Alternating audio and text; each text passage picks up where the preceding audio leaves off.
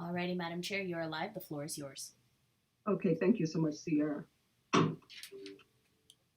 morning, Board of Commissioners, and to the citizens of Douglas County. Welcome to our last work session meeting of the year. Today is Monday, December 13th, and it is 2021. Board of Commissioners, this morning, certainly we have a very long agenda, and we are going to work strategically to see what we can do to make sure that we are sensitive to the citizens' time as they watch us conduct our business last meeting of the year. Should I say I'll conduct the last business meeting of the year. Board of Commissioners, I'm going to start with roll call. Certainly I want to start with District 1 Commissioner Henry Mitchell III. Present. District 2 and Vice Chairman Kelly Robinson. Present. District 3, Tarina Carthen. And I'll come back. I think she may be joining us momentarily. District 4, Commissioner Ann Jones-Guider. Present. Chairman Dr. Ramona Jackson-Jones, present. Board of Commissioners, we do have a quorum this morning. Board of Commissioners, before we get started, certainly wanted to give pay respect and honor to Senator Bob Dole, who we just eulogized this past week, and wanted to pay respect and ask if you all and all the citizens just give us a brief moment of silence for this Kansas senator. If you could just one brief minute of silence.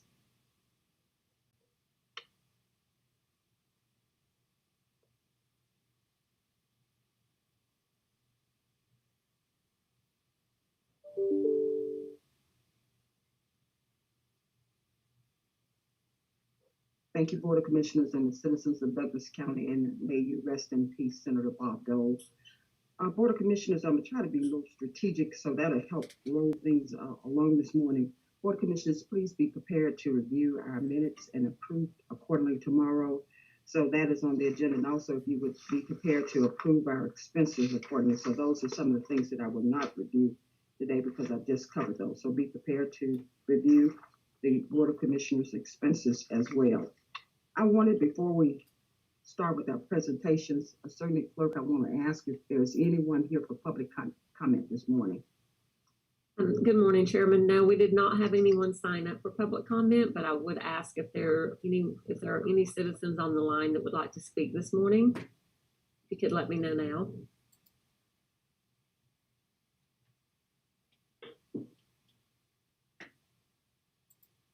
Chairman, it doesn't look like we have any. Okay, thank you so much.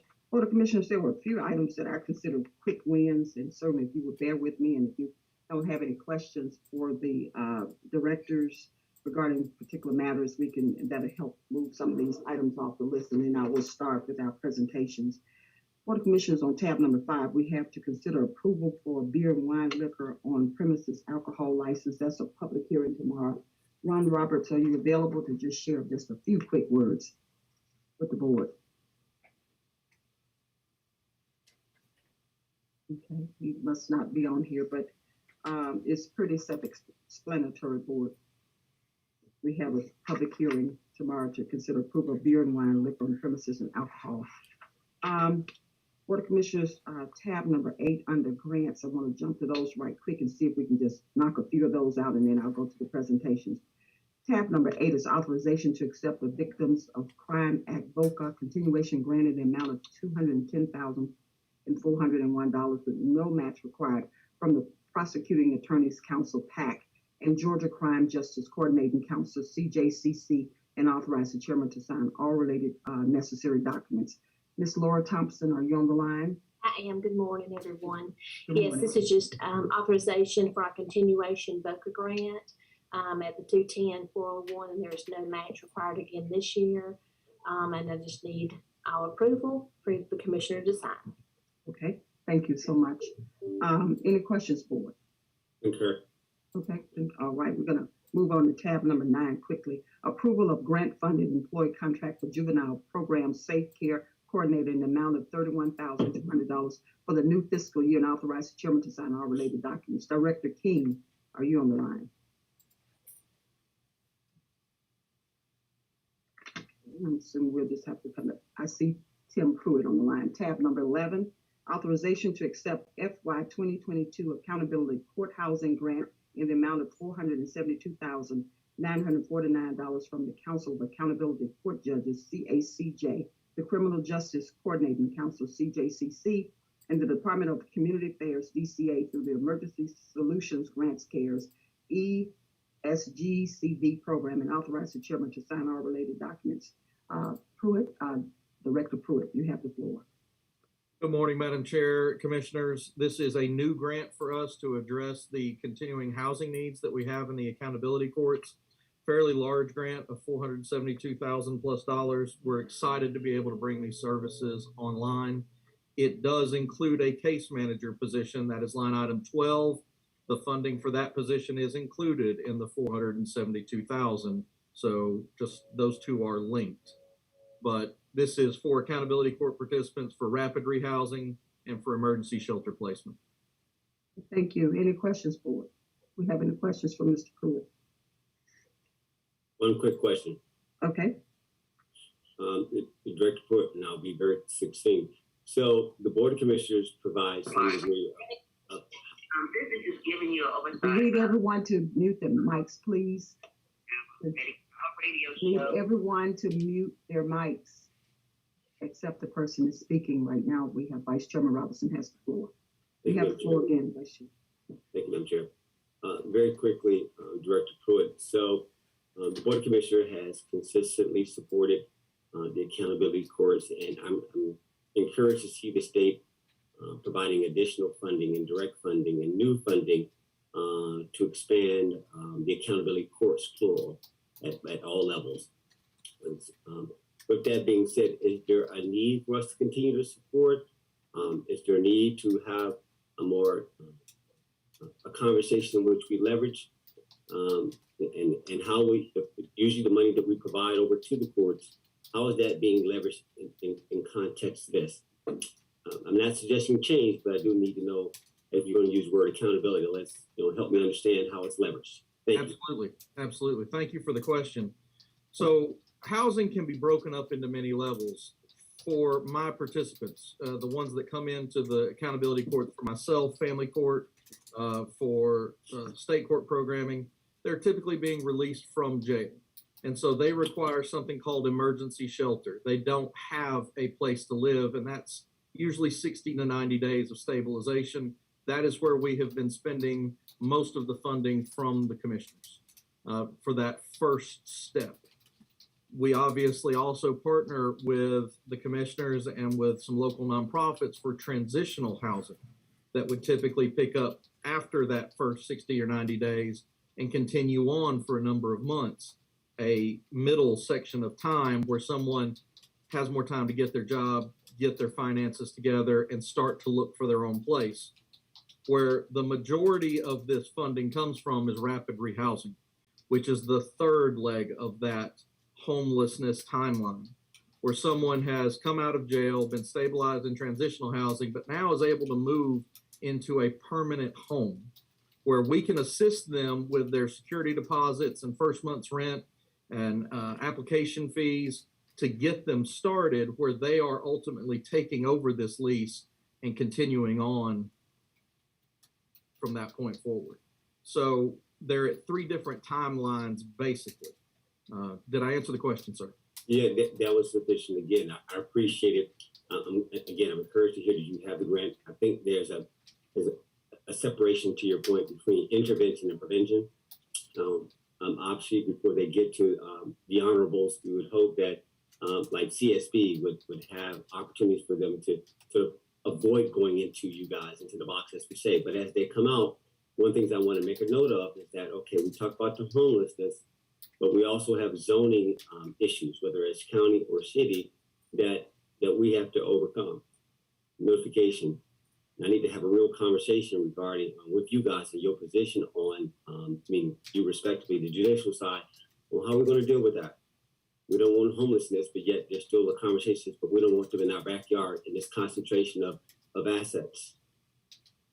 And we need to address that. So we're good for right now. I got to keep it moving. You've always been great and very succinct, Director Pruitt. We're good. Madam Chair, I yield the floor. Thank you. Thank you, sir. Thank you so much. Vice Chair, any other questions, board? If not, I'm gonna move on to tab number 12, which he already covered, approval of the contract for the grant-funded housing case manager for accountability courts, and authorize the chairman to sign all related documents. And I believe you said that this position would be covered in that $472,000. Is that correct? Absolutely correct, Madam Chair. Okay, any questions, board? Okay, and the last one for you, Director Pruitt, is 13, authorization to accept a supplemental grant for Superior Court Felony Drug Court in the amount of $26,667. Grant funds will be used for a full-time case manager with benefits. Director Pruitt, if you could expound on this, please. This is the accountability courts looking at the work that we've done over the last year and granting us a new position because we have expanded. We have grown the size of court. We will continue to grow the size of court to meet the demand that's coming into the criminal justice system. This is a second full-time case manager for that drug court position. Any questions, board? Okay, if there are no questions, thank you so much today for supporting. Board of Commissioners, we're going to cover two more and then we're going to move on to our presentations. Dr. Gilchrist, are you on the line? There you are. Good morning. Good morning. Tab number 14 is Board of Commissioners authorization to accept a grant in the amount of $2,000 each for the Douglas County Senior Centers from the Thanks Mom and Dad Fund in partnership with the DHS Division of Aging Services for the Senior Center Modernization and Innovation Grants, and amend the budget and authorize the chairman to sign all related documents. Dr. Gilchrist, if you could just bring board up to speed what this matters regarding. Yes, good morning, Madam Chair, members of the board. This is a new grant for us. There is no match is required, and the funds will be used to purchase exercise equipment for a pounds class that we're planning to host at the senior center.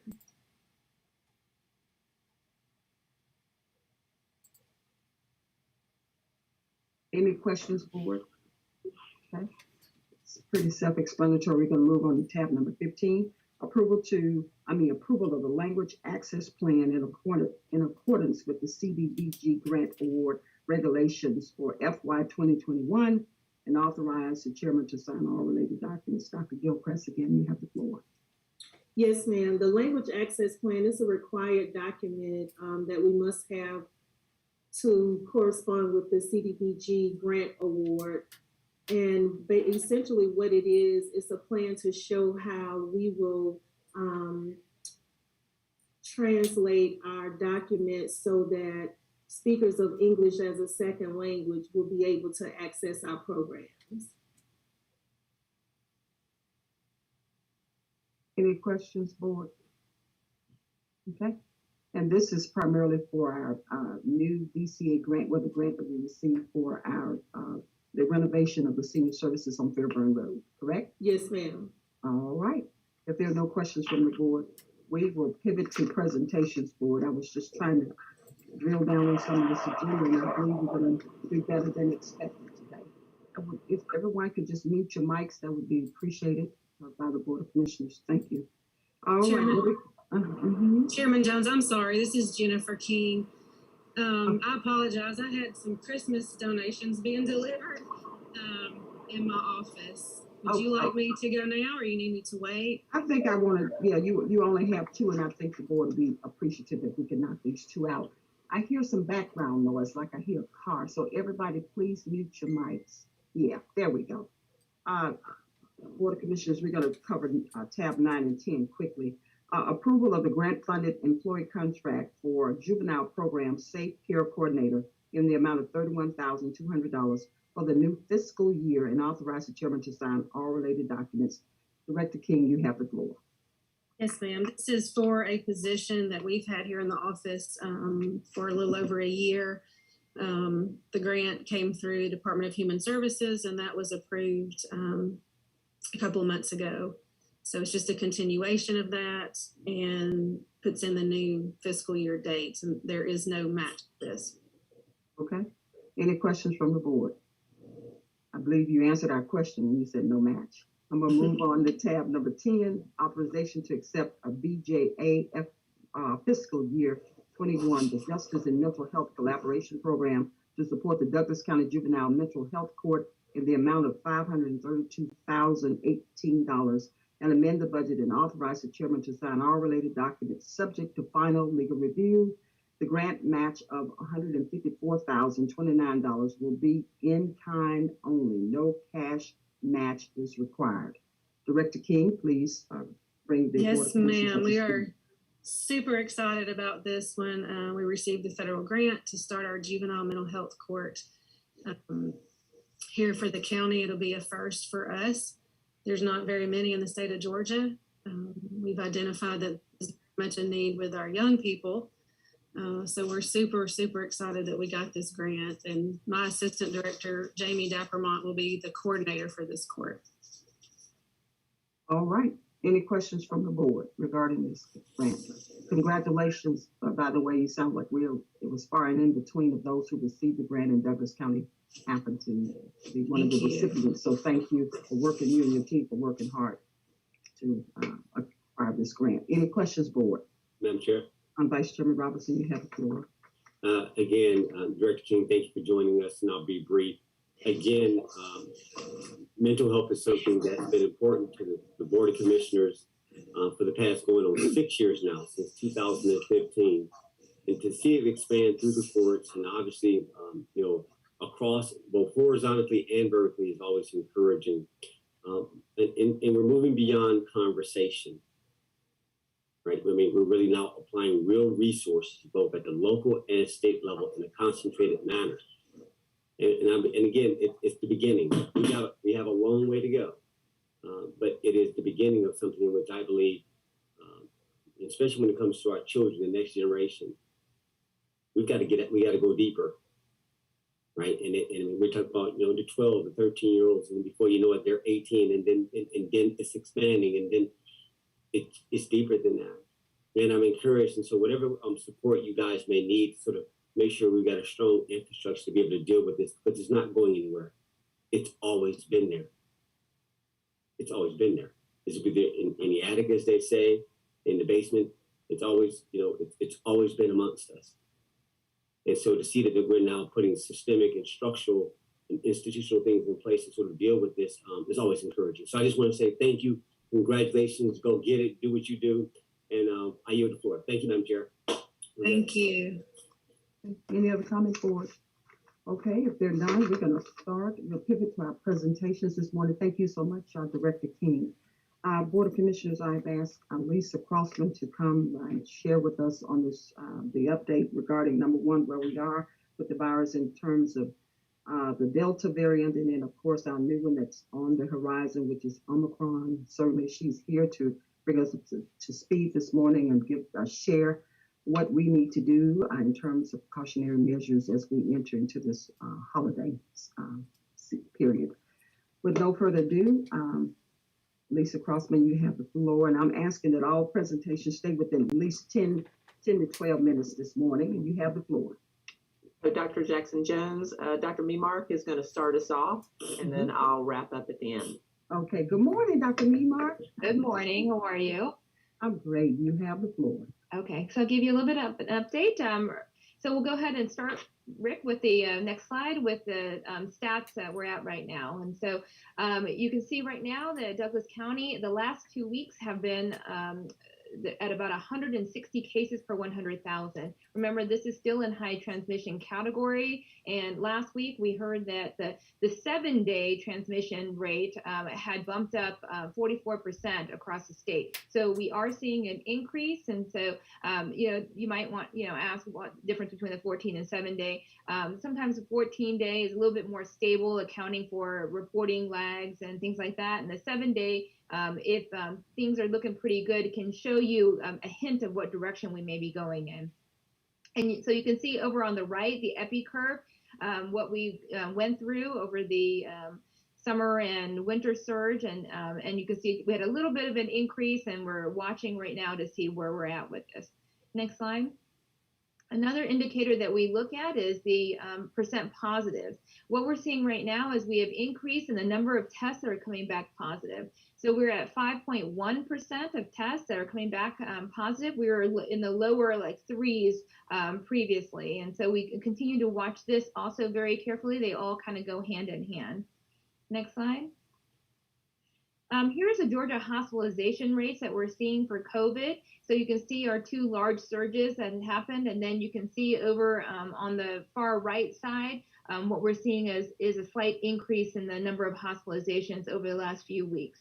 And so this is thought, you may be thinking, you know, is Omicron having an impact on this? But actually it's not. This is still the Delta variant. And so you can see that we are still having to deal with the Delta variant, and maybe some of our vaccines immunity are starting to wane as well. Next slide. So this is what we're still seeing. So almost 100% of all infections in Georgia are still due to the Delta variant. In the Midwest, before Omicron even hit, they continue to battle the Delta variant up there. And we continue, even in high transmission, we continue to see problems with the Delta variant. So we have not gone back down, and the hospitals continue to be very busy taking care of COVID patients as well as all the other patients as well. Next slide. So a little bit about Omicron. I know everybody is interested in that. On December 26th, it was actually classified as a variant of concern by the World Health Organization. What's concerning about this variant is that it has over 50 mutations, and 30 of those mutations are on the spike protein, which has to do with our immunity with vaccines as well as transmissibility. And so that's why it got flagged as one that we should watch. It didn't take long, just a few days, and it's in over 50 countries, and over 25 states have already identified it, 3 of which are in Georgia. What I saw some stuff this weekend about that, and it looks like the ones in the United States, you know, there are a lot that had no travel history, and a lot were already vaccinated, and some had boosters as well. The good thing is that they all seem to be pretty mild right now, and so you know, it's definitely something that we're watching. Next slide. Okay, so things that are very important to know is we need to know the extent of the spread. What we don't know exact numbers, but it definitely seems to be more transmissible than the Delta variant. It has overtaken in South Africa the Delta variant, and in the UK now they have over 40% of their viruses for COVID-19 are due to Omicron. The impact upon the transmissibility, it seems like it is at least twice as transmissible as the Delta variant, but we're waiting for exact numbers. But this is the information that we're getting from other countries are kind of sharing with us. Severity. So severity so far, it seems to be pretty mild, but you do have cases, it is causing some hospitalizations. Now, the problem with this, and to not get too comfortable with, is, you know, although it may be milder in severity, if everybody gets hit at one time, that's a problem. And I'll show you our hospitalization numbers. We are already in severe status with our hospitalizations. If you hit everybody with Omicron, then you are definitely causing a big problem. We're waiting on vaccines too. Not a whole lot is known, although there is some indication that boosters will help with your antibodies. They increase your antibodies against Omicron. So it's important to make sure that you are vaccinated up and all boosted up. Anybody over 16 and over can get boosters now. And the impact on therapeutics is also important. We're still waiting to hear that. We do not know yet. And they're looking at how well the medications and monoclonal antibodies will work against Omicron. We do know on the testing standpoint, this is very important in our mitigation, is that testing is able to pick up on Omicron as well as your home test. The antigen test will pick up on it. So you won't be told it's Omicron, but you will be told it's a positive COVID, and then oftentimes it will be sent for additional testing to identify whether it's Omicron. So it's important that we get our vaccinations and get boosted. As we are still in high transmission and we're layering on influenza and Omicron into this, that we continue to wear your mask indoors, and especially if you're in high transmission like we are. And try to stay away from crowds as best you can. And if you're going to have to be around people, then try to wear your mask.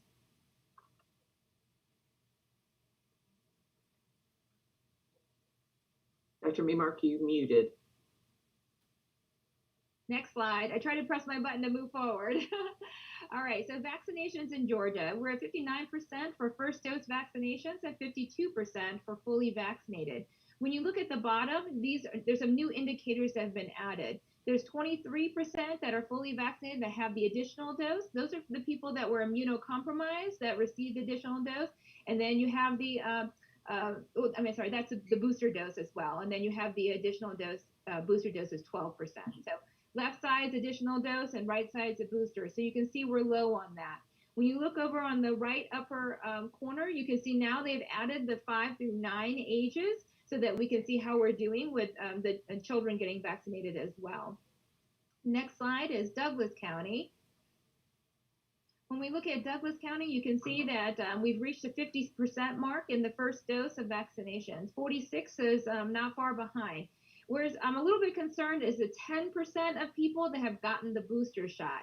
And so remember, around 4 to 6 months is when we start seeing waning immunity to the vaccines. And so we've got 90% of us that are not boosted up. So we're urging all folks 16 and over to get your booster shot. And then we'll talk a little bit about the timing of that. You can look at the ages in the upper right. So we are making some headway, but we have a lot in our younger folks. And interesting enough, they are the ones that also transmit the virus the most and get it the most. So we got to make sure everybody is protected as best we can. Next slide. All right, so with Omicron, the CDC went ahead and let the booster shots become more widely available. And so 16 and over, you can get your booster shot. Teens can get the Pfizer shot at least 6 months after you complete the vaccine series. And that's if you got the first dose, second dose, or if you needed a third dose, that is still your vaccine series. For Pfizer and Moderna, if you're over 18, you can get your booster shot 6 months after you complete your series, or 2 months after that first J&J vaccine. Remember, you are able to mix and match your vaccine. So if you want to get another kind of booster, you can do that. So I just want to make sure everybody knew. Next slide. And I'll turn it over to Lisa now. Thank you, Dr. Memark. So we just want to make sure that all the residents know that they can continue to find locations throughout public health and our outreach and our core sites that are convenient for their vaccination efforts and their testing. If you go to our website, these are updated weekly of where we have new locations, and we're doing our very best to make sure that we're offering Saturday and some late afternoon and evening appointments to be as convenient for the residents as possible. All right, next. This is recall that we are also partnering with CORE to be able to offer additional vaccinations. So they've got regular sites at the Arbor Place Mall location, and we're also still working with Consuela Gilchrist and her team to be able to offer vaccinations at the senior centers. Thank you again so much for hosting that. I am also, go ahead and go to the next slide. We have our internal Cobb and Douglas Public Health nursing team that's continuing to go out around the community as well. So we just did the Willie Watkins Funeral Home this past Saturday. Thank you, Commissioner Mitchell, for helping host that event and having us there as part of your event. I think we did over 140 vaccinations, or about 140 vaccinations that day. So we consider that really successful. We were doing 12 and older. I'm also pleased to tell you all that Six Flags has donated 1,000 day passes to us to help with our youth vaccination. So you'll start to see on our website where we are offering the 5-year-old to 17-year-old vaccination events. We'll be putting a note on those if those are available for the Six Flags day passes. But we're pleased that Six Flags stepped up and offered that to us as well. Next slide. We continue to partner with Premier Drugstore in Douglas County to offer homebound vaccinations. So you can find that on our website and also the DPH website. If folks are unable to get to any of our outreach locations or our clinic sites, I do want to bring attention to the Lyft offer. Remember that Lyft has been offering free rides to vaccination appointments for several months now. just heads up, they've given us a really long notice that will end in June of 22. But folks can still, if they need rides to any of our locations or any location around the Douglas County, they can call Lyft to get a free ride to those sites. Next slide. And as I mentioned, our goal is to try and be as convenient and offer outreach efforts to folks for vaccination as well as testing. We still encourage residents to get tested if they have symptoms or if they've been identified as a direct contact. We're continuing to offer locations at Arbor Place Mall and the Riverside Epicenter, and then Douglas Pulmonary Rehab Physician's Office is offering the services at Deerlick Park. Next slide. I'm also excited to announce to you all that we just recently received 2 grants to help implement community health workers. These would be folks who are hired from the community and would be out and about working with the area businesses and churches and apartment complexes to make sure that folks were getting the access they needed to vaccination and testing and credible information. And so we just received a $400,000 grant from Georgia DPH and through the CDC to help us with the community health workers.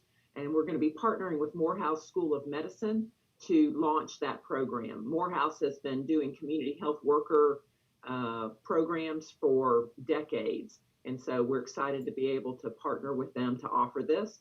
And then Georgia DPH also just gave us another $100,000 grant each year for 3 years to focus on not only COVID awareness and access, but also to be able to address chronic diseases. And this is a program specifically for Douglas County and Douglas County residents.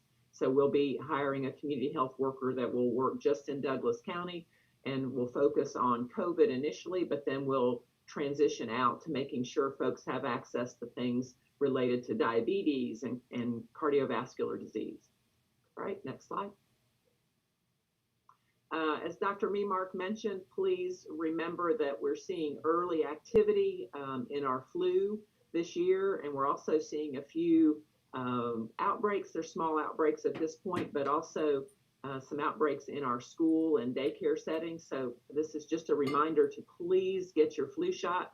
You can get that at the same time as a COVID shot, and flu shots are very accessible at your public health centers, but also at your physician offices, urgent care centers, and pharmacies around Douglas County. All right, next slide. Dr. Memark, do you want to wrap up? Yeah, so I just wanted to remind everybody that COVID vaccinations are available for everybody 5 and over. And so it's really important because right now we are seeing immunity levels go down. So everybody needs to get their vaccines and get boosted up. You can get that booster 16 years and older. After 6 months of finishing your series, you can get that. And that is not a random time date. That's when your immunity starts to go down. So that's why it's important to get that. Continue with your prevention measures of washing your hands and wearing your mask and trying to avoid crowded areas. So remember, this works against all variants and flu. So important as we try to get through this season. And don't forget to get those flu shots. The last report that we got, we were under 25% that were getting the flu shot, and that is much lower than we've seen in previous years.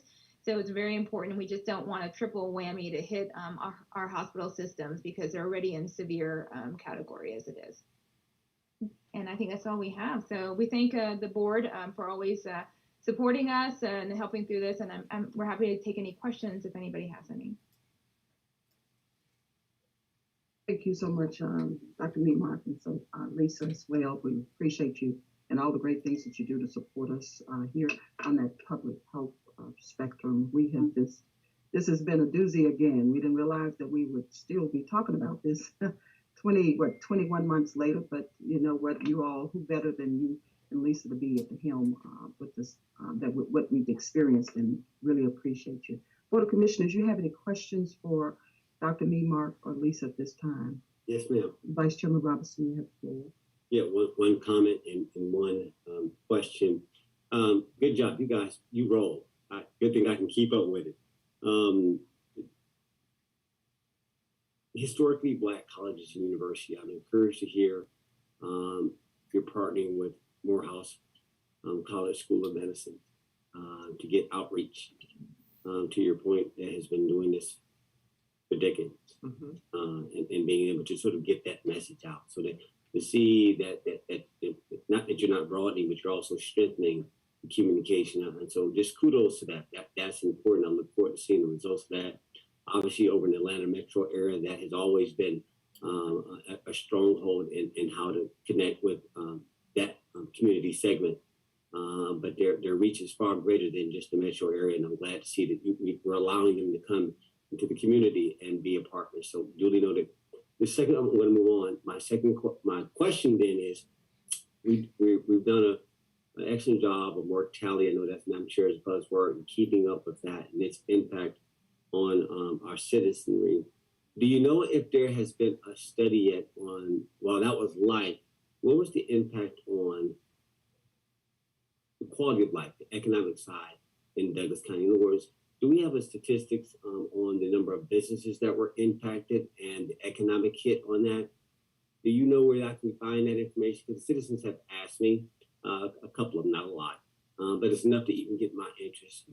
Dr. Mimar, Lisa, the economic impact of this. Do we have any of that information available? The people I'm thinking about is maybe the chamber and Georgia Budget and Policy Institute might have some information like that. But we don't have that, but those are two I can think of. And the state, I'm sure the state has some information. Now, how you're going to get that, I'm not sure. But no, you pointed me in the right direction. That's good enough. And again, remember, we made a decision to knock over the local economy, right? And there was impact. And so, I mean, it's almost like we're acknowledging individuals, but we also need to acknowledge those businesses that were impacted as if it didn't happen. And I just want to make sure I acknowledge it. And so I'm good. Let it go. You've answered my question. You give me a place to go after, I'll go from there. Thank you, ladies. Madam Chair, I yield the floor. Thank you. Thank you so much. Vice Chair, any other questions, board, or comments? Yes, Okay. yes, Madam Chair. Just one more of a comment. Okay, Commissioner Sure. Mitchell. Okay, so I just want to thank you guys for partnering with, myself and the team this past Saturday, and it was awesome. These guys were, running and getting these shots in and getting these guys moving in and out. So that was a really, really great job you guys did and your team did. And special, huge kudos to Tiffany for actually kind of seeing it all the way through as well. So we ran out of cards at the end of the day, which was a good thing, But I just want to say the community, embraced you guys and actually showed up and showed out. And you guys did an excellent job at performing and doing an excellent job at that. So I just want to say thank you. And to my team and to your team, just kind of coming together and pulling this off. Great job. And my question though is, with those numbers and the numbers to come, can you guys kind of give us an update, or maybe not now, kind of what effect did those numbers have on where Douglas Countyans are? Because we had some people come out from Cobb County other places, and even though they got the shot, but they didn't get a chance to get the card. But I'm just curious to know, like, kind of how the numbers, are we going in the right direction in Douglas County? That's my question, to see, are we having an impact? And I'm hoping that my colleagues and others start doing the same thing and trying to incentivize these to come out in their districts to kind of do the same thing. So just that question first. yeah, so we're definitely making an impact and going in the right direction. I do believe that's one of the largest events that we had, and especially in Douglas County, we rarely. I think the biggest one we had in the health department was like 85 or something, and so that was hugely successful. We're definitely heading in the right direction, but we need to continue the effort. We need to get those boosters in, and children especially, and the young adults. We need to keep going with that, but we really appreciate your assistance in that. That was huge to be able to get that many folks out there. But we got folks that are out there that are offering free vaccines and free testing, and so they're there, and they're really not busy at all. I don't know if Lisa mentioned, but we do have Saturday events that are coming to the health department for those that have to work during the week or in school. that there'll be some Saturday availability. And so, you know, we loved partnering with you, and it was so successful. And so we would love to continue any of those events. But thank you. We're going in the right direction. Just need to keep going. Good.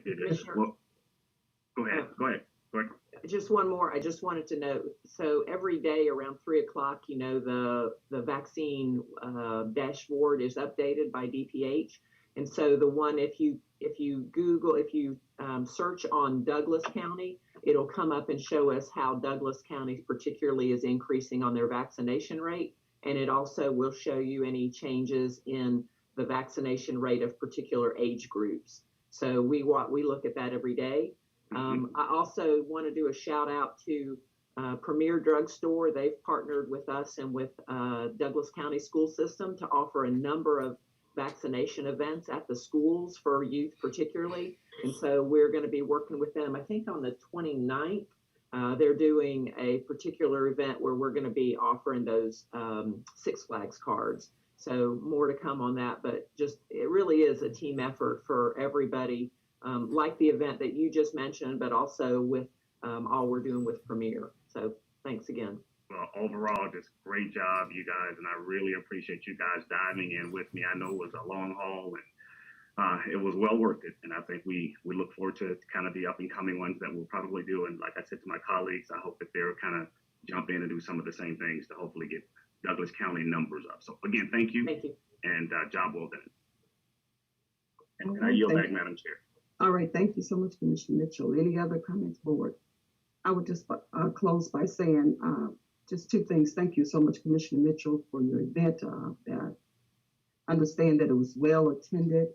And wow, over 140 vaccines. That's huge. That's huge for Douglas County. And I'm so glad that this board was able, with a unanimous vote, to approve 75 gift cards for Commissioner Mitchell to distribute to our citizens. And so for that $100 gift cards, I know that helps and it incentivizes. So just so glad that we were just part of just the program period, because the CAB led off, and that's something that I requested the board to just assist us with. So we're really excited, and kudos to you again, Commissioner Mitchell. I do want to say that we have an opportunity. I noticed in Chapel Hill News and Views, and this is for our communications department, I ask that you please partner with Lisa Crossman and discuss, there are some changes that in the Chapel Hill News and Views, it says you have to be 12 and above to receive the vaccine. Now it's 5. So communications, Rick Martin, if you could work with Lisa Crossman and her team so we can revise that information so we can further encourage our citizens to receive this vaccine. Thank you all so much, and happy holidays. All right, we're going to move on to our Board of Commissioners, our SPLOST update from David Good. David Good, there you are. I see you with the senior center. Is that no? That's the Boundary Waters Center. That's the recreation center behind you. Yes, ma'am. Mr. Good, you have the floor. You're bringing the SPLOST update to the Board of Commissioners, and welcome and happy holidays to you. Thank you, Madam Chair, and the rest of the Board of Commissioners. Thank you, Madam Chair, Board of Commissioners, Madam Subadan, administration, and citizens. What we're going to do is we're going to have the October revenue updates and work through November. And also I want to thank Rick Martin and the communications staff for actually showing some of the resurfacing to the citizens that we have going on through the county. Rick Martin, if you can go ahead and go to the slide presentation, please. Yes, one moment. Thank you. And I am glad to report that our financing is remaining very strong. It's consistent going up into around $2.7 million.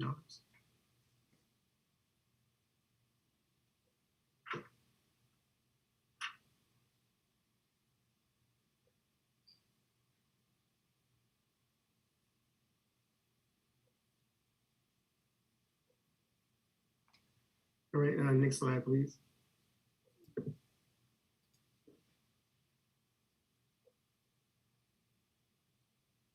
Okay, so again, we're doing the October revenue update and work through November. The project's completed. There was none for November, but we did have a wet down done for one of our fire trucks over at Chapel Hill Middle School, and we did a back-end ceremony into fire station number 5 for the brand new fire station. Next slide, please. And the October revenue came in at $2.7 million, but basically $2,725,845. And that's about $648,000 above the original projections. The amount that we have since the beginning of the SPLOS is $124,222,688. That's above the $111,830,217 that we were expecting. And that's a difference of over $12 million. Next slide, please. This is actually showing a chart going for basically a full 12 months. We're about 2.6 million averaging through that area. And so we've been doing good for a while, as low as 2.1 million, as high as 2.855 million. Next slide, please. We're going to get into the project activities. First, we have for Chief Fire Station number 9.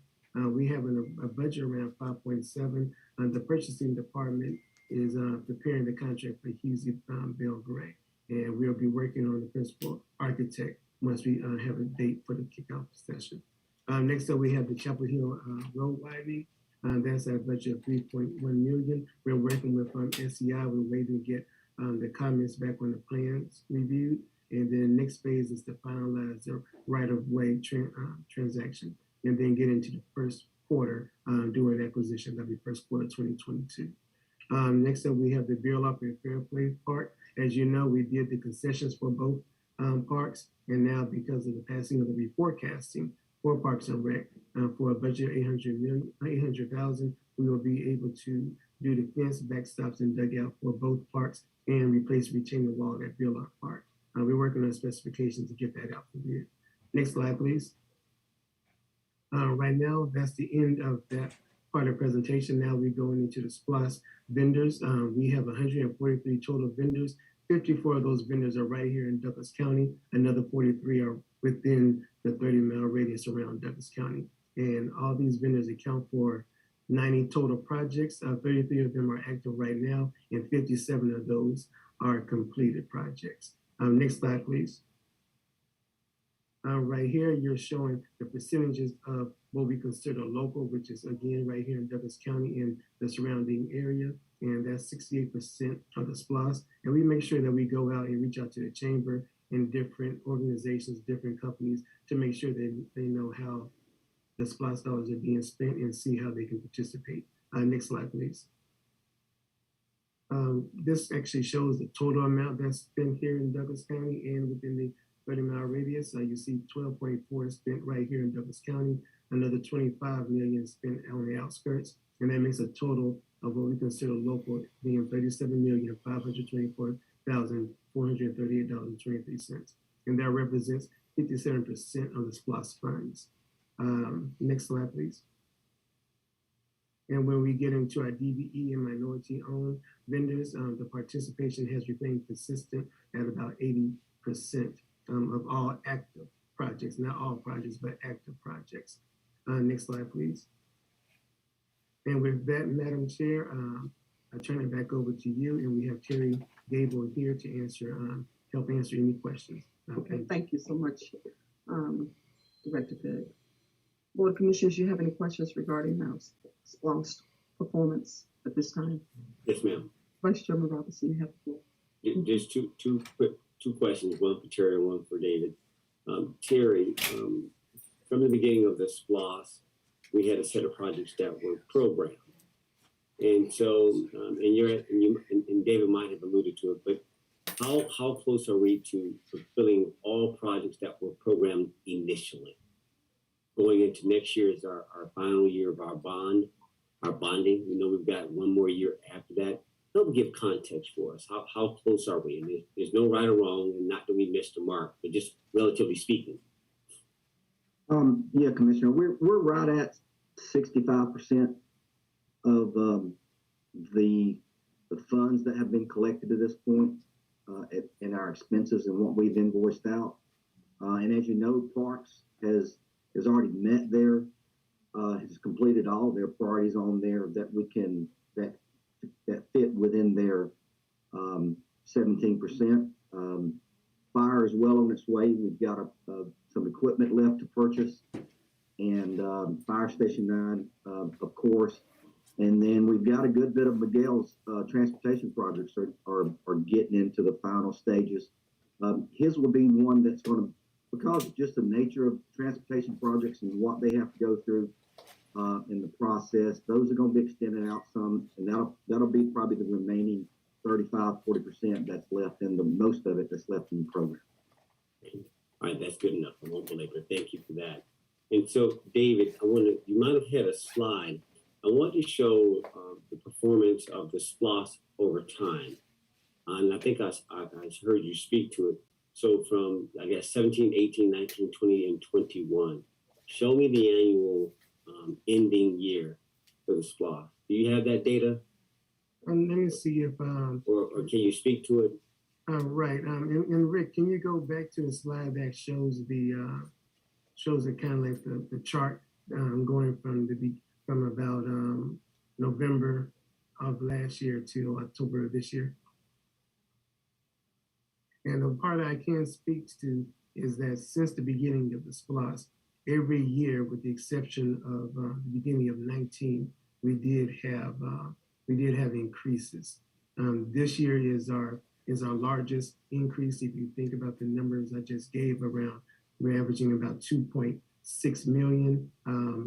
Last year, if you take around the same data, we were a little bit under 2.5. And before that, before the pandemic, we actually were closer to 2.2 million, really 2.1 million, because we were just then starting collecting online sales. And then once the pandemic hit, people started, and then Congress moved, and people were really finding ways to survive just being here in Douglas County. So they were not only spending locally, but they were finding work options here locally. So the numbers really did increase. We had a downswing in the beginning of 2019, which caused us to do an initial reforecast.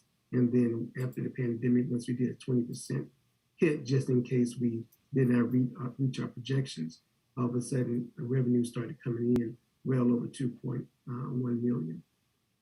No, and we're fine. Thank you for that. All right, so without belaboring it, I'm looking for data. I want the historical from 2009, from that SPLOS, which would hit from 2010 to today. I want to see the annual SPLOS numbers. I'm trying to compare the last SPLOS with this SPLOS to show a historical. Are you able to provide that, David, by our next meeting? Don't do it right now, but I'm trying to go somewhere. We're not trying to prove our current SPLOS. We will let the facts be the facts, let the data be the data. All right, so we forecasted both SPLOS with the baseline. We need this to pay the bond. What was the actual numbers against that? That's all I'm trying to show. When did we commit to Wall Street? And what were the actuals that came in over time? That's all I'm looking for. Can you provide that for us by our next meeting when we come out the first year, please, sir? Yes, sir. That's all I needed. Madam Chair, I yield the floor. Thank you. Thank you so much, Vice Chair. Any other questions for Mr. Good, Director Good? Okay. Yes, Madam Chair. Yes. Commissioner Mitchell, you have. Yeah. David, first of all, I think you guys have done an excellent job at maintaining and managing and all that you and Terry have done to kind of keep this afloat.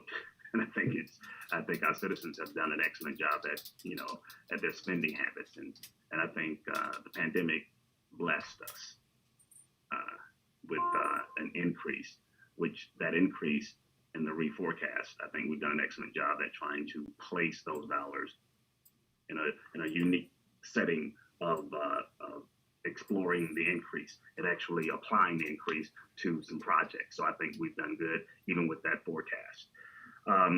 You may have hit this, but where are we on as you always know, I always want to know kind of how we doing with the minority and local businesses and that spread. Can you hit that once again to make sure I may have missed it. I walked away once or twice here, but where are we on that end when it comes to those dollars and cents? How are we spending locally? How are we spending with minority business and so on? Yes. When you think about with the minority and DBE, definitely want the citizens to understand that those are two different categories. DBE is definitely a certification, and then minority is the grouping. Some actually put down that they are a minority firm, or they'll put down to their DBE, and then other firms, do not do that.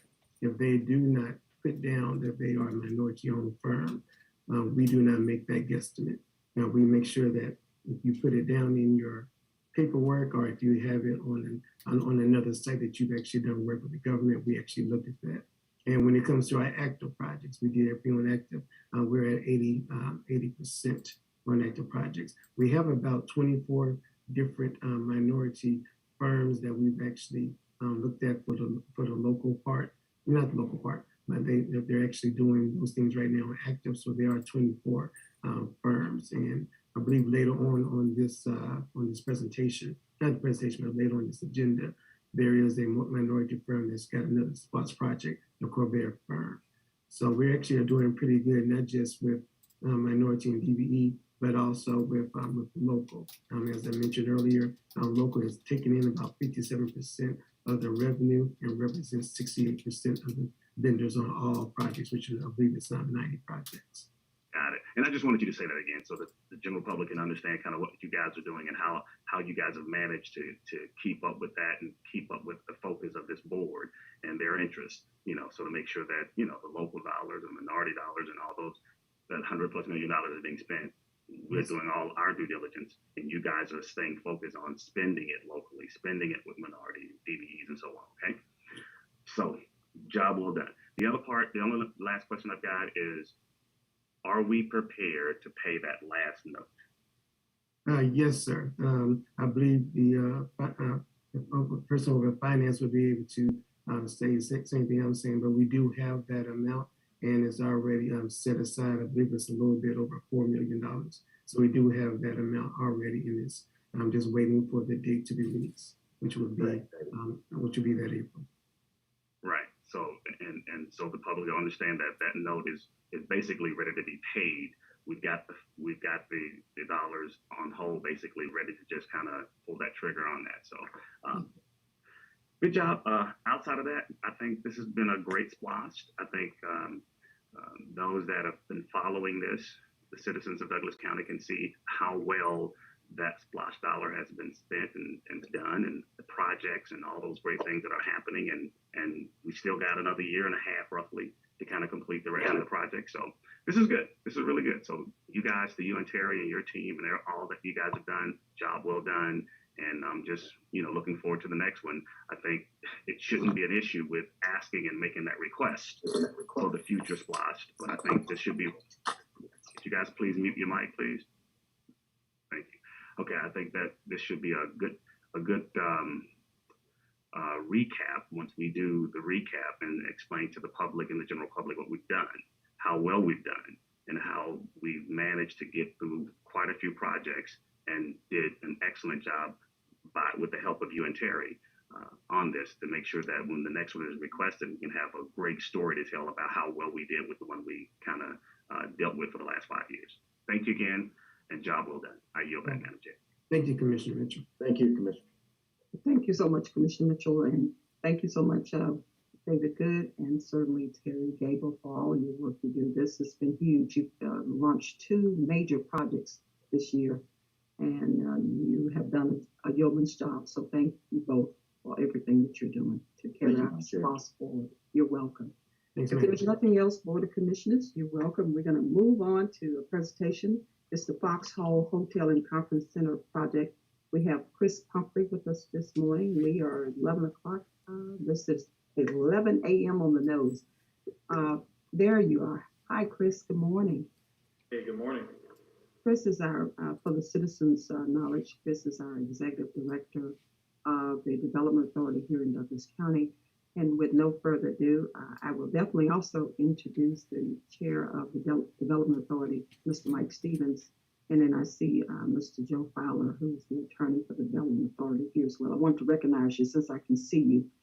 And Chris Pumphrey, you have the floor. The floor is yours. Ma'am, thank you for having us on this morning. We recognize your comments about timeliness, so we're going to make this an efficient presentation. Just wanted to give you an overview of who all is on. As you acknowledged, we do have our chair, Mike Stevens, is on. He will go first, and then we will have Harrison Merrill Jr., He will present second. Brad Langner with Piper Sandler will present third, and then I will close everything out. Additionally, the rest of our team is also on the call, just in case, just to hear any questions that might be asked. Breezy Straighten, who is off camera, is sitting right here with us. Doug Selby and Shani Loken with Hunton Andrews Kurt are on the call as well, representing being our bond counsel. Our project consultant, Charles Watley, with Urbanus. And I said Brad already. So yes, I think that's everybody. So without any further ado, I'm going to turn it over to Mike, and I think Rick will control our presentation. Thank you, Chris. Good morning, Madam Chair. Good morning, Commissioners. We're very happy to be here with you today. I'm proud to be representing our board, and I'm excited to return to you to discuss the updates for the West of Foxhall project. And we feel like we have a deal structure to update you with today that is going to make much more sense for the project, and that this project is such a generationally impactful project to our community. We think it's important that we have this discussion. The Merrill family invested in the property in 2007 and have been very involved with the community ever since. I had the good fortune to represent the Boys and Girls Club, and we had numerous clay shoots there benefiting the local club, so I know the commitment the Merrill family has had to the community over the years. This project came to life in 2010, and it's taken a journey to get here, and we are proud to be working with them through that journey. We listened to your feedback the last time we were all together, and we took everything that you shared with us into consideration, and we feel like we have a very strong deal structure to share with you today. One that not only is appealable to the bond market from a financing standpoint, but also allows us to be good stewards of the financial resources of our community. So with that, I'm going to turn it over to Harrison to let him start the presentation.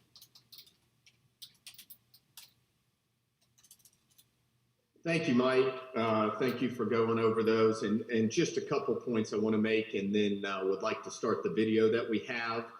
To your point, Mike, one of the things we've looked at is obviously the world's changed, but especially the hospitality industry in general. A lot of changes with what's been going on with COVID and kind of the new reality of hospitality. And it's given us the opportunity to look at the project. How do we make adjustments to make it better to the new reality, as well as understanding the goals of the county and working to put a structure in place that better aligns with the vision of the county. So I appreciate the Development Authority and the commissioners who participated in making sure we were doing that. Rick, if you could go ahead and start the video that gives a good overview of the current project.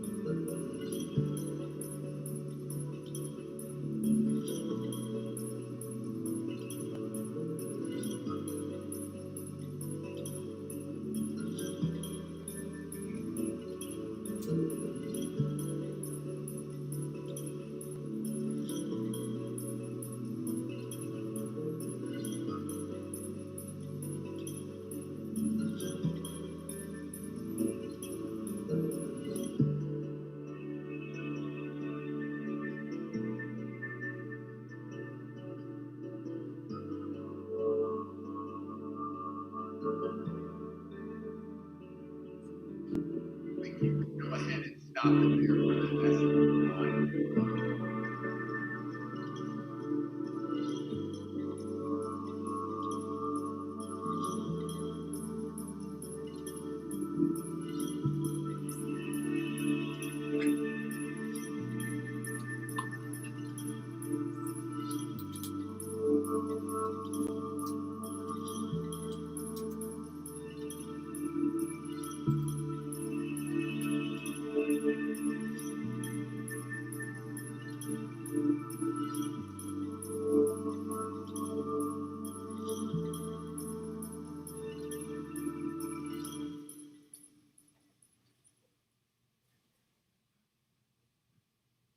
Thank you, Rick. So that's an overview of the project. Amazing what technology can do, where they can put the actual rendering on the property. But a couple quick highlights. The project is a 255 room branded hotel, 200 rooms in villas, and a 22,000 square foot clubhouse. And as you see on the slides right there, a lot of it already exists. We've been working since we first started this project in 2016. We've built 92 rooms on property in the villas through 1, 2, 3, and 4 bedroom villas that currently exist that you saw in the video. We also just finished and opened earlier this year the 22,000 square foot clubhouse, which includes the Pheasant Blue restaurant, bar, sports bar area, market, grab and go, an additional 6,000 square feet of meeting space and smaller rooms that really tailors to the corporate client. And the big opportunity is the economic opportunity here is the jobs that it creates, the 352 jobs throughout the construction process and 317 permanent jobs when the project is open. And again, we feel like when we restructured this deal to work in the new reality and better align with the county's goals, it's created a window of opportunity of several similar projects have been completed successfully over the last 6 to 12 months. And we think this is a great opportunity. Time is of the essence for us to get this in the hands of Piper Sandler, where they can bring it to the market and make this thing a reality. And without further ado, I'll pass along to Brad, who will go through some of the financing structure details. Thank you, Harrison, Madam Chairwoman, members of the commission. This is Brad Lingner with Piper Sandler. Can we put the slides back on the screen?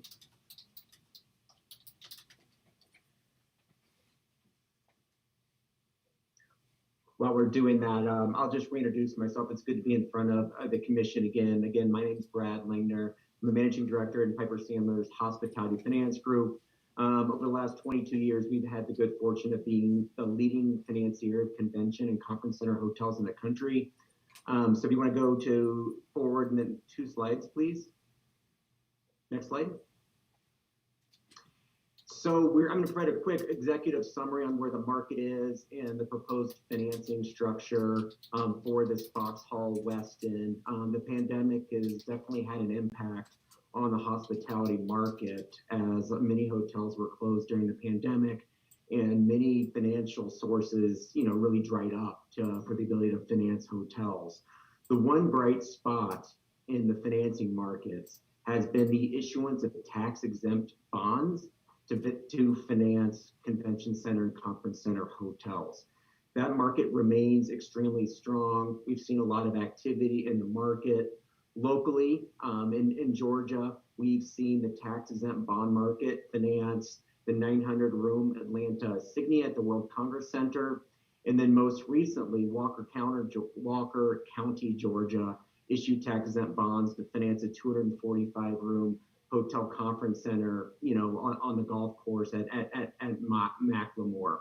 As we have said, this market is strong. We believe that given the strength of the tax-exempt bond market, we could finance the Foxhall Westin with tax-exempt bonds. As Harrison Merrill Jr. said, time is of the essence. The capital markets are volatile, but we do think there's an opportunity here. We have looked at the original 2016 IGA that had tax incentives for this project. We believe based on the market, we can refine those incentives. Specifically, the original IGA had a 30-year pilot based on feedback, based on the strength of the market. We think that we can improve on that IGA for the county and reduce that from 30 years to 15 years. Next slide, please. This is a quick overview on what the financing would look like. The authority would be the conduit issuer of tax-exempt bonds to finance the hotel conference center. Again, I want to reiterate, the bonds that would be sold and bought by investors would not have any credit support whatsoever from either the county or the authority. The hotel and conference center would not be owned by the authority or the county. It would be owned by a public benefit nonprofit company, an existing 501c3. And again, we need that 501c3 to own the hotel in order to get tax-exempt bonding. Again, the bonds would be non-recourse to the county and the authority. The bonds would be repaid just from the hotel revenues. The project's also received a TDA grant from the state, 4% for 10 years. And then finally, the incentives that we're asking for are not as many incentives as 2016, but they do include still that 4.5% hotel motel tax, the 3.5% DMO, and then finally the pilot. And again, the pilot would be reduced from 30 years to 15 years. There'd be 100% pilot for 5 years, and then it would be reduced in years 6 through 15 by 5% a year. Next slide, please.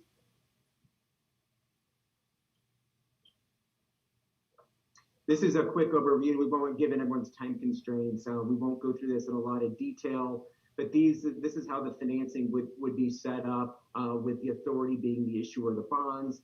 We would have a 501c3 nonprofit owner owning the hotel, and then that owner would own the hotel, and it would be operated by HEI, and HEI is one of the leading operators of West End hotels, you know, in the country here. Next slide, please. This slide just shows what the flow of funds would look like for the hotel revenue bonds. Again, just to reiterate here, the investors here are taking all the risk. They're putting in all the money. The incentives and the hotels would be used to repay the bonds. There wouldn't be any obligations of the county or the authority to repay the bonds. Next slide, please. And finally, this is just kind of a high-level snapshot of what the bonds would look like. There'd be 3 tiers of bonds issued. The bonds would be used to finance the entire project. The bonds would be purchased by institutions, accredited investors that are very knowledgeable in this space. And those investors, again, would be repaid by hotel net revenues and those tax incentives. And so happy to go into into the details here. I know we're very short on time. So with that, I'll turn it over to Chris Humphrey. Thank you, Brad. And Rick, if you could just go to the next slide. So, and once again, just want to thank you all for allowing us to be with you this morning. One of the things that we did with this project was to really say, all right, what's the real dollar benefit? So we utilized Georgia Tech and their fiscal impact analysis. And so a fiscal impact analysis is a little different than an economic impact analysis, where an economic impact analysis is looking at kind of the broader economic impacts of all the other offshoots, all the other businesses that may come about and services that may be rendered to support this entity. And so that typically has a very large number, but the fiscal impact is really something that is saying, based on this particular project, the property taxes, sales taxes, permit fees, and all the things that they would generate, and whatever expenses that there might be on behalf of the local jurisdictions who serve a new development of this nature coming along, what are the real dollars that are anticipated, the net dollars anticipated into the county and school coffers for this project? And so the Georgia Tech analysis shows that there is over a 15-year period, and we just kind of tied that to the length of the term of the abatement, that it would be $32.1 million net present value.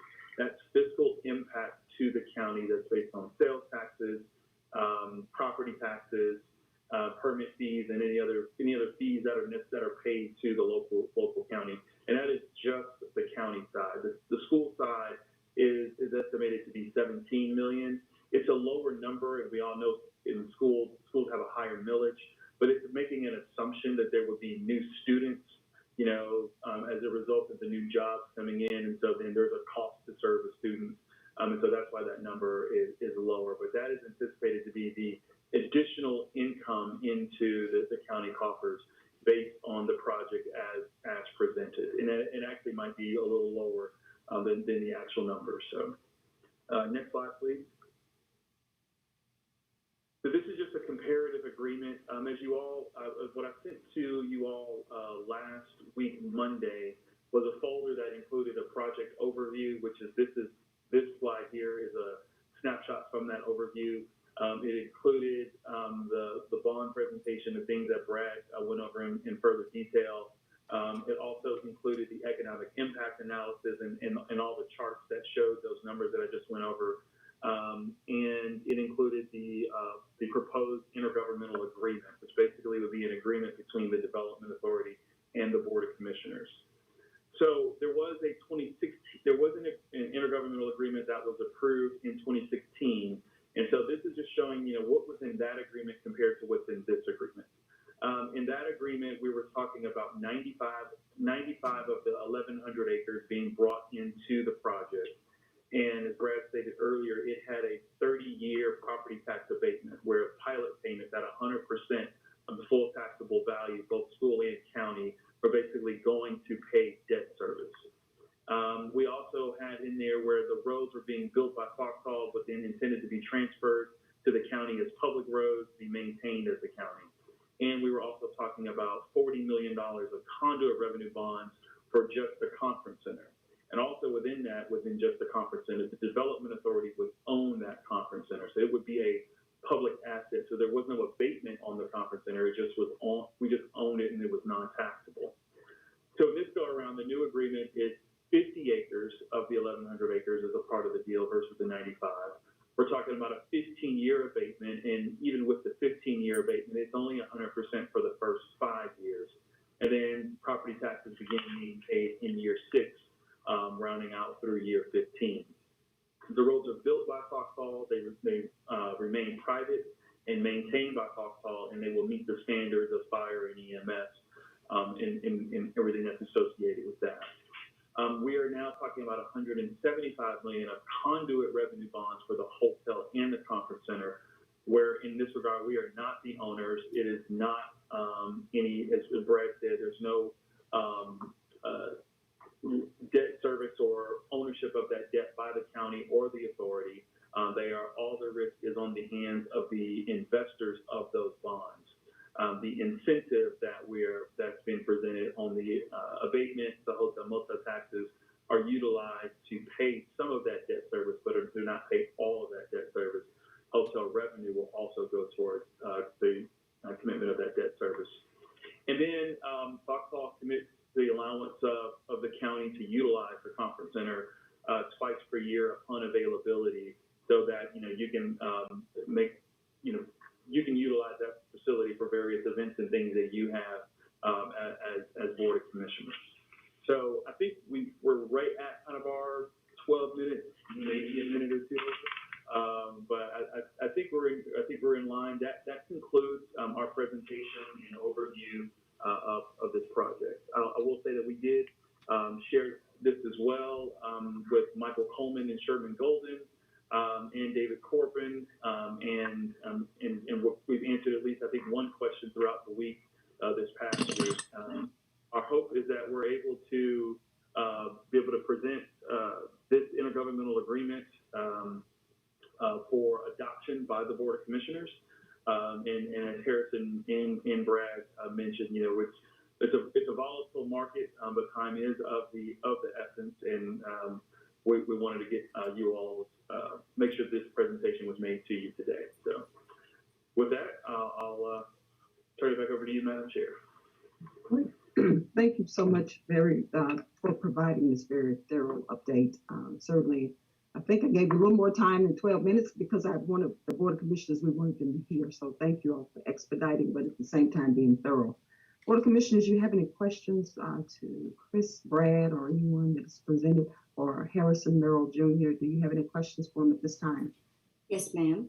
Okay, Commissioner Guido, you have the floor. Okay, Chris, I'm going to address you, but anybody else can weigh in if that's okay. Yes, ma'am. Now, this is very similar to what we offer other people as far as abatements. Could you throw out some names of maybe abatements comparable to this? Yes, ma'am. Yes, ma'am. So the most recent 15-year abatement that was approved was what we did with Google in 2019, I believe. That was a 15-year abatement on that project. The difference in their project is we had a set schedule of what those pilot payments would be over that 15-year period. And so they started at, I think, 1.5 million, then escalated 15% a year. Then the most recent 15-year agreement was done by the city for Microsoft, and that was done at the end of last year. Similar structure to Google, 15 years with a pilot payment. That was a fixed schedule of what those pilot payments would be over that 15-year period. And I would say Switch is probably a little bit of a blend of that. We did 3 10-year agreements for Switch, which basically was an agreement per each of their expansion phases. And so that, I would say, kind of puts this in similar ballpark with those agreements, where this is a 15-year abatement. Now, under the old plan in 2016, a lot of this fell on the county, such as the roads, the bridges. I believe even the sales tax went in to help pay this off. But we get to keep the sales tax in this plan? Am I correct? You're correct. The sales tax 100% goes to the county, cities, and schools. Okay. No cities, I don't guess, because you're not in the city. It wouldn't be in the city. But whatever the loss proportion is of the city of Douglasville, and however that shakes out. Okay. And have you already talked with the fire department as far as the road maintenance and requirements that Foxhall would fall under? Have you gotten that far? We have not revisited it since the last discussion that we had, but I believe their plan kind of incorporated the discussions that we had last go around with the fire department. Chris, just to add on that, that is correct. We redesigned the back of the Westin Hotel to meet the Douglas County standards to make sure there was, I believe it's 20 or 26 foot wide drive all the way along the back side of the hotel. Fits in with the design, so some of it's impervious surface with pavers, with still getting the grass look. So they were great working with us to make sure we kept the design, but also where we had exactly what they needed for the fire and life safety piece of it. And you can assure the county that that they would not be held responsible upon any kind of default if it happened. Yeah, you're correct, Commissioner. These would be non-recourse bonds to the county, so the bondholders take that risk. Okay, so if something happened and it failed, and I'm just playing devil's advocate here, the investors would take over the operation of it, I guess. Correct. Thered be a leasehold mortgage on the property, so that is correct, Commissioner. Okay.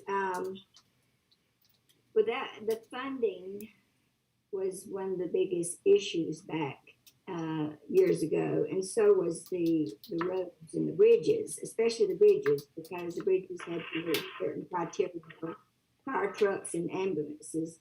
But you're sure as you're going to work that out with the fire department. So I don't quite understand the conduit bonds, but I'm not supposed to understand all that. I'd have a different job if I did. But we do get to keep, let's see, not only the sales tax, but property taxes on the hotel will be paid, right? Yes, that's correct. Yeah, it's 100% for the first 5 years, and then the property taxes start phasing in year 6. And this is just on the 50 acres. The remaining 1,050 acres are still 100% tax.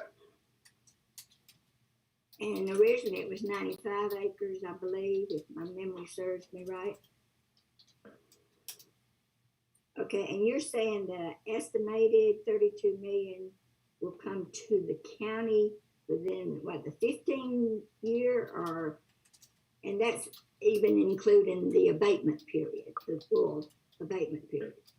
Yeah, that is correct. We inputted the abatement to kind of be applied to that analysis that was run, and so it is a net present value of 32 million over that 15 years to include the property tax abatement. But the hotel motel tax would go back into paying off the bonds.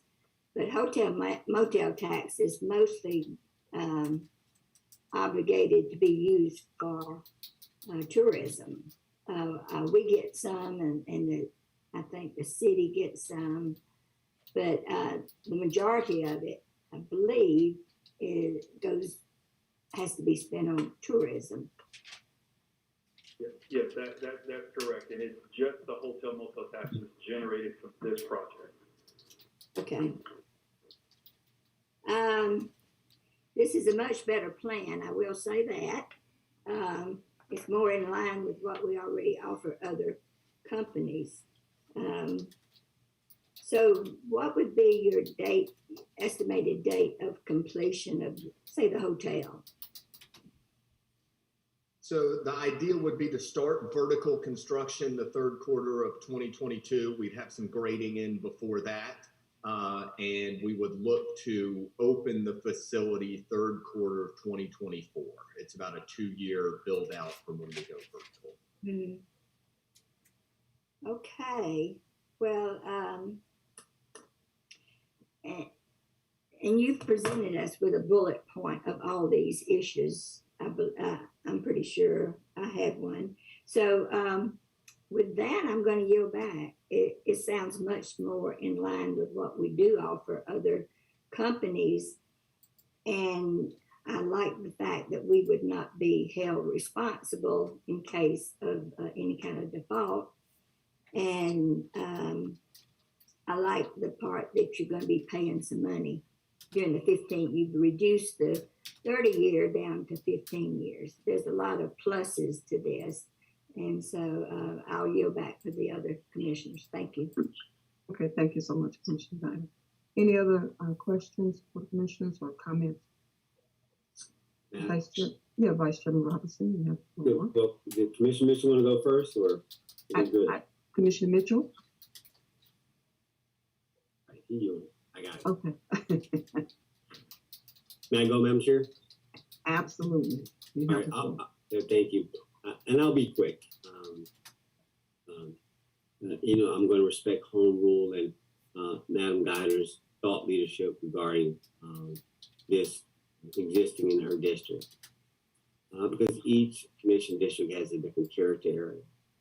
And we have a responsibility to make decisions which is in the best interest, not only on behalf of the county, but also representing the interests of our obviously the stakeholders and the voters who put us in office. So I was listening keenly to how she was seeing this, because that's important.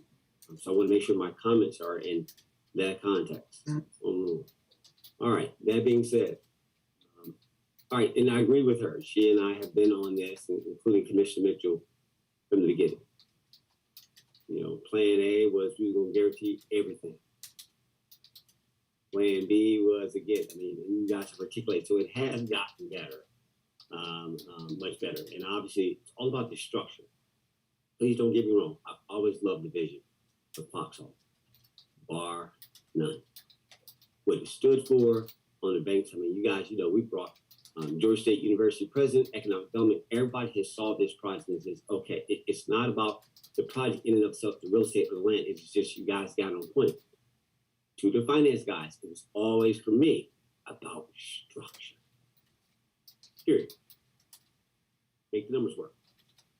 Right. So I say I'm listening. And I apologize, Harrison Merrill Jr. I could not get there this past Friday. I was too busy interviewing our new CFO, and they just got conflict. Because again, I'm always about the numbers. So good for that. I need somebody on this side to look at that. That being said, all right. So I heard non-recourse, 15 years, DMO, hotel, motel tax. I'm just going to ask a simple question. Is the DMO and the hotel motel tax still 30 years? Yes, the DMO is still 30 years. All right. Okay. That which is fine. I'm just, I'm asking what you didn't say to make sure I understood all of it. Right. That's fine. Last time I did the net present value, Chris, I'm glad you moved beyond economic analysis to a fiscal analysis. Last time, 40 million in, $1.7 million over 30 years. What an internal rate of return of 2.01, net present value of a negative 5 million, and an ROI of 2 point something. Right? Much better. Much better structure than that. Now we're cooking. Now you got my attention. All right. So then the question becomes is not so much as the Board of Commissioners being ready. Are you guys ready? Are you shovel ready? Right? I don't mind looking at this. Is my job to look at this. I have no problem looking at it. I enjoy financial structures like a crossword puzzle. No problem. But are y'all really ready? And all the financing, and I get the market, and I get how you got to hit the market. But are you guys ready? Do you have the West End lined up? Last time my issue was, and I'll be consistent, do you have your letter of intent? Are they ready to go? So how ready are you guys? Because anytime we can bless this. But the question is, are you ready? I want y'all to give Madam Guide assurance, are y'all shovel ready? So can the guys from Piper, can y'all weigh in? Are we ready? Great question, Commissioner. Yes, we are ready. The GMP has been updated by Choate Construction, which is we need that guaranteed maximum price in order to issue bonds. The franchise agreement's ready. What we need next is bond counsel to draft the documents, and then we can start marketing those bonds to those accredited institutional investors, Commissioner, and then get this priced. I think realistically, it's going to take 60 to 90 days in order to close on a financing like this once we have the approvals from the authority and the accounting. Yeah. All right, so this is not going to be on the agenda tomorrow, right? Or is this a present? I mean, what are we doing tomorrow? No? Yes? Are we approving tomorrow, Madam Chair? Or is this more of a, hey, we just want to slow roll this, introduce it to the full board, and we got another meeting? Yes. Somebody Yeah, we're just introducing to the board simply today, and then looking at January, the first meeting in January. Want to allow David Corbin, who's our chief financial advisor, and our legal team to look at some more things, and then button everything up, and we'll go from there. So looking at the first week of January, and I did share that with Chris. Yes. All right. And Chris, everything you articulated, all those files I have somewhere, right? On some Dropbox somewhere. Or you'll ensure I get it. Yeah, so what I sent you last week included the overview, which is a Word document summary, the intergovernmental agreement, the economic impact analysis, and the bond presentation that Brad put together as well. Got it. I got it. We're good to go. I'm good enough. We can double back later, Chris. Madam Chair, let me get out of here. I yield the floor. Thank you. Thank you, gentlemen. Thank you all. Good presentation. Thanks. Some great video. You guys are the ultimate marketers. Oh my goodness, that was great. Thanks, guys. Yeah, very good video. I just have one question. Commissioner Mitchell, did you want to weigh in before I move? Okay. Just one question, Madam Chair. Okay. Again, this may have been said, or I may have missed it. So Chris, I guess I was under the impression that this was your approval timing of this, but I see now that this is not until the first meeting in January. So correct me if it's time of the essence, or that timing is good for you. I'm just trying to make sure I'm clear.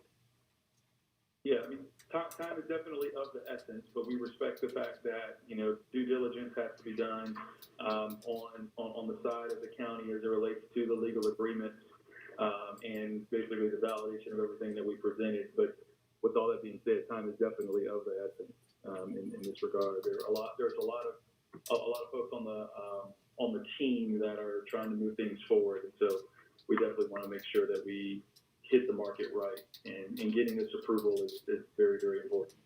Got it. So back to my earlier statement. So the first meeting in January is the timing that you're looking for, or you were anticipating this meeting, as Vice Chairman Robinson stated, is this meeting is the meeting that we're anticipating to either approve or disapprove or whatever this may have. Yeah, we definitely requested this meeting. The vote for tomorrow, but like I said, we deferred to understanding that due diligence had to be done on it, and did not want to shotgun anything past the due diligence that needed to be done. But if it's ready to go, we're ready. I just want to hear it from you guys. So I was under the impression that that's what all the conversations that we're having was all about. But I can follow the lead of my colleague, and especially based on District 4 Commissioner Ann Jones-Geider, that, I mean, if she's ready, then I think the residents will probably say they're ready. My apologies. But however, that's okay. Now, my last question though, so this may have been asked, but are we, if by chance this gets approved, whether it's this meeting or the next meeting, how on ready can we say that you guys are? Versus, because, you know, I've been with this project now, God knows how long, since I'm the city council. It's been a long journey on this thing. And I just want to know kind of really, where are you guys versus where you would like to be, or are you ready? So when this decision is made, up or down, you guys are ready to move, or are we anticipating another 5-10 year wait? I'll let Harrison and I'll let Harrison answer that question. Yeah, great question, and we are ready. We've spent the time, obviously, when we met previously, we were looking to get approval to move forward with all the design, the engineering, everything else. Since then, we have done all the architecturals, all the engineering for the building, gotten the franchise agreement, worked with Brad and his team at Piper Sandler to structure a deal, and now after COVID, restructure a deal that is saleable in this market. So we are 100% ready to go. Obviously, we do have to adjust for the GMP as prices are rising much quicker than any of us would like in the construction business. Mm-hmm. So we do have some updates, code updates, GMPs when it's set and when we go to market. But we are 100% ready with all the design elements, all the engineering elements to get this project done. We like everyone else, we don't want to be talking about this in 2, 3, 4 more years. We want to get it started and get something special built in this county. Now, what COVID has done to the market when it comes to just materials and everything else, I know that's going to have an impact on you guys and an impact on your numbers. Are you guys kind of ready for that as well? I mean, have you guys kind of anticipated the numbers game realistically when you're speaking from a COVID perspective? Yes, we have. We've seen numbers that are anywhere from 15 to 22% higher than they were just a year and a half, 2 years ago. Mm-hmm. And we're working through how we get that back. And we planned on some escalation, but also certain design elements we're changing, whether it's materials or other things to fit back in with the structure. For instance, concrete has not gone up that much. Steel has jumped to another world with how quickly it's rising. So we're making some internal changes to adjust to make it as efficient as we can with the materials we're using, knowing some have gone up a little and some have gone up astronomical. So we're making the adjustments accordingly for those. And see, that's why I'm asking about those numbers that you prepare yourself for, because I mean, I know the real estate market has changed and the material market has changed drastically. And the longer you wait, I don't know if it's going to get better or worse. But I'm just saying, you know, that's why I think we all speak of, are you ready? I mean, because whether this goes up or down, if it goes up in your favor, then you guys, you know, don't move on it, then you could be anticipating another 10, 15, 20% increase on the increase that you already kind of been banking on. Absolutely. Correct. Okay. So, I hear that you're ready. I hear it. But as you know, we've been doing this for a very long time. Your dad has been at the table for a very long time trying to get this project really done. So we're confident that you guys are there now, and the structure looks and sounds a whole lot better than it did. But I'll leave it there. I'll yield at this point, and thank you again, Madam Chair. Back to you. Okay, thank you so much, Commissioner Mitchell. And thank you so much, Chris and Harrison Merrill Jr., and then also Brad Wayner for your wonderful and thorough presentation today. Respectfully to this body, and also particularly to District 4 Commissioner, who is home rule. I've had conversations certainly with Chris Pumphrey in advance to this presentation, and we were going to look at the first meeting in January. I've just spoken with had an opportunity to speak with our Chief Financial Advisor, and he's still trying to look things over. So, Chris, I really don't want to shotgun it. And then also what I want to do is also, I want us to think about something that I was going to bring this up anyway regarding hotel motel taxes. Vice Chairman Robinson captured something that you didn't say in your presentation. 30-year commitment. Can we talk about, speak to that impact? I'm just wondering about that. I want to dance around hotel motel taxes and the impact, and why 30? Is there a way to yield? But if not, just talk to me. That's all. I'll defer to Brad on that question. Sure. Yeah. So we have in the presentation a 30-year hotel motel tax rebate that would go to help pay debt service on the bonds, and that 30-year agreement, Madam Chairwoman, is very important in order to get investors to buy those bonds. And so that 30-year term is important. It's comparable to what Walker County, Georgia did and other issuers. So that 30-year term in terms of the hotel motel tax and DMO is important in order to get this financed. The rebate, the pilot rebate, that, as we've said before, that was reduced from 30 years to 15 years, that pilot. Other pilots, including the one in Walker County, was 30 years.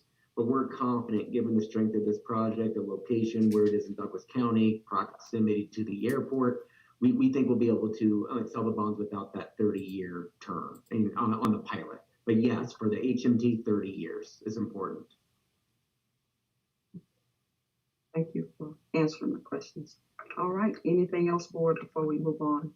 All right, thank you all so much for the presentation. And Chris, Madam Chair, may I ask a couple of clarifying questions? There you go. Okay.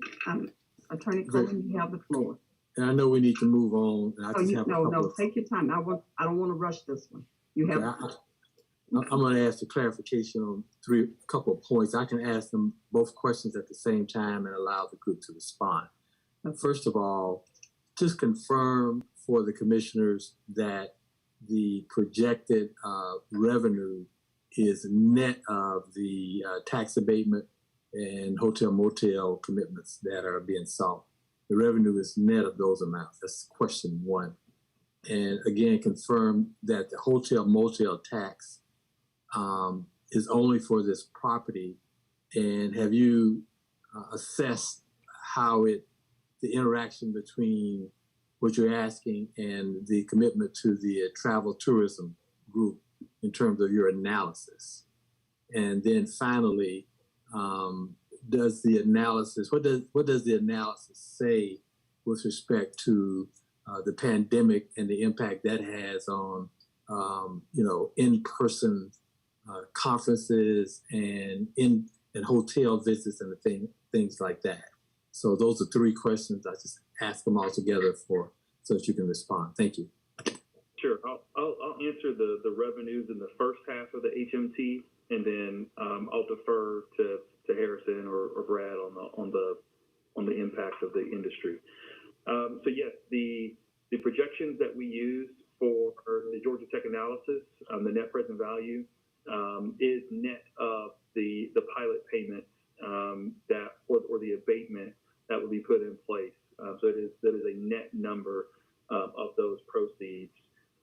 Number two, what we would recommend is that there is a sole purpose DMO for this project, being that the revenues from this project are just for this project.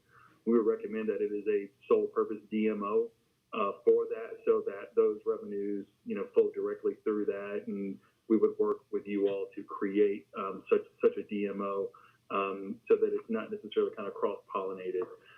That would be our recommendation, but obviously we defer to you all at the county level, and then I'm not an industry expert, so I'll stay out of the defer to Harrison and Brad on that piece. So Brad, I'll give a quick update on Foxhall, and then if you want to just go industry wide, but obviously the pandemic had a huge effect. 2020 were the worst numbers in the hospitality industry in decades. And if you would have asked me 6 months ago, how was the recovery going? How quickly would it come back? I would have said late 2022. But it's been amazing the last 6 months to see the recovery in group business. And it is a different type of group business and how they're meeting and how they're setting up meetings, but it's come back with a flurry. We'll actually end up with more revenue and a lot more group revenue than we had in 2019 for Foxhall as a whole. And if you would have told me that six months ago, I would have told you that was impossible, because we lost the first 3 to 4 months of the year. But it's really started to come back. And again, companies are getting more and more comfortable as long as the facilities have what the requirements and what they need to make sure those meetings can happen in a safe environment. And this is Brad. It's a fantastic question. And as an industry as a whole, we finance big convention center hotels across the country. And the general consensus is we'll return to 2019 levels by 2024, 2025. So that is what the industry is saying, which actually works nicely for this project, because we're going to be under construction until 2024. So we're not, the whole as a whole, and these are from our larger big group hotels. This is a smaller group business hotel. And so we think this would work nicely in terms of timing, but the general consensus is by 2024, the goal is to get to 2019 levels on group business.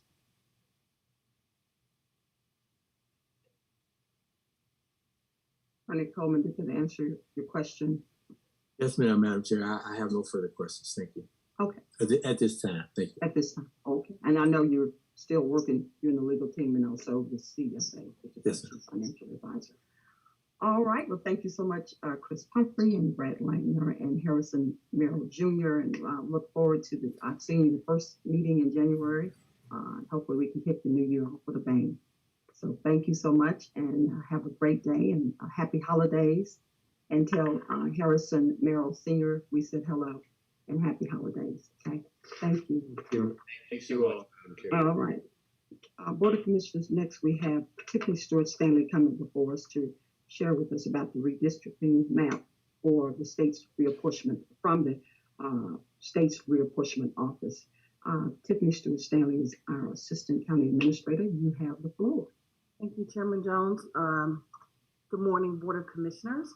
So I'm here today to seek authorization to advertise for a public hearing on the draft map that was approved by the redistricting committee. And if Rick, if you could bring up the presentation. Thank you. Let me start with the first slide. Okay, so as we know, in August of this year, the U.S. Census Bureau released the 2020 data, and the population for Douglas County in that data was 144,237 people. As we see from the slide, in 2010, the population was 132,403 people. Next slide, please. So that was an increase of 11,834 people in the county and a percentage increase of 8.9%. Next slide. And this slide just shows some data that can be found in our Douglas Ford 2025 strategic plan, showing the population, but it also has a breakdown of the population, and I'll just give a brief overview. We are at 48.4% of our residents are African American, 36.2% are Caucasian, 11.1% are Hispanic or Latino, 7.3% are 2 or more races, 1.6% are Asian, 0.5% are American Indian, 0.1% are Pacific Islander, and then 5.8% are other. And that data is directly from the U.S. Census Bureau. Next slide, please. So on October 19th, the Board of Commissioners passed a resolution authorizing the chairman to send a letter to the Douglas County State Legislative Delegation Chairman, State Representative Kimberly Alexander of the 66th District. And in that letter, we solicited support for the 2022 redistricting process. The resolution appointed Vice Chairman Kelly Robinson, Chair of the Douglas County Redistricting Committee, and also stated that Douglas County would utilize the services of the Legislative and Congressional Reapportionment Office to draw the draft map. On November 29th, the Douglas County received the draft map that you see before you. And you'll see here the draft map does show all 4 commission districts as proposed. And it also shows all of our voting precincts that we have in the county. So on December the 7th, the redistricting committee met, and the redistricting committee approved unanimously to vote to approve this draft that you see before you. And then the committee also recommended seeking authorization from the Board of Commissioners to advertise for a public hearing of the map. Rick, if you'll go to the next slide, please. So there were minimal changes to the map. Douglas County was one of the few counties from the state's perspective that had balanced growth. If you look at the map that we see here, you'll see the changes between District 2 and District 3. Now, District 1, there will be no changes proposed to District 1, but there will be minimal changes to the boundaries of District 2, 3, and 4. If you look at the map before you, the green line that you see on the screen is the line that denotes the boundaries between District 2 and 3 prior to this draft of the map. And you'll see that District 3 has now extended more into the Factory Shoals area for the proposed map. Rick, if you'll go to the next map, please. And then for the changes between District 3 and District 4, you will see that the changes in District 4, the green line shows where District 4 has now gone into District 3 in the Praise Mill area. So you'll see there that there's a slight change in the boundaries to that area. Douglas County the proposals that are changing are less than 1%, which is an acceptable size for this county. Rick, if you'll go to the next slide, please. So an ideal district in Douglas County would be about 36,059 people if you divided the districts evenly. However, the state has to take into consideration certain factors when making this district size. So they have to look at maintaining voting precincts, holding city limits, making sure that the districts are contiguous, making sure they're compact, looking at communities of interest, and also incumbent protection. The State Reapportionment Office, they are dedicated to the concept of one person, one vote, but they do have to look at these factors to make sure that it's fair for all citizens. So if you look at the slide on the screen, you'll see here the proposed deviations from the 36,059 people per district. And so you'll see District 1, the deviation is 47 people over that amount. District 2 is being proposed 132 people over that amount. District 3, 27 people under that amount. And District 4, 151 people under that amount. So that's the deviation from the ideal district size of 36,059. And as we see, that is very minimal deviation. Rick, if you'll go to the next slide, please. And so I just wanted to give you an idea of what the ideal district size was in 2011, and that was 33,100 people. But you'll see from the slide that the deviations were much higher than the deviations are being proposed for the 2020 map. They were still within the correct bounds for the state, but we are a little lower this time and a lot closer to the deviations that the state would like for each county. We're under 1%. Rick, if you'll go to the next slide, please. Okay. And so next we'll talk about next steps. So if the board approves the authorization to seek, to advertise for the public hearing, the public hearing would be held on January 4th. But during this time between now and January 4th, we will provide locations for citizens to view the map. And we would make sure that there were copies of this map in the courthouse, the libraries, our senior centers, our recreation facilities, and of course the map will be displayed on our website, celebratedouglascounty.com. The next step after that would be to hold the public hearing on January 4th to get citizen input. And after the citizens are given their input, the Board of Commissioners would be able to make any finalizations and then vote to approve the map. Rick, if you'll go to the next slide, please. So after that, if the map is approved on January 4th, the goal would be to advertise a notice to introduce the local legislation. We would try to get that ad in our legal organ on by January 6th. Once that's done, we will be able to notify the county's legislative sponsor, who is State Representative Kimberly Alexander, that we are ready for the legislation to be drafted and filed with the General Assembly. And that legislation can be filed as early as a week after the ad has run for a complete week. The legislation at that time would be voted on by the General Assembly, and then the map would become official with passage from the General Assembly and the governor's signature. So that is the information I have before you today. And once again, we're seeking authorization to advertise for a public hearing to be scheduled on January 4th to get citizen input for approval of the map. And if that's this time, Chairman Jones, I'll turn it back over to you and the Board of Commissioners for any questions. Okay, thank you so much, Assistant County Administrator. Board of Commissioners, do you have any questions for Tiffany Stewart-Stanley? Yes, ma'am. Okay, Vice Chairman Robinson. Yes, I'll be very brief. Obviously, I was here back in 2010 with the last redistricting exercise and look forward to perhaps right-sizing this map. As you know, redistricting is all about federal funding. It's a political exercise. But to my dismay and obviously pleasantly, there was really no need to change. We geared up. We had our committees, and being from an honest perspective, was really not much. We grew equally. We had a pretty solid committee. Tiffany, can you share who the committee members were? I think that's important, that doesn't just go all by wayside. Can you recall? Yes, I will pull that up if you give me one second. Yes, that's important because this is a process. And I know I had been getting communication from the newspaper wanting to know, and all I can report was that it was anticlimactic. There was not much to the exercise. The state law allows us to the variance to be within 5%, and we're within 1%. Not much change need to be done. So sometimes we were, it just happens that way. So just to assuage any conspiracies or anything regarding our map, it's pretty straightforward and clean. And so our committee was pretty much, we had a pretty solid group of individuals. Tiffany, are you ready?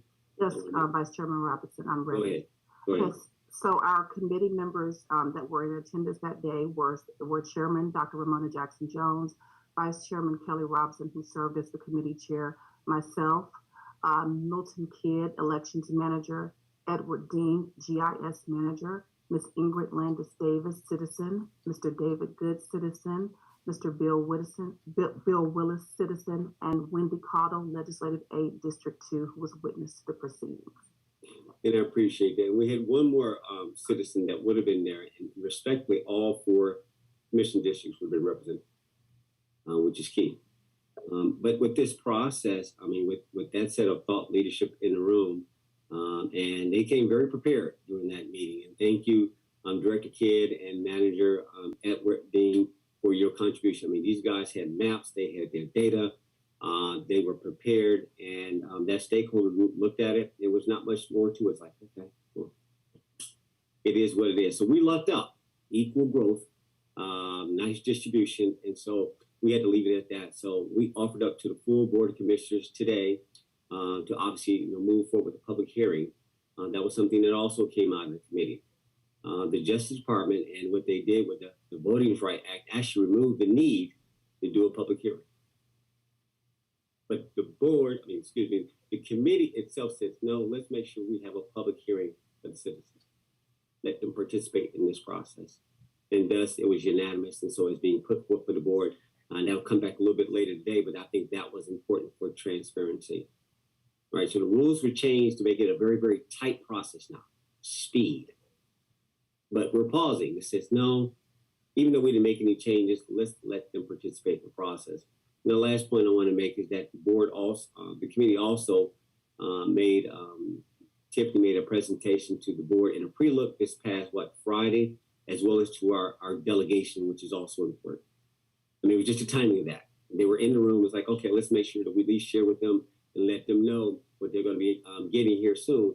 So that there's no, I mean, we're going through the process right now, but there seems to be peace, and we'll see on the other side. No, it's not much comments other than what Tiffany just stated, and we kept it moving. So, Madam Chair, I just wanted to make that comment so that people are thinking about this map and what's going on with the map. It's pretty clean. It's what the state sent to us as a draft. We adopted it as is, so we didn't touch it because it actually met all the criteria and met the future needs of the county. I yield, Madam Chair. Thank you. Thank you so much, Vice Chairman. Any other comments, Board of Commissioners, regarding this map? Yes, ma'am. Commissioner Kaiser, you have the floor. Okay, Tiffany, and I appreciate you. You sent me somewhat of minutes, whatever, but I was unaware that there was a committee of citizens. So how did the word get out about that? So I will yield to Vice Chairman Robinson on that, the citizens part. Madam Chair, may I respond? I'm sorry. Yeah. Yes, you may respond. Thank you, Madam Chair. As the chairman of the committee, I determined to pick citizens through my discretion, both internally, and we started with an internal, but it was important to involve citizens. And this was just stakeholders. So let's look at the map. Let's make sure we're clear. They gave the input. We put it out before the Board of Commissioners, again, obviously through this meeting and the pre-look on Friday. And that's pretty much it. That was the process. Everything was well documented. Things were published. It was acknowledged.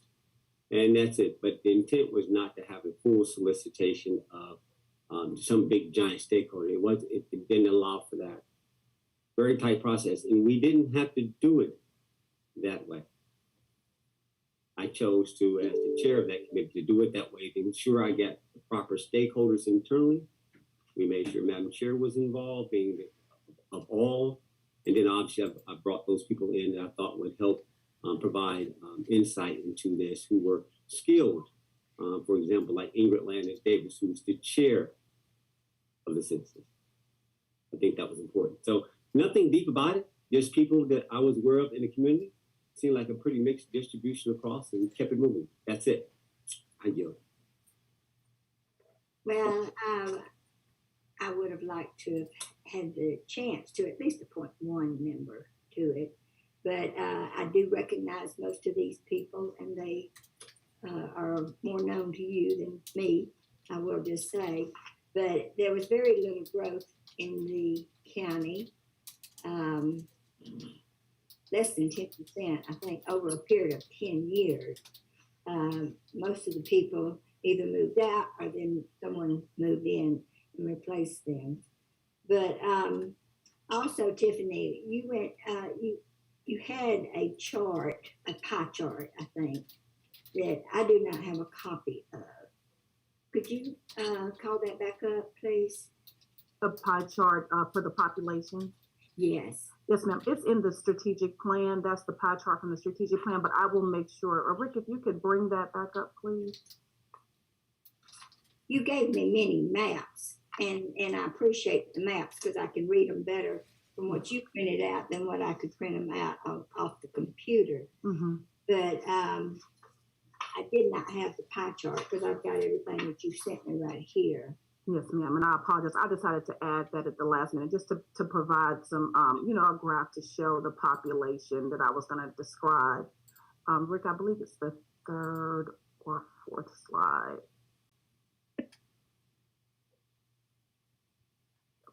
Slide number 4.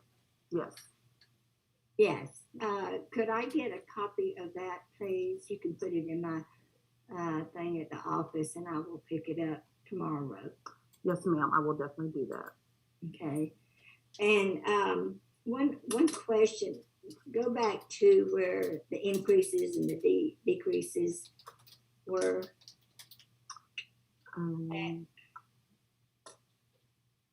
It was a breakdown.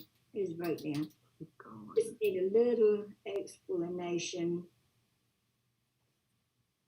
Yes. But, wait a minute. Okay, I noticed like District 2, who gave up quite a bit of, well, a small portion of his district to District 3. Why would District 2 go up and District 3 go down? Okay, so this it'd be the other way around. Well, I think, and there is a slide at the end that shows that we didn't get to, that shows the increases in the population per the district. This is relative to the number that you see at the top, the 36,059. So when the state reapportionment office made their adjustments, how they adjusted it, the numbers that you see in the deviation, that is just the deviation from the 3659. So it doesn't show the increase in population per district. It's just showing you the increase in the deviation from this number. Rick, if you go to the last slide, which I believe is slide number 11.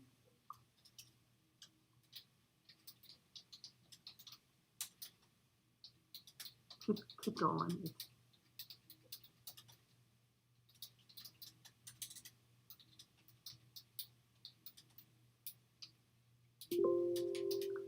The other way.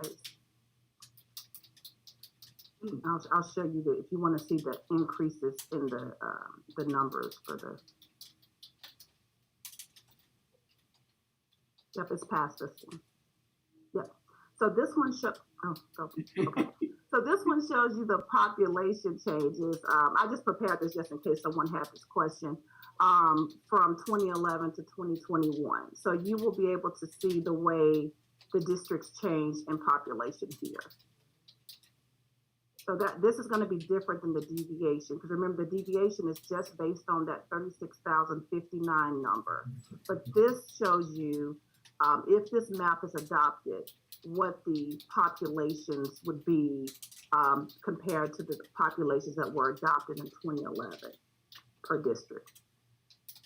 So the increases, there were, it looks like the most increases were District 3 and District 4. Yeah, District 4, the only thing I picked up was one side of a road. That's correct. But like I said, you have to remember. Yes, and I get it. But we just have to remember that the numbers you saw earlier, that was just relative to that 36,059 number. So you're talking about the deviation from that number. The numbers you see here actually shows the actual population sizes for the districts for 2011 as proposed and draft and accepted by the board. And this one will show you the population also for 2021 if that map is accepted by the board and of course passed by the General Assembly and signed by the governor.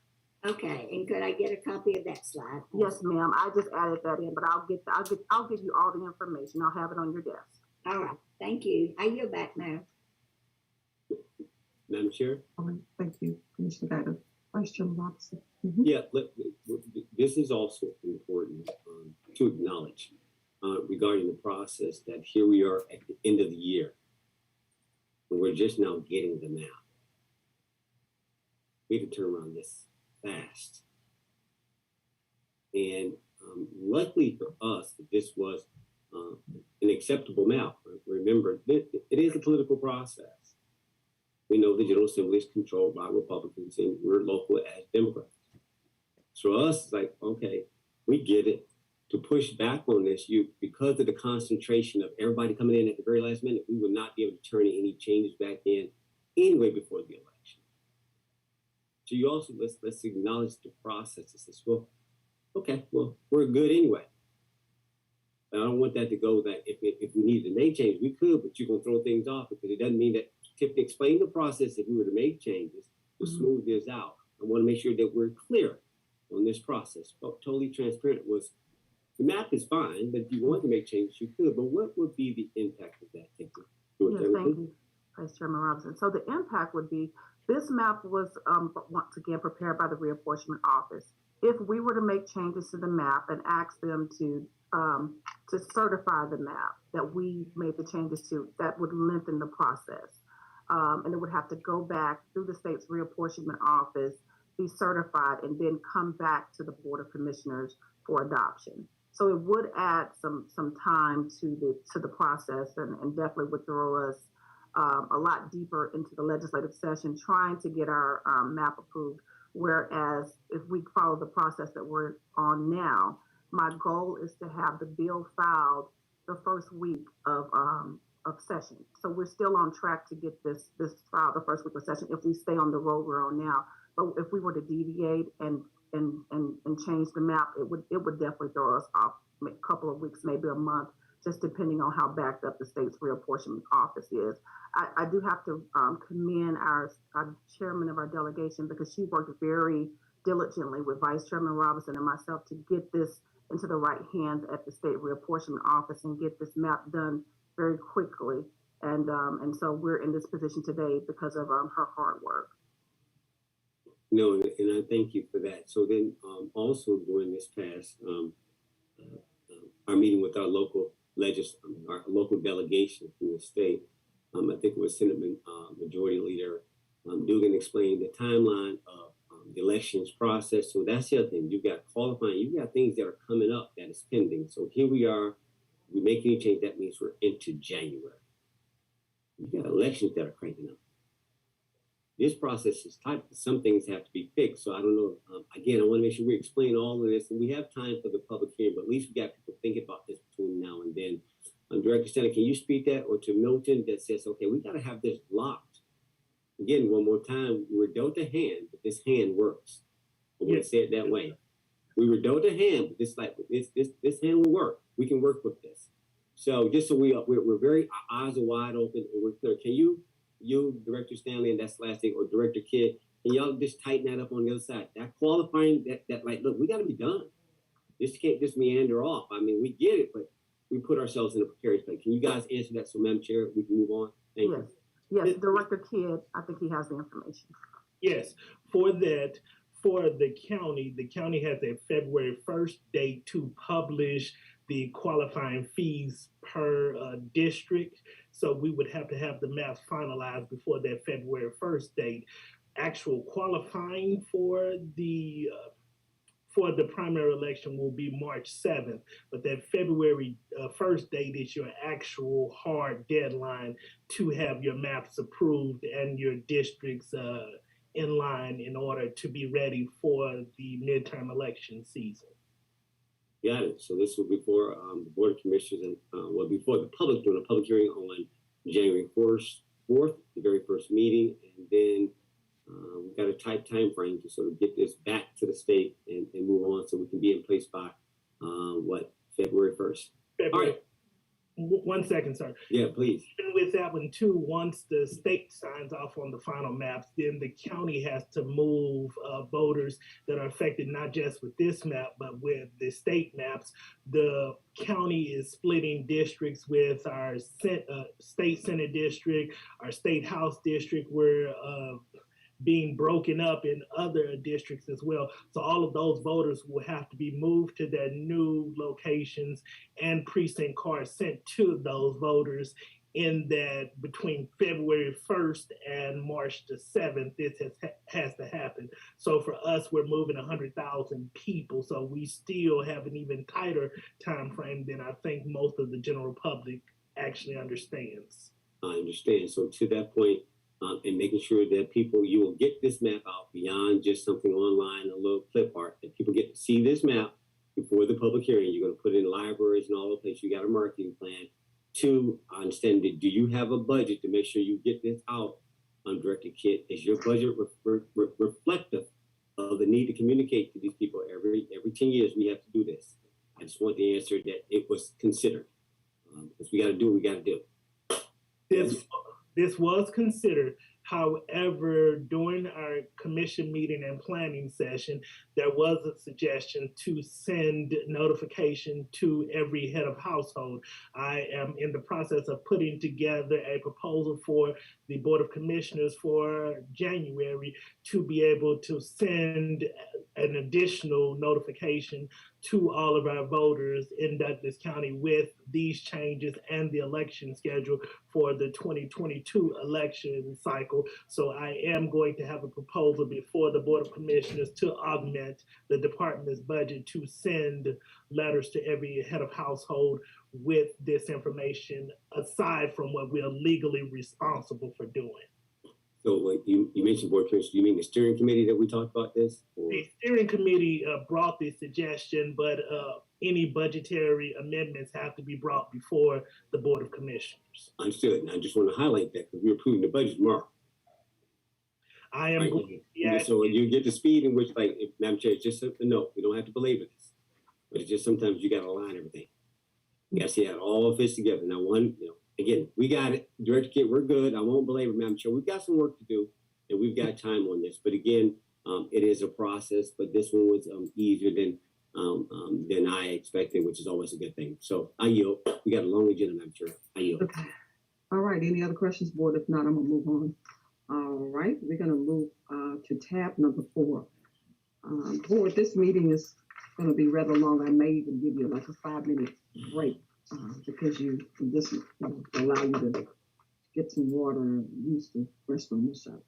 Tab number 4 is which is under the public hearing section, Board, to consider amending the Douglas County Code of Ordinance regarding amending section 9-25 purchase procedures and to add a new living wage ordinance to establish a countywide minimum wage for all employees at the rate up to $16.50 per hour. So this public hearing will go forth tomorrow. Anyone, Board of Commissioners, you have any comments or? Madam Chair, just one? Yes.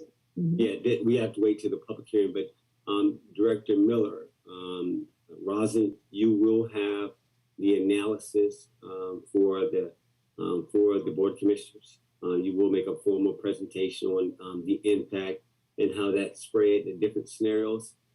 Yes, I will. Okay, that's all, Madam Chair. We will be prepared tomorrow for the public hearing. Thank you. All right. That leaves us on the tab number 6 under resolutions. Madam Chair. Mm-hmm. Yes. Mr. Carthen's here. Oh, there you are. Hey, Commissioner Carthen. You have a question, Commissioner? I do. This is okay. for Rosalind. Hi, how are you? I'm doing just fine. How are you doing? I'm good. I'm getting better. So I sent an email out to all of the Board of Commissioners, including Madam Chair, and I included you in that email. Mm-hmm. And I just wanted to make sure that you had received that and that you would also include the 5% across the board. Yes, I did receive your email and I will provide that information. Okay. And then to my full Board of Commissioners, I hope that each of you, I received the email and that you were able to look at it because there were some questions in it that we as a board had not discussed. So just wanted to make sure we were all on the same page so that the employees and the staff would have a better understanding of what may come as a up or down vote if this Board of Commissioners decides to follow the resolution and pick the model that Rosalind Miller would present to us. Madam Chair, did you receive it? To be perfectly honest with you, Commissioner, I have not seen it, but I will circle back and look at it. I'll be prepared to do so. Great. Well, I'll just give you a heads up. And for the rest of the Board of Commissioners, it was asking if we included the directors and the officials, or was it just for the merit employees, just for regular staff?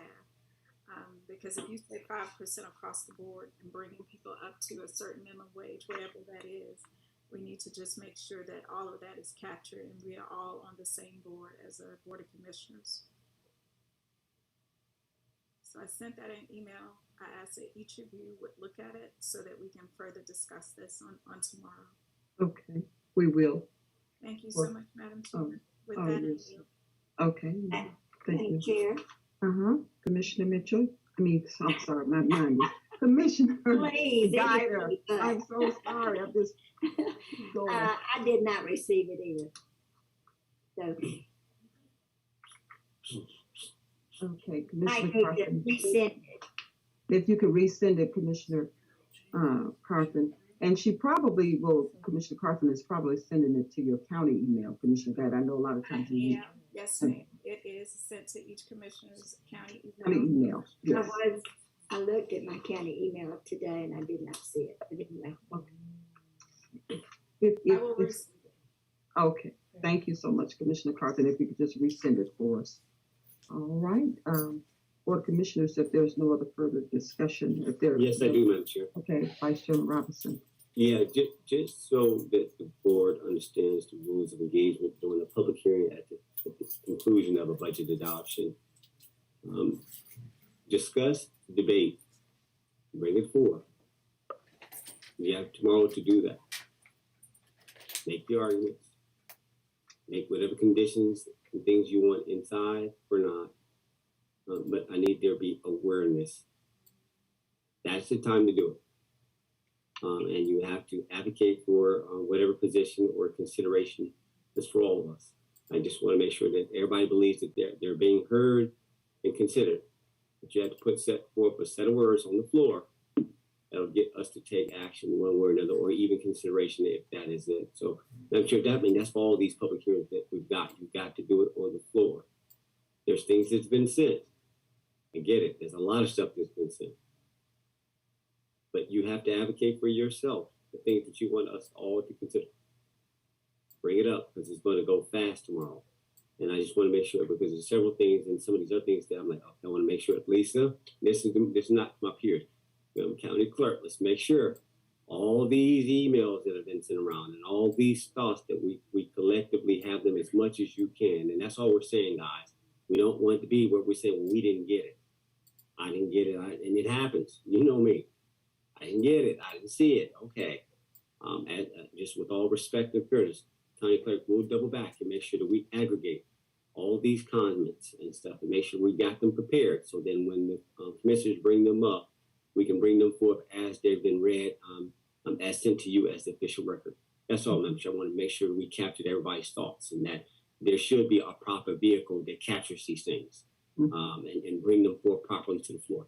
That's all I want to state. Thank you, Madam Chair. All right, thank you. All right, Board of Commissioners, if there's nothing else on this subject matter, we're going to move on to tab number 5 again. And I do see Manager Ron Roberts has appeared to consider approval for beer and wine liquor on premises alcohol license. If you could, Manager Roberts, just bring us up to speed. The Board of Commissioners just give us a. Absolutely. So we do have a complete package. It's for Pinky's Bar and Grill. And it's going to be located right there as you go north of 92 at the Marathon Station on the right-hand side. I believe we had a rezoning came through there a couple of months back. Troy Anthony Neal is the applicant. He has completed the RAS certification, the RAS training. He has letters of support, and the Sheriff's Department has also sent over a report that is signed and advertised as necessary. He will be in attendance for the public hearing tomorrow, Madam Chair. Okay. Any questions forward? Thank you so much for giving us an update. Thank you, Madam Chair. Okay. Board of Commissioners, if there's nothing to further regarding this matter, we're going to move on to resolutions. Tab number 6, we have a resolution to adopt the 2022 budget tomorrow. Rosalind Miller, do you have anything for the board today to share with us? Interim Finance Director. Yes. Okay. I do. Thank you. There you go. Okay. This is the resolution, and as it stands now, it's still at the 103.5 million dollars in the special revenue fund. However, it has been in discussion of the difference of $1 million. Remember, the revenue is at 104 still. Expenditures haven't been changed. It's at 103. So there's a difference of $1 million. And also, you recall that the capital outlay for fund balance is at 3.3, meaning you have 3.3 million to spend on your capital.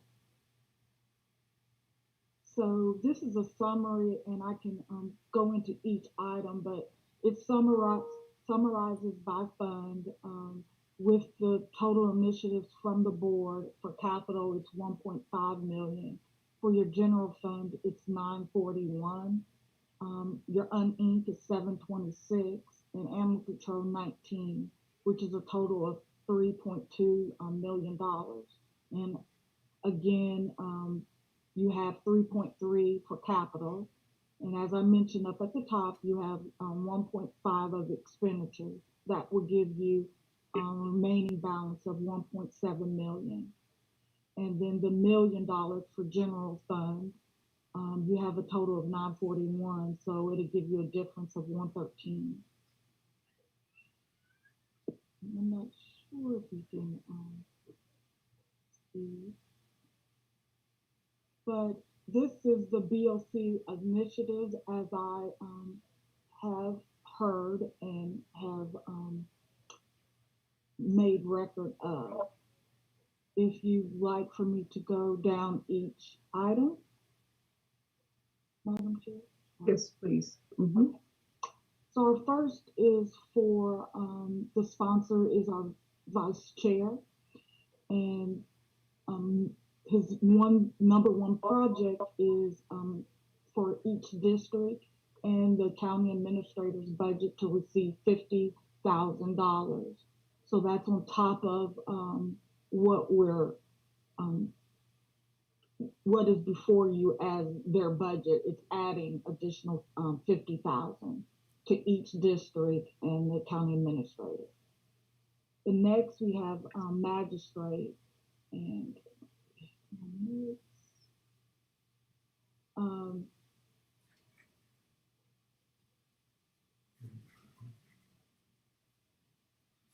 and magistrate is $100,000, and this is to give increases to the magistrate office clerks. She's mentioned that 8 of her 10 clerks make less than 34,000, and the other under 30, and also increases for 2 other employees and the judge. Again, this is a total of 100,000. You have the solicitor's office, and the 440 consists of 200,000 is for salary increases, and 215,000 is for 3 new positions. Currently, they're contract positions that the board approved earlier this year. The solicitor is asking to make them contract employees, and that's a total of 215,000. And then for interns, for a total of 25,000.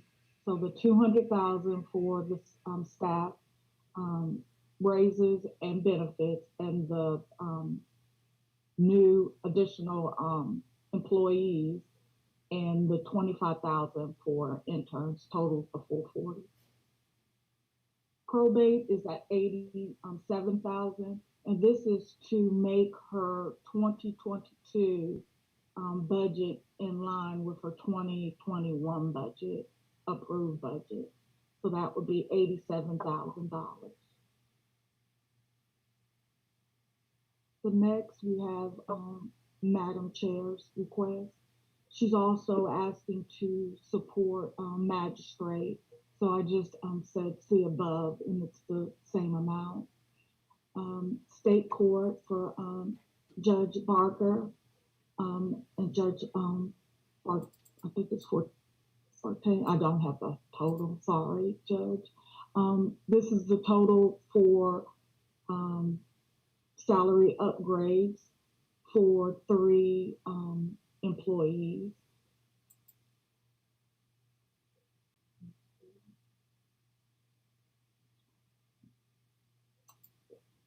The next is for Superior Court, Judge Adams, and this is for one position. It's a case manager position.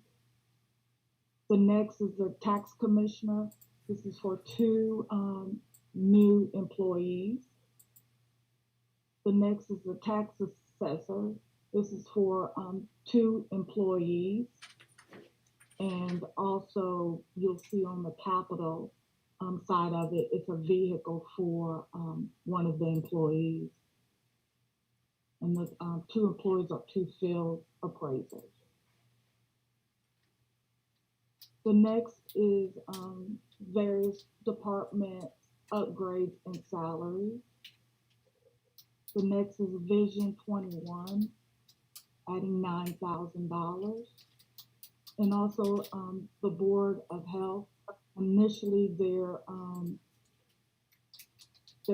proposed was, I believe, 371, and they're requesting 410. So that is the difference. The next sponsor is Commissioner Carthen, and she's looking at procurement, and it's for salary upgrade. And again, I just said see line 10 because the dollar amount is in the various of department upgrades. The next sponsor is Commissioner Guider, and she's requesting juvenile court, Judge Harrison and Judge Nurse. They're requesting a total of $52,000, and this is for salary increases for their team. And the next is the Public Defender's Office. The total is $37,128, and this is salary increases for 3 employees. And also, Commissioner Guider is asking for juvenile wage adjustments, and again, those adjustments are on line 10.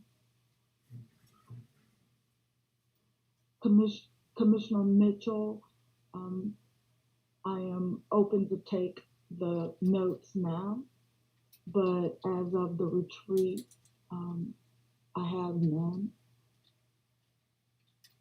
And for the finance recommendation, Madam Chair and I, we had a meeting with the tax commissioner, and we reviewed his budget again, and there's a few things. His office and equipment maintenance, we looked at trending, and initially he requested $26,756.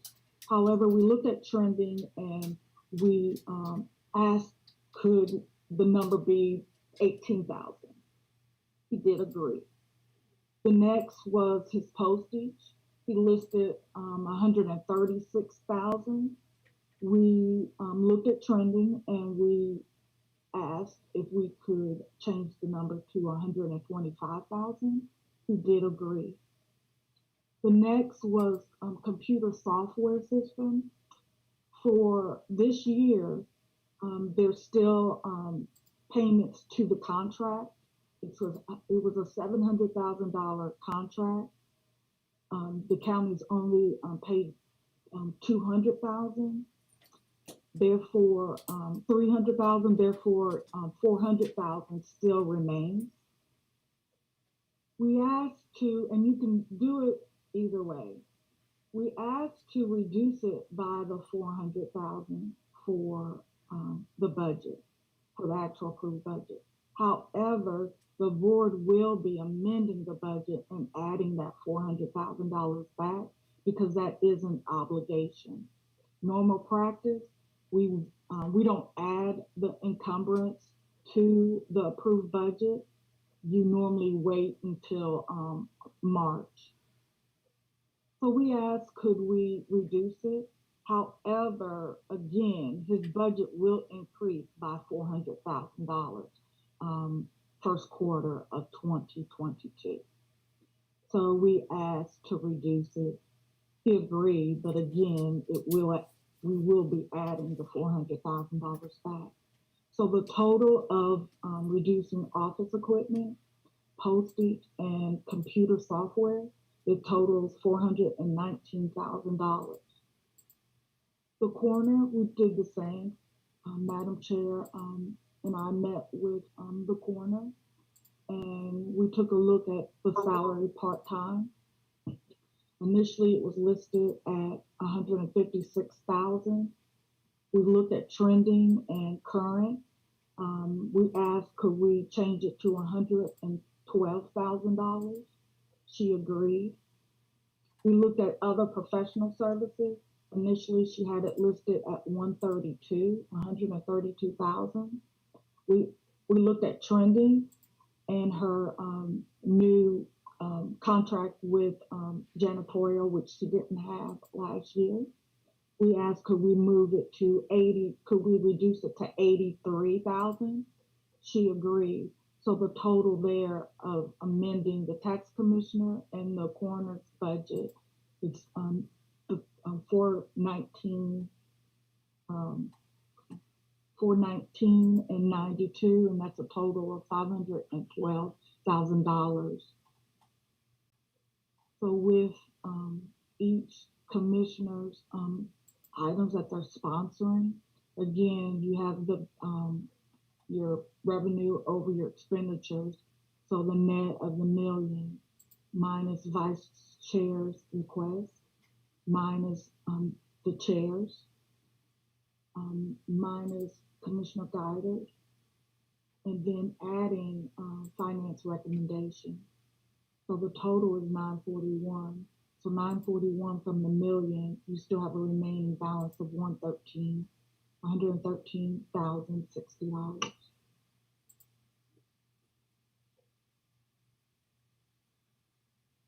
Okay, thank you, Rosalind. Is that the end of your presentation? You have more for us? I do have more. Yeah, keep going. Okay. You probably just took a moment for a breather. Okay. Yeah, I did. Madam Chair, can we ask questions about You this? can. Yes, you may. Before we go any further, because I'm Yes, kind of Yes, confused ma'am. about something. You may. And I had to go on camera. Rosalind, I'm confused about tax commissioner. You said you're going to add it to the budget. I think you're talking about two different budgets, aren't you? Are you going to add it back to the 2020 budget, the software? No, it's a. You said you wouldn't do this until March, which is usually when we close out the prior year. So I'm confused.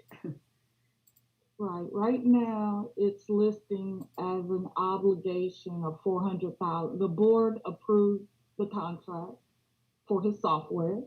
The entire amount. The entire amount. But the county's only paid $300,000. Was all of it allocated at the time? That is correct. Just the 300,000. No, but he has a total encumbrance of $700,000. So that's not going to be paid out by the close of the books for 2020 in March? No, but that's why we're waiting. Not speaking to him, he states it will not. But the money, you're going to reduce the, what happens to the money that was in the 2020 budget, the 400,000? Are you that's just going to be shown as a fund balance, included in our fund balance amount? That is correct. So you can't roll that over into his budget? We will when it was allocated. You will roll it in when you do your March rollover, PO rollover.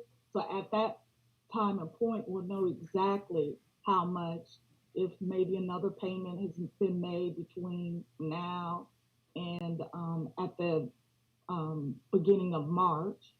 whatever that number is and whatever it's left, that's going to roll over to its 2022 budget, just like all POs, just like you've always done.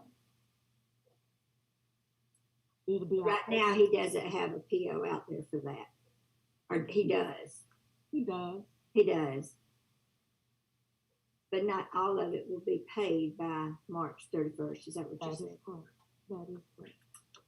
And what has not been paid will be rolled over to 2022 because he anticipates it being paid off then.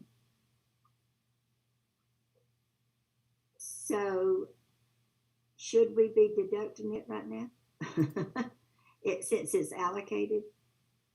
It to be consistent, because if we that's like we can.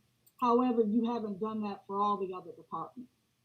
So either it's just administrative, either we just put it back, and then when we roll over, we just make sure that we don't roll over his, or we subtract it. So it's whatever the board chooses, whichever, but just to let you know that it's going to be back in his budget, either now when the board approves it or when the board approves the PO rollover. Does he have any more money left in his budget to pay part of this? Yes, because the board approved the full contract. Okay, so all of it may not go into the 2022 budget. It depends on how much is paid between now and March. But okay. Yes, that's a possibility. Okay. All right, I understand a little bit more. I thought you were talking about two different budgets there for a minute. But anyway, thank you. Appreciate it. Okay, no problem. Thank you so much, Commissioner Guide. I had my finance lesson this past week. Rosalind made me understand as well. She said in the past, it's considered an encumbrance and it's rolled. I mean, she had to clear my mind as well. So that's why we wanted to bring it to the board so she could explain it. She said the way she has it, her recommendation is the way it's been done all the years probably prior to her being here, coming here. Okay, any other questions before Rosalind continue forward? Okay. I have one, just Madam Chair, just one quick question. Commissioner Mitchell. I'm just trying to, I know this is kind of, as Commissioner Geiger stated, a little bit confusing, and I apologize, the number's kind of small. I think it's 410 for the tax commissioner. Let me first, is the tax commissioner on the line? He said he would be here today. For the tax commissioner, are you here? Yes, I'm here. He's right here. Okay, yes, so good. So I just want to make sure, because to me it sounds that this probably should just stay like it is, roll over and keep things moving versus removing it, adding it back. How are you clear on how this move of your budget? And just so for the record, so we can make sure that we're speaking the same language. Not that Rosalind is saying anything wrong or indifferent, but where are you with this rather? Well, I'm like Mrs. Geiner. I'm a little confused. I was a little confused when it was explained to me, but I was assured that the money's there when we need it and we'll get paid out. I'm used to it rolling over and seeing it in my budget. I don't have to see it in my budget. I just need to make sure it's there when it's time to pay it out. And let me remind everybody, I keep saying my budget. This is actually the tax commissioner, assessor, and GIS. This is all a package program. So it's just not software for me. It's for all three departments. So let's just remember that. It just happens to land in my budget. But my only concern is that making sure that the money is there when we need it so we can pay it out. And I know it's not going to finish until around March and maybe even May, because I think the assessor office doesn't actually finish until May. But the other thing that's got me concerned, because I had to go back a little bit, I think what was originally approved was $814,000. I don't know how we got down to $740,000, but if we go back and look, and I went back and looked at some of you guys' meeting, and it actually came out to $814,000 when it was originally approved, but for somehow I got And I'm not concerned about that. I should be concerned about it, but I'm not as concerned. We've approved this project, and if it costs 814, we'll just have to come back and look at it. But I think that's what the contract says that we got from Tyler Technology, and I just don't want to come up short. A couple other things that happened is we were short on last year's budget, and I was asked to use some of that budget out of that pile to cover some of my expenses in other piles, and I don't think that's got reimbursed into that project. So I don't want it to come back and look like the tax commissioner's overspending on this computer software budget when I'm not. So I just wanted to make sure we're aware of that, and that that's been brought out also. But I'm good at however it's done. You guys understand it. Mrs. Geithner just said she understands it. As long as we got enough to finish the project, I'm good however you guys do it. But let's just make sure we got enough to complete the project. Okay, I just want to hear from you to make sure that you're in line with what they're in line of doing, or preferably my thoughts were it just rolls over and stay where it is. That way you know it's there versus having to be reimbursed back to the budget. But I mean, that's okay. I don't have a problem with it, but I'll leave it there. So, Madam Chair, I'll yield if the tax commissioner's done with. Are you done, tax commissioner? You yeah, like I say, you guys are hearing the same thing I'm hearing. We're being told the money's there to spend for this project, and I'm happy however it goes, as long as the money's there to spend for the project. Okay, we'll leave it there then. You're clear, and everybody's clear that the monies will be there when this project comes to a close, and the funding source will be there just to make sure it's there. So I'll yield it. Go ahead. And my only other comment is that I would like to talk to Rosalind later today to make sure we're on point on some of the other stuff she discussed. So when you guys vote tomorrow, that everything is clear. What is that though? Is that just the stuff we just mentioned on the software and stuff? Okay. So I want to make sure that we're clear on everything she just mentioned. But everything sounds in line. But I just want to be very clear that we're all on the same page. Okay, I'll yield. Thank you, Tax Commissioner. I'll yield. Thank you so much, Commissioner Mitchell, and thank you so much, Tax Commissioner. Rosalind, you can proceed with your presentation. Okay. Okay. And then now we have UNINC. So the items listed here will be funded from the UNINC fund. We have two sponsors, Madam Chair and Commissioner Carthen. Madam Chair's request is for code enforcement and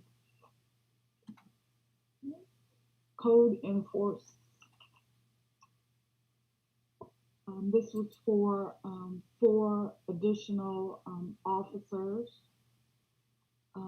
Next, we have the various upgrades in salaries. Again, this is just like the general fund increase. We have Douglas County Museum at $75,000. We have CAC at $57,000. We have a museum consultant at $25,000. We have the chamber's allocation of $75,000, and the development authority increased $25,000. Next, we have Commissioner Carthen. She's requesting to $75,000 to the comprehensive plan for planning and zoning. The UNINC has a $5.8 million fund balance.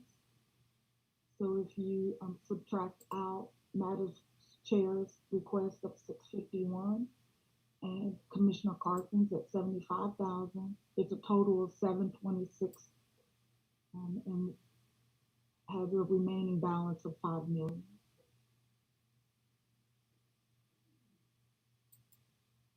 The next we have animal control. And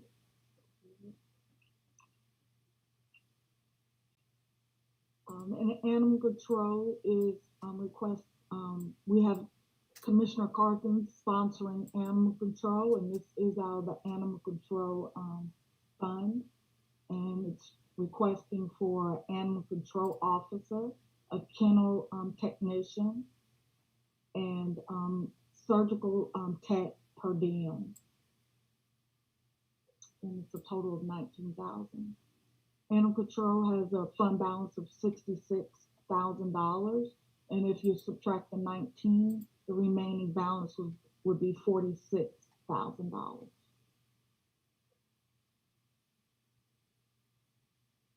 The next is capital. The Board of Commissioners sponsored the set aside for the TIP project at $1 million, and Vice Chair is sponsoring transportation projects at $500,000, and we have Madam Chair sponsoring a vehicle for the new employee, new field appraiser vehicle at $20,000. And the three items total $1.5 million. The capital fund, as you recall, has $3.3 million, and if you minus the 1.5, you get a total of $1.7 million remaining balance. And that's all I have. Thank you so much, Rosalyn. Board of Commissioners, do you have any questions for Rosalyn?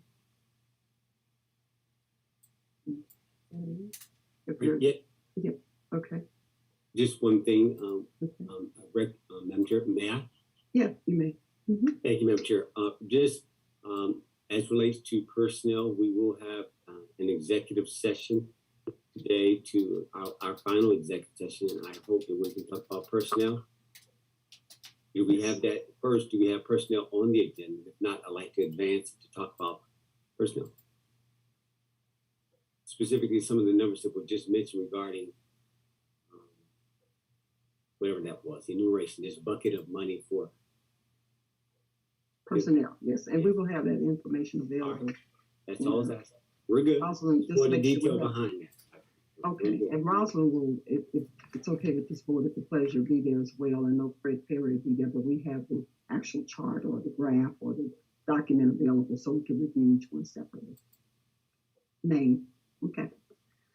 All right. Thank you, Rosalyn. We're going to move on board. Certainly that we're going to move on to tab number 7, approval of a resolution adopting the 2021 Comprehensive Transportation Plan, update and authorize the chairman to sign all related documents. Director Miguel Valentin. Good afternoon, Madam Chair and commissioners. We've been discussing the progress on the comprehensive plan update on the transportation side for well over a year. The final plan is being codified, and my expectation is that if it's the will of the board, the plan could be adopted tomorrow.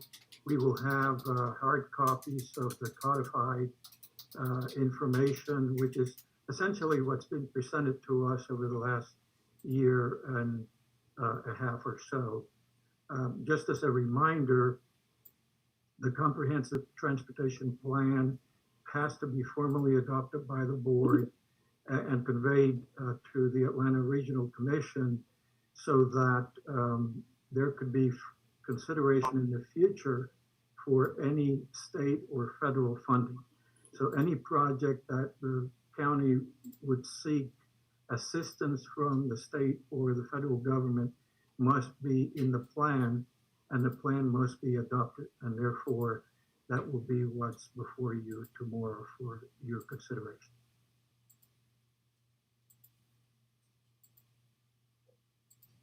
That's all I have, unless you have any questions. Vice Chair, the chairman had to step away for a minute, so if you could take over. All right, thank you. Thank you. The floor has been ceded to the Vice Chairman. To my colleagues, any comments regarding this? I'll weigh in on this. This is something obviously we've had several presentations, and public input regarding it.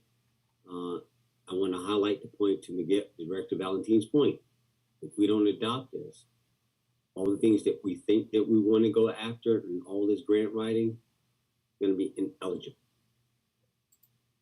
Right. So if this is the last meeting, we need to get Miguel. Can you clarify? Do we need to have this in before the end of the year, seeing that this is our last meeting? We have to have the process completed before the end of the year. The submittal doesn't have to be done by the end of the year. However, the contract, the funding contract with the Atlanta Regional Commission sunsets or ends at the end of December. So all activities on the project would, as it relates to the flow of federal funds for the update itself, would have to be completed by the end of the year. The work has been completed. The final element that remains is the adoption. And so we anticipate that if it is the will of the board tomorrow to adopt it, then we would have essentially completed the scope required by the funding agreement with the ARC, and we would just forward them a copy of the report for their records in the future. All right, so we're ready to go. We are. It feels like we're making that a little bit more difficult than it needed to be. It's just checking the box. We're at the end. BBH has done an excellent job in facilitating this process. We spent, how much money did we spend on this project, Director Valentine? The total project was $615,000. Right, so $615,000. The plan is for the next 30 years to quantify our local need and specifically a set of priorities. And I think it's just ready. Now that we've gotten that, we now have to move forward. So I look forward to the board taking this up tomorrow for adoption to get it formally filed with the state so that we can stay eligible for the state and federal funding that we want to get. So, all right, if there's nothing else, all right, we're going to move forward. Thank you, Director Valentine. Thank you. All right. All right, County Clerk, next item. Yes, sir. I believe the chairman is back now. All right. All right. Madam Chair, I see the floor. Thank you. All right. Thank you so much, Vice Chair. Board of Commissioners, I did miss an item. It was under the presentations, and it was the Douglas County Youth Commission presentation. Tiffany Stewart Stanley, our Assistant County Administrator, do you just want to share with us what's going on with this? I know you probably don't have a presentation. You just want to update us. No, ma'am, it's not a presentation. This is actually our annual swearing in of our Youth Commission officers and our Youth Commission. We do have a new class that started this year, and they've been going along, and they're excited to be at the Board of Commissioners meeting tomorrow. So we will just be doing a very brief swearing in of our Youth Commission officers. Thank you. And we're real excited about that. I don't want to miss it, and I wanted the board to be prepared about this swearing in. Thank you, Tiffany. All right, board, we're going to move on to tab number, we believe it or not, we covered quite a bit today.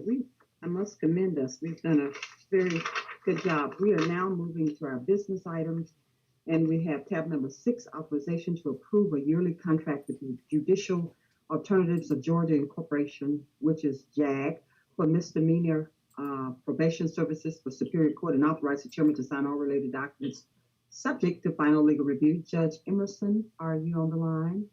Madam Chair, this is Judge Fortner.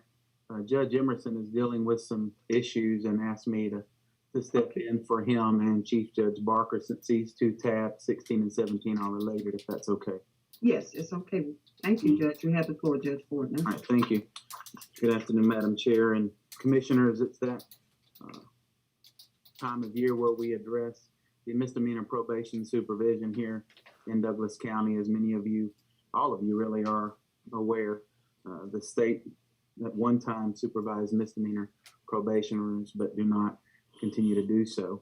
And so every year at the request of the chief judge of any county court here, the chief judge of Superior Court, Judge Emerson, and Chief Judge Barker of State Court, pursuant to OCGA 42.8, 100 and 101, request and ask the board to enter this contract that provides for JAG the name that you just read, Judicial Alternatives of Georgia Incorporated. I think everybody knows them as JAG, to supervise misdemeanor probation.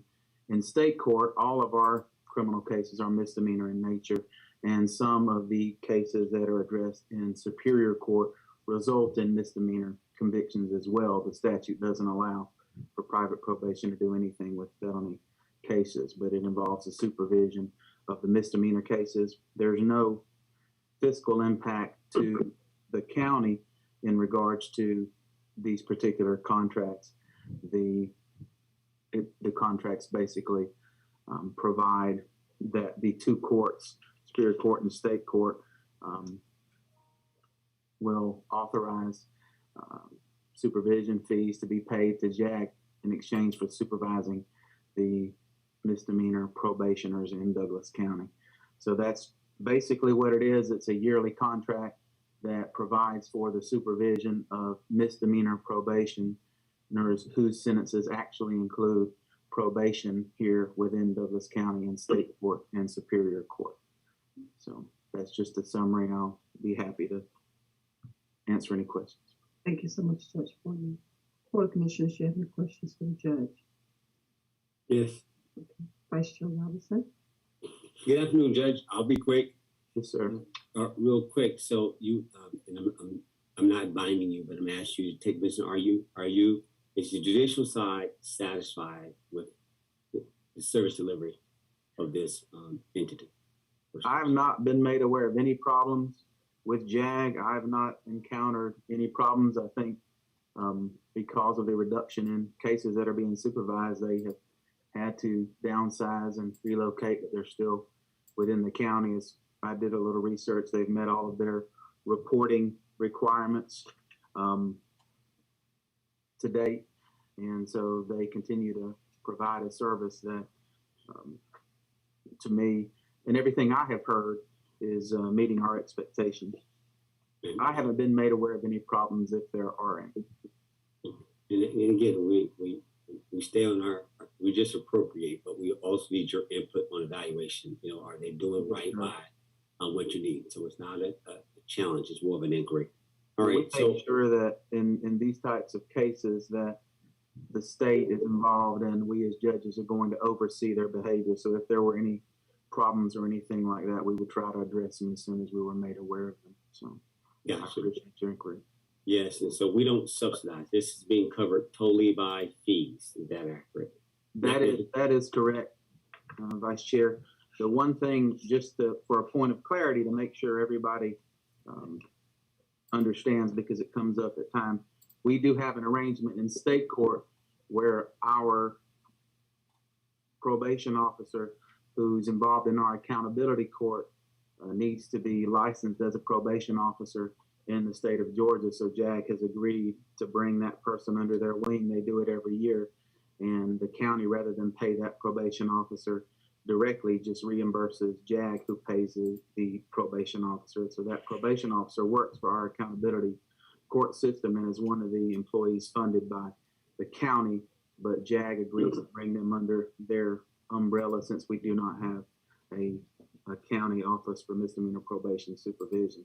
So that's the only involvement of any finances from the county, is that JAG's agreed to cover that position under their umbrella and their licensing and provide for that, and the county reimburses them for that salary. I got you. So how many people are on probation? Again, I'm not asking for accurate numbers, just relatively for the public. How many people are normally on probation, give or take any moment? I have the numbers that I've looked at for the year, and what JAG is reporting as active cases is 534 in state court and 141 in Superior Court. And I think those are the active probation that they've been supervising throughout the year. I got you. And final question is that, and this is your call if you got ready to call. Do we ever want to bring this in-house to manage that, or we think the proper structure is to leave it as is? Meaning, do this type of relationship. I know certain counties have, a formal function in here. I just, you've been around long enough and seen that at different levels. What say of thee at this point regarding that matter? and you're not binding. I'm just Right. Speaking, I can tell you, speaking for me, in an ideal world, it'd be great for us to be able to have this all under the umbrella of the county, but it requires a lot in regards to personnel and space, licensing, insurance, all of that. So it would be something that would need to be looked at for an extended amount of time. But the statute does provide for either contracting at the request of the chief judge for private probation or for the county to pursue having an office in each county, and that's a county-wide decision, but it would involve, I think, a substantial investigation into the feasibility of it. So we'd have to go study that. And please, to my peers, I'm not asking for us to even go after that. We're just asking the question. All right, that's good enough. Thank you, Judge. Madam Chair, I yield. Thank you. If there are no other questions, I will move on to the next item. Authorization, tab number 17, authorization to approve yearly contract with the Judicial Alternatives of Georgia Incorporation, JAG, for the misdemeanor probation services for state court, and authorize the chairman to sign all related documents subject to final legal review. And Judge, Portland, you have the floor again, and I'm quite sure similar to what you just deliberated on. Madam Chair, it's exactly the same. I was really kind of speaking to both of those. You just have to do a contract for Superior Court and one for State Court, since there are two different courts operating in the county. So it's the exact same. It's just that for Superior Court, there are much fewer cases because they typically deal with felonies, but sometimes those felonies are reduced to misdemeanors, or once they're reviewed, the more appropriate charges are misdemeanors. So if there are misdemeanors, the state doesn't supervise those for Superior Court either, so they would utilize JAG services. So it's just two different contracts for the two different courts. Okay, thank you for clarifying for us. Yes, ma'am. Lord, if you don't have any questions, I'm gonna move on to the next item. Judge, I appreciate you coming in today, and I see Judge Emerson up there. I'm waving at you, Judge. Thank you for being here as well. We're gonna move on to tab number 18, approval of the task order 2021-6 with Atlantic Coast Consulting to apply for 2021 Hazardous Waste Trust Fund to receive a possible refund from the state in the amount of $10,000 to between $10,000 and $30,000, and authorize the chairman to sign all related documents. Director Heath Coward, there you are, Director. You have the floor. Yes. All right, Madam Chair, Board of Commissioners, this is the Hazardous Waste Trust application fee. Is basically, we've already baked it into our budget for 2021, and so it's there. We've done it once before, and we got back right at $36,000. So it's just a repay. We have ACC fill out the paperwork. It just basically tells them a summary of what all we've done, corrective action and expenses, and then the state EPD will look at it and say we have money that can be reimbursed. So usually $4,500 spend out, we get paid $35,000 last time. So that's it. Any questions? Okay. Board of Commissioners, any questions regarding this? Is this just a routine matter, but certainly want to yield to allow you to ask questions if you have any. Already in the budget. Okay, it's already in the budget. You answered. Okay, we're going to move on board if you don't have any questions. We're moving into the Jetsons age, which is tab number 19, which I'm real tickled about. It's approval of an agreement to install electric vehicle charging stations at the courthouse in the amount of $7,050 to be funded through the contingency funds, and authorize the chairman to sign all related documents. Director James Worthington. And thank you so much, Heath Coward. Yes, ma'am. Good morning. Good afternoon, Madam Chair and Board of Good Commissioners. afternoon. As you said, this is for 4 electric vehicle charging stations that will be located out in front of the courthouse. This is a cooperative agreement with the Georgia Power Company. They'll be handling the installation cost. We'll have to buy the actual chargers. They'll take care of the installation, and then Mark Price and his crew will take care of doing the striping of the 4 parking spaces. Right now, we're looking at about $7,050 total cost. These are level 2 chargers. That seems to be kind of the commonplace everybody's going to now. So Georgia Power's done this with a number of different cities already, counties throughout Georgia. So it's nothing new for them, but obviously it's new for us, and we're excited about it. Okay, thank you. Let's just have, before I yield to the board and ask if there are any questions, certainly you said 4 spaces. I'm hoping those 4 spaces are not going to be replacing the spaces for our seniors. The board and I really respect our senior citizens, and we have a space out front for them. We're not going to take those, are we? It will be 4 spaces. It's the furthest ones from the front door that are up front. I believe they may be handicapped spaces. I don't think they're marked particularly for seniors, but if they are, we can restripe out handicap elsewhere. But the charging spaces have to be in a particular location because there's a power meter already right there next to them. So we're kind of limited to the location so that we can get power to it. Okay, I will ask that if we have to eliminate any space handicap or senior, we could just still reserve some other spots to make sure that we have that's Certainly. close to the courthouse that Certainly. will replace what you all are making your adjustments on. Just want to make sure that the handicap and also those who are disabled, I won't say handicapped, disabled, and also our seniors, my seniors, having the ability to park and not walk 2 miles to the courthouse. Sure, So you will certainly. make those We adjustments. will definitely do that. Exciting news. Board of Commissioners, do you have any questions for James Worthington? Okay. Commissioner Carthen, Thank you. you're welcome. Good afternoon, Director Worthington. Good afternoon. Hope you're doing well. I'm getting better. Thank you. Yes, all. she's getting better. My question to you is, how many electric vehicles are we already using at the courthouse? So we don't currently offer any charging at the courthouse. So this will be a new offering. So we're excited about it. I don't really know what to expect, because it's kind of a new venture. But I'm sure it will get utilization. This being a level 2 is kind of it's a mid-grade charger. So it can do a full charge in the course of a few hours. So you could get a half charge in an hour or whatever, something like that, depending on the vehicle and the range of the vehicle. But so folks that come in, say for, court or any other services could charge their vehicle while they were here. So It's exciting. And do we have any in our fleet that are electronic? I'm not aware of us owning any electric vehicles in our fleet. Director Cowart could probably answer that, but I'm not aware that we have any yet, but I'm sure we will in the future. Okay, that's all. Just wondering. Thank you so much for that, Madam Chair. You. Great, thank you so much, Commissioner Carthen, and thank you so much, Sure. Director Worthington. Thank Good you. news about the Jetsons age. I love it. That's right. Bringing Madam them Chair. forward. Commissioner Mitchell? Yeah, just one, James. So quick question, James. How does that work?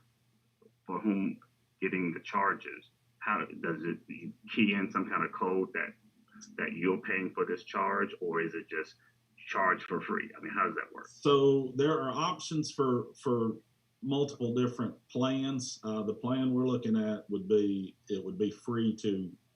It'd be the county providing a service to the user, so it would be free for the user to come up here short term and do that. When you get into long term and kind of pay as you go, you have to install a good bit of infrastructure and network infrastructure so that those folks can pay for that, and that adds tens of thousands of dollars in kind of the data and network infrastructure. So if we cover the cost, then we don't have to mess with that. As far as the cost goes, Georgia Power says they would expect it to be a negligible amount on our power bills each month, probably go unnoticed. Okay, that's interesting. So it's like, I guess I kind of looked at it from the mere fact of getting gas. I mean, I'm assuming we pay for our own gas. So not that it's nice that we're going to provide a service of this caliber, but I'm glad to know that we're providing a free service to the citizens of Douglas County to come up and get their cars charged. And how many charging sites or stations will there be? There'll be 4. 4 charging stations. Yes, sir.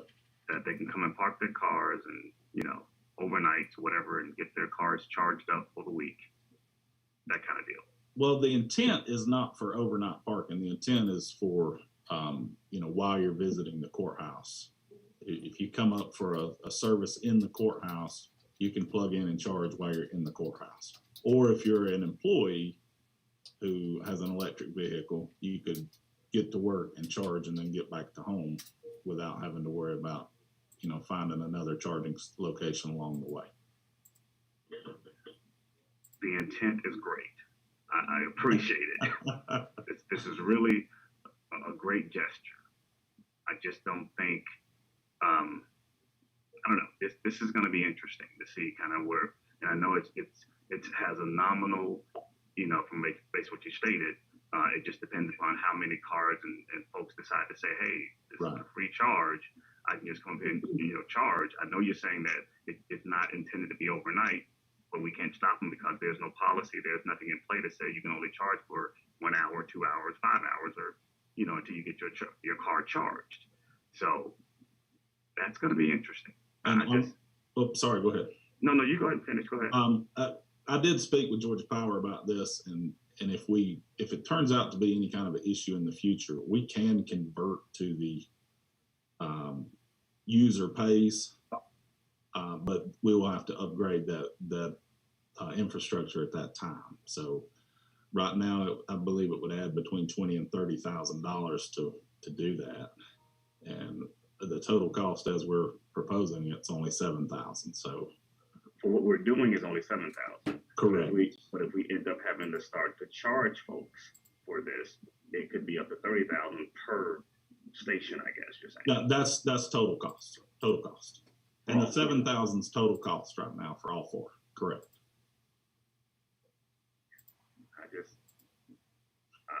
I'm weary of this because I don't want to start something that we can't finish. But I hear you. I mean, I love the intent, and I think it's a great idea. My only concern is if we have to change it for whatever reason, then it goes into a cost, but we're already going to incur the cost. So I guess now, are you budgeting this particular nominal increase to your budget for these 4 stations, or is it budgeted, we paying for it where? It would just be on with the courthouse power bill. So the monthly courthouse power bill would include this. And we're on a negotiated rate at the courthouse, so we get an extremely low power rate for electricity usage. So it would be included in that. I got you. And so we won't even know kind of really what it is because it's nominal. And it's just going to be kind of just spread it out within the bill we got. So if it went up $20, it would just go unnoticed. Correct. With the hopes of people not just actually going and using this as their charging station to not, pay for their gas or their car portion of what they need to kind of drive in the electronics out of the car. So I don't know, Jake. This is a question mark for me. Not that I don't want us to do and provide the service. Sure. But you see you understand my Oh, absolutely. If we can do a policy, I mean, we can put signage out there that there's no overnight charging. And I get it. Overnight charging or during the day, okay, I can still park my car off and charge it. But I should be at the courthouse is what we're anticipating is that people are going to do the right thing. Come up here to the courthouse and see our judicial guys and come back and get their car charged for 15 minutes or an hour. And then they're going to leave. That's what we're anticipating of people doing the right thing. That's correct.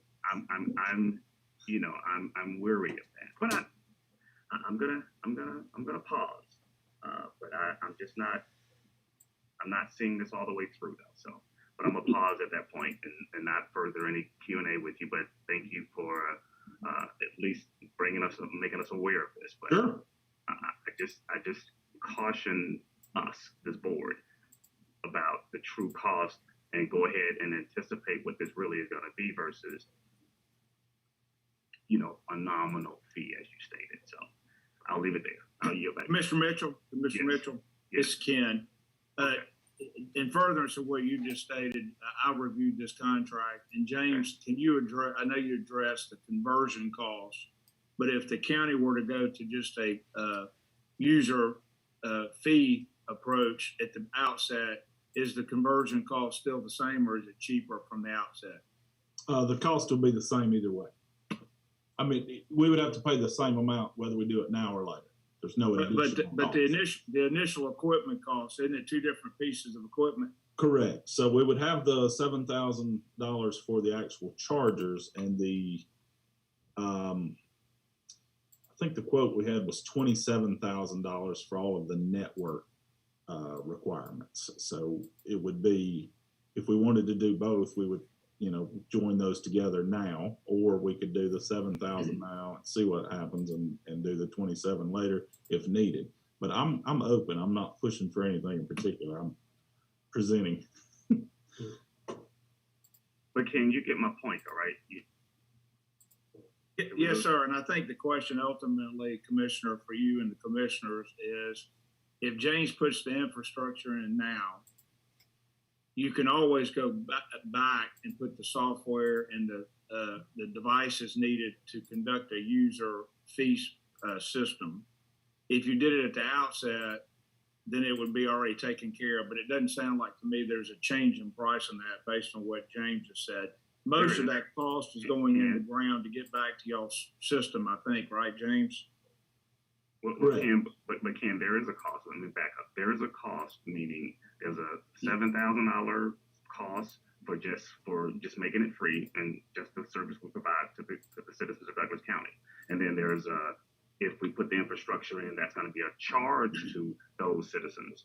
Then that infrastructure comes at a cost of roughly about $27,000. Am I correct, James? That's correct.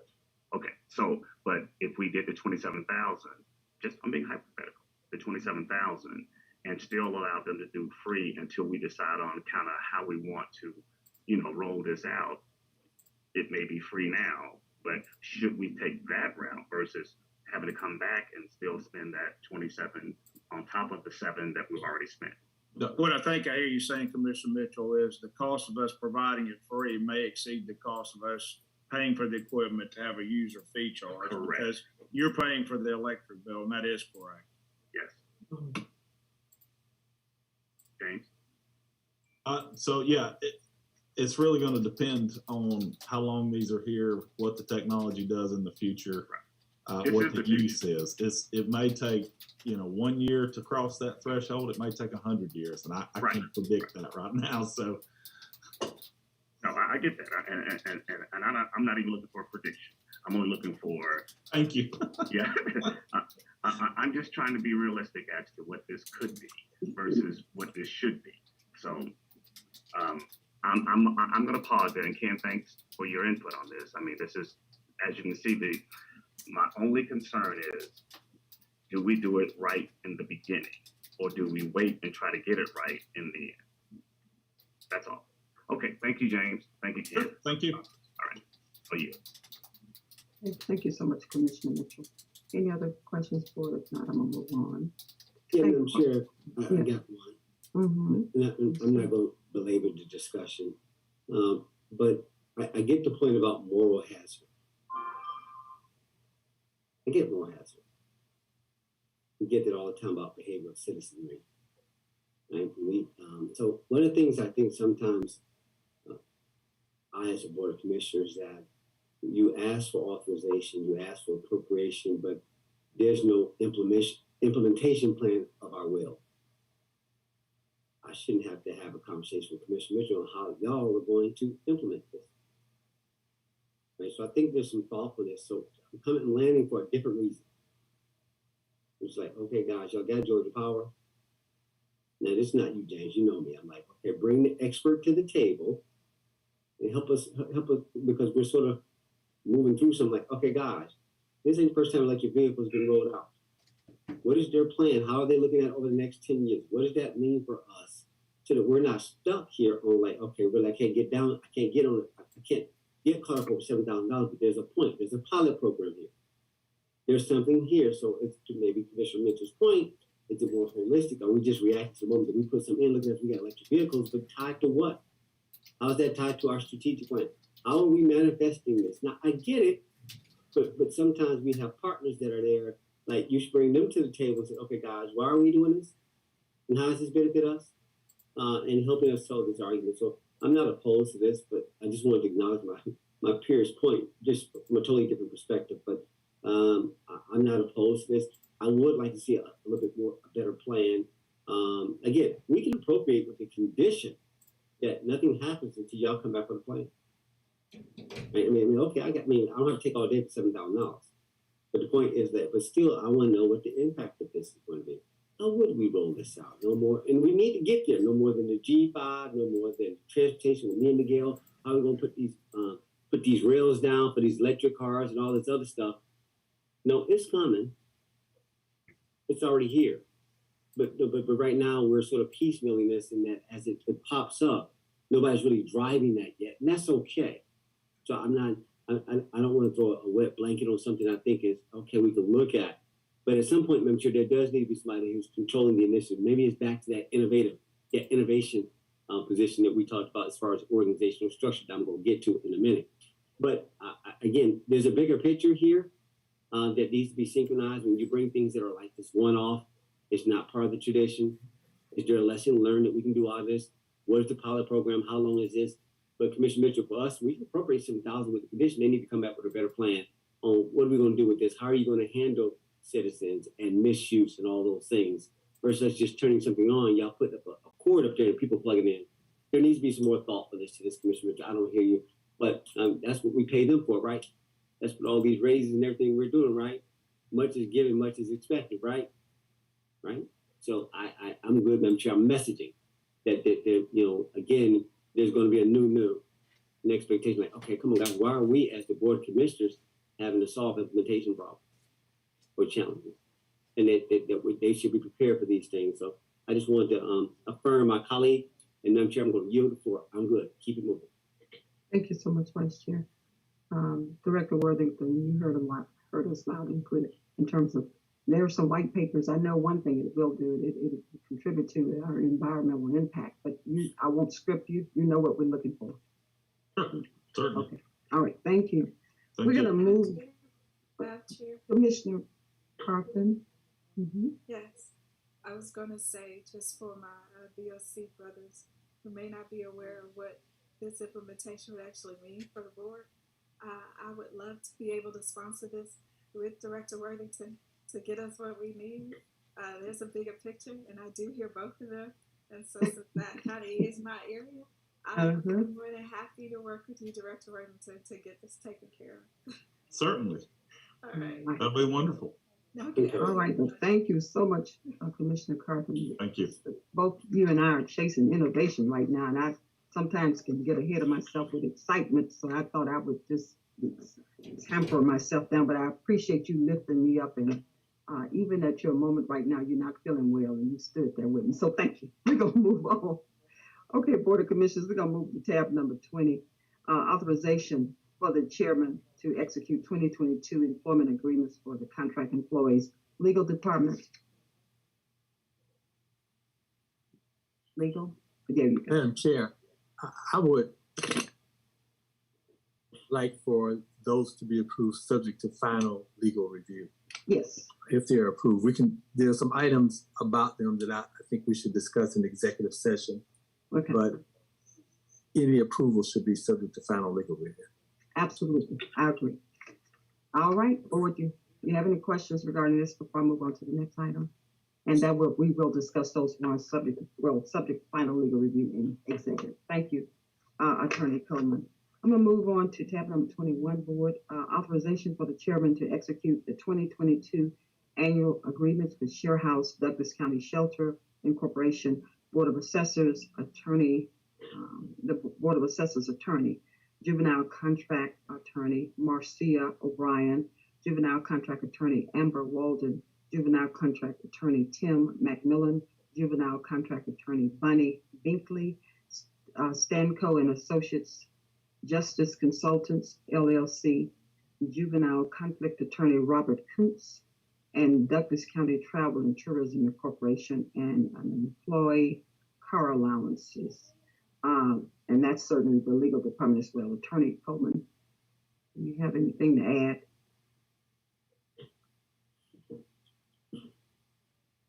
You're on mute, attorney. Sorry, nothing to add, Madam Chair, but again, subject to final legal review. Yes, we will. Clerk, did you hear that? We just want to add for our script tomorrow, subject to final legal review. Yes, ma'am. Okay, we have it, Attorney Coleman. Thank you. Taking note. Any questions forward? Okay, we're going to move on to tab number 22, approval of Emergency Operations Center audio visual upgrade at an estimated cost for phase 1 of $71,374.97 to be funded through the EMA's existing budget and authorize the chairman to sign all related documents. Director Milholland, you have the floor. Yes, the audiovisual equipment that's in Emergency Operations Center is becoming end of life. We've had several situations in this year where we've had classes and stuff failed that with the audiovisual system. We had to make arrangements to get through the process of that day. And we found that originally, when the pieces would go out, we could order new parts, but now we're having to buy some of the parts, or the vendors have to buy the parts on eBay and other places if they can find them. So this year I had enough money in my budget to go ahead and try to do a first phase of upgrading our equipment in there. And hopefully next year, if it turns out at the end of the year, I can do the other room. But we're just asking that use the money in my budget to upgrade the equipment in the Emergency Operations Center, the audiovisual equipment. And Thank you so much. I'm sorry, Director. You were still talking. I apologize. Are you finished? Okay, good. Okay. Board of Commissioners, do you have any questions for Director Milholland? Director, thank you so much. This sounds like it's budget neutral. It's already in your budget, the dollars. All right, Board of Commissioners, tab number 23, approval of a contract with CMES Incorporated in the amount of $19,696. Okay, I believe it's a little typo for the number, 90 cents. That's what I'm assuming for construction. I'm sorry, no. $19,696,149.90. My eyes were playing tricks on the board. For construction of the Lee Road widening and construction project, phase 2, P1004428, to be funded from 2016 SPLOST funds and federal funds allocated to the project, and authorize the chairman to sign all related documents. Director Miguel Valentin, and I'm so sorry to excite you with 19,000, it's 19 million. Yeah, you almost gave me a heart attack there for a minute, Chairman. This is indeed an exciting day for me and for the county. We are finally able to move this project forward now. As we've talked about over the last couple of years, perhaps some of you over the last decade or so, this project started in the early 2000s in design. Because of funding consideration, we were not able to move it forward. We now have finally gotten approval from GDOT to award the project for construction, 2.5 miles, about $20 million construction cost, plus additional costs for other peripherals. And with design is over a $30 million overall project. It is, to my knowledge, the largest project that's been handled directly by the county in the county's history.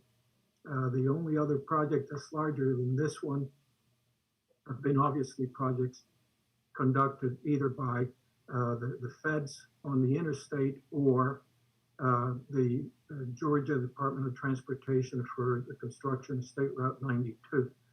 But this is a project that the entire process, the design, right-of-way acquisition, and now the construction is being managed by the county. Luckily, over the last several years, Madam Chair, with your support, the Atlanta Regional Commission has awarded us additional funding on the federal side. And so out of the total cost for the project, we are anticipating that $14.3 million are going to come from state or federal funds. With that, there is sufficient funding allocated in the 2016 SPLOST for this project to be able to move the process forward and get this project under construction and finalized. It is a 2-year construction sequence. We will have a consultant monitoring, doing inspections, monitoring the construction, coordinating the utilities. However, county staff will have oversight over the process the entire time. So again, a very exciting day for me personally. I was real excited about a little over a year and a half ago, had the project close to the finish line, but I got tackled by a running back and fumbled it at that time, unfortunately, but now we're there. And so if it's the board's will, we can move the process forward and get it constructed. Thank you so much, Director Valentine. This is a great day for Douglas County, considering this is the largest project in Douglas County's history to go forward, and my heart is warmed.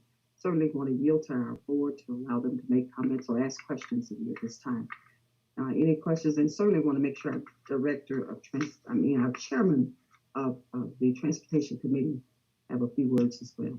Vice Chairman Robinson, if you would add something to this discussion. Since you asked me, I was going to let it pause because I think Miguel did a very good job, and we've been talking about this quite some time. And obviously, this precedes even our administration. It's not just about the largest project in the county. I mean, those are great narratives, right? Look at me, look at me, look at me. What's important is the benefit to the citizens that we're dealing with this mobility. This is our southern arterial highway. It's about moving people. Right? It's about getting them to where they got to get to. And it's important that we're talking about 19 million. Right? You had to advocate for this. You had to advocate for economic development. You had to advocate when the prior administration, when we dropped the ball, not before you, Miguel, we let the original grant slip for not paying attention. That doubled it from 12 million up to what? 20 million. Right? So don't get me wrong. This is something for guys who's that important. We have to stay on this thing. And this is a very, very important project from the counties moving forward. I mean, obviously, we're going over to Beaumar. We're ultimately going to get to Chapel Hill. This is all part about reshaping at least the county as it relates to mobility, but also in my district, that traffic is horrendous. Right? So this is something that citizens have bought into through master plans and area plans. Like, citizens, we're coming. Right? Your voice has been advocated, and here you are. I mean, think about it, guys, 19 million clip. You got to advocate, right? For economic development, transportation begins economic development, begins to shape your quality of life. You get your movement, as opposed to everything going north and south, you now get to go east and west. And so this is the beginning of a new. Yeah, Miguel, it's been long and hard, and it takes what it takes. So I just want to acknowledge that, yeah, I can sit here proudly saying, okay, we've been working on this a long time. Not as long as Commissioner Mitchell out there with 92, but duly noted, but it's been long enough to see it, both those projects at that point come to pass. So again, we're moving forward, moving out of yesteryear, moving out of those cow pastures that were once dealt us. And now we're moving forward to sort of putting our thumbprint on how infrastructure will go going forward. So I just want to make those comments, and it is what it is. It's a vote of the board, yes or no. We'll go from there. Thank you, Madam Chair.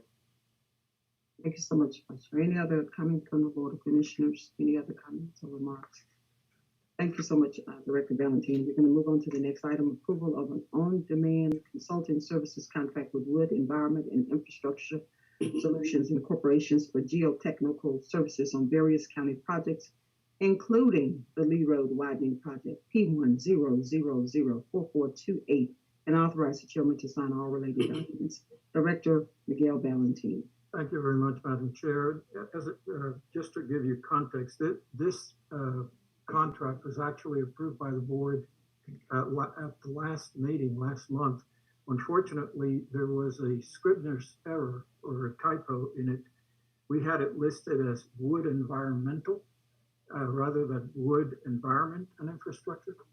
And so because of that, it was the recommendation of legal that we bring it back to the board just to cure that scrivener's error. So the contract itself carries zero value. It is the on-demand portion of it. There will be a task order for those services for the Lee Road project and other projects brought to you forward at another meeting in January. Okay, thank you so much, Director Valentine. Any questions, board? This is just a simple measure of correction. And appreciate our legal department for being so clear and concise with finding mistakes. That's what we have been for, so we really appreciate them for identifying the error.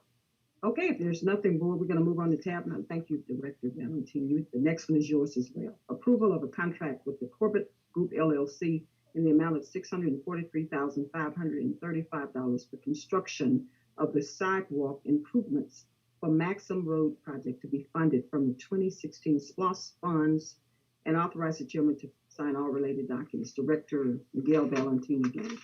Thank you very much, Madam Chair. Yes, this is yet another project that we're able to move into the construction phase. We're just about wrapping up the improvement project there at Maxim and Thornton that was funded through state funds and county support. This will pick up the sidewalk from there and carry it all the way to Old Alabama Road, that intersection, where it will tie in with an improvement project, sidewalk project that Cobb County has.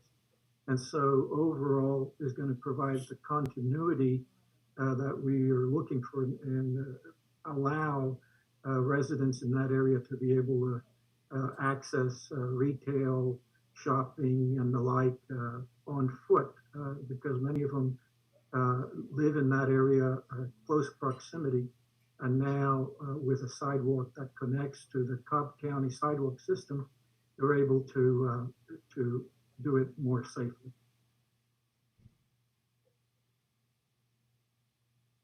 Thank you, Director. Board of Commissioners, any questions regarding tab? On the tab, number 25, Vice Chair. Yeah, thank you. Again, I do want to acknowledge the Board of Commissioners' support when we amended the original SPLOST list to include the Maxim Road reconstruction. This is a supplement to that, obviously that project, which is the extension of the actual sidewalks.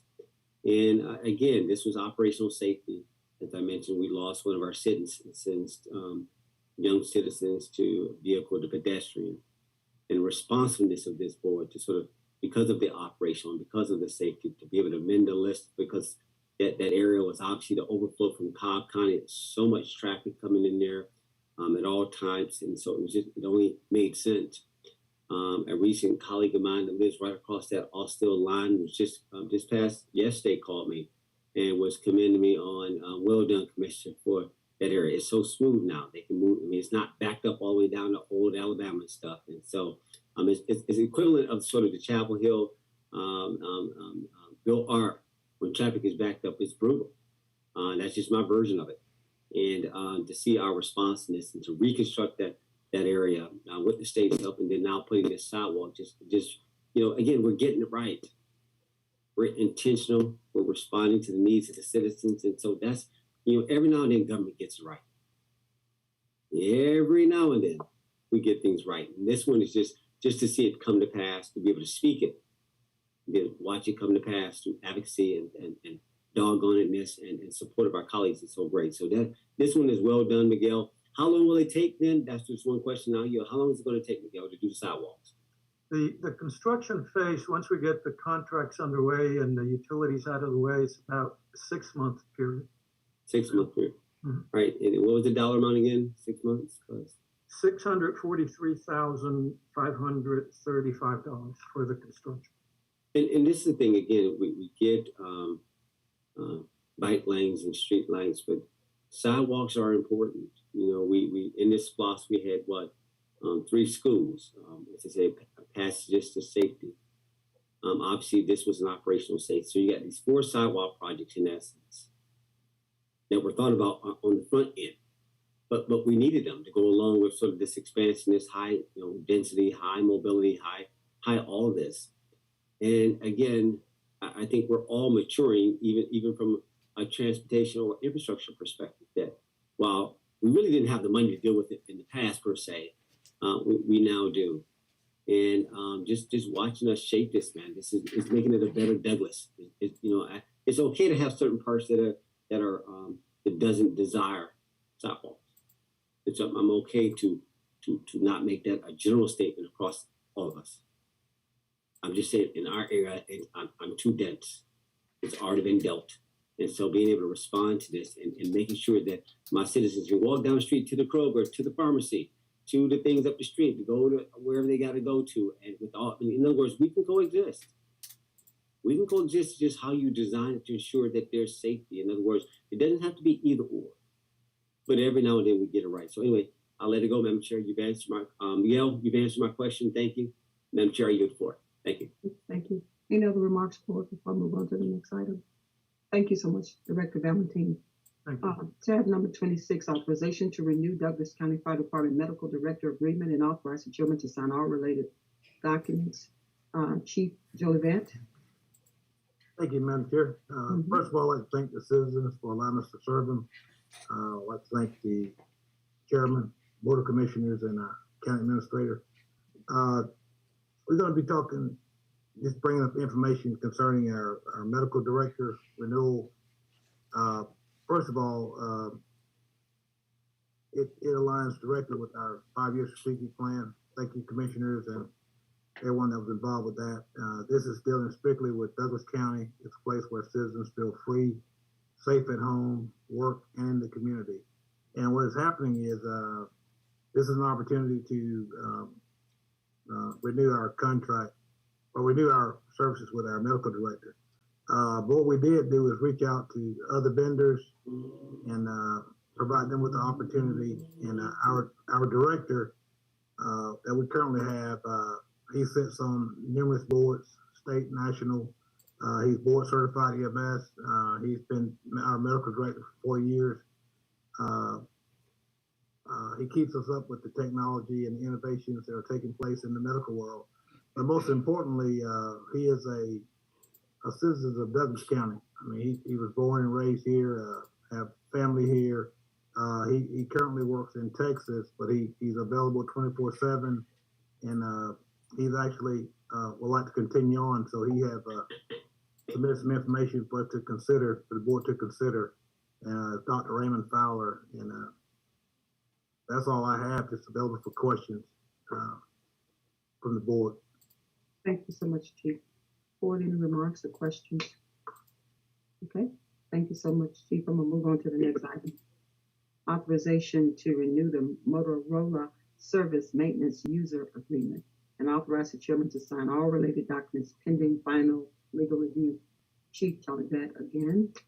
Yes, ma'am. Again, thank you, Madam Chair, Board of Commissioners, and to the citizens. Thank you for allowing us to serve you, County Administrator.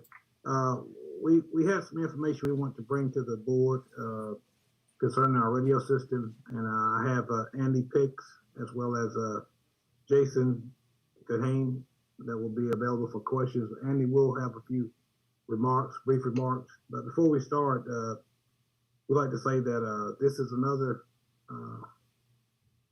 part of our strategic priorities where it strengthens our resiliency for our critical infrastructure. So we're gonna start with Andy. Are you on the line?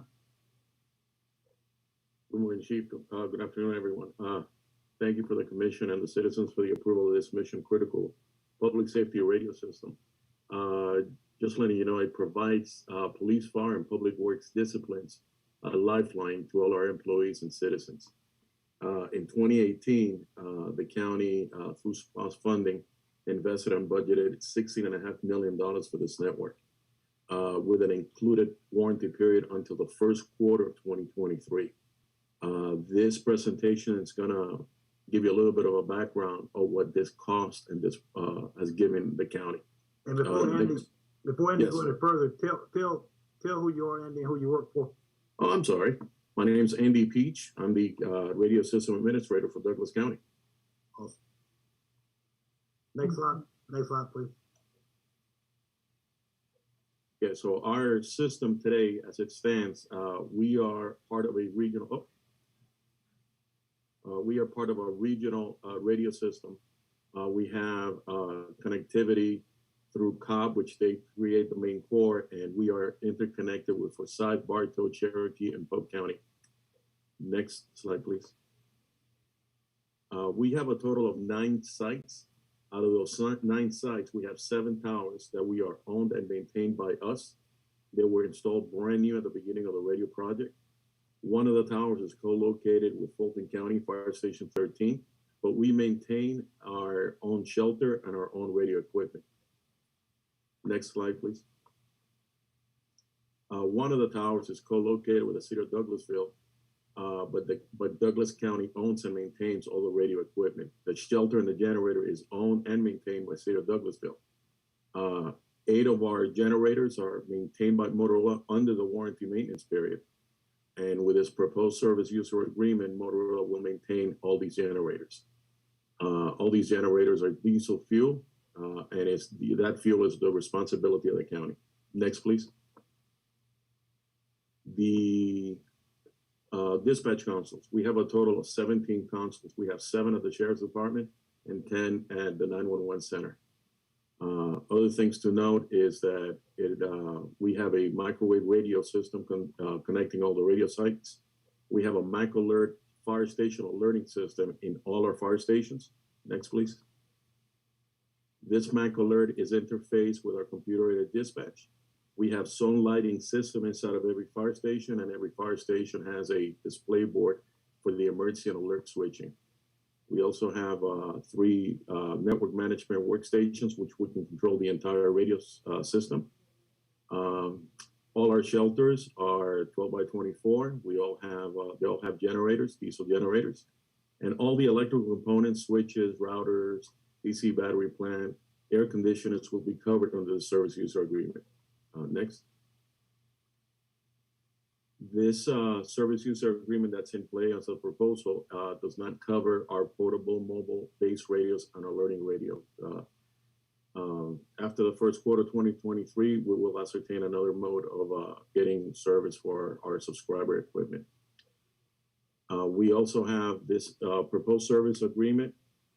It's to extend our maintenance service period after 2023. However, the proposals and options that we have in play are based on 2018 pricing. So I think there's a next slide with the options available. Let me show the breakdown, Rick. Phyllis. Can you move to the breakdown slide, please?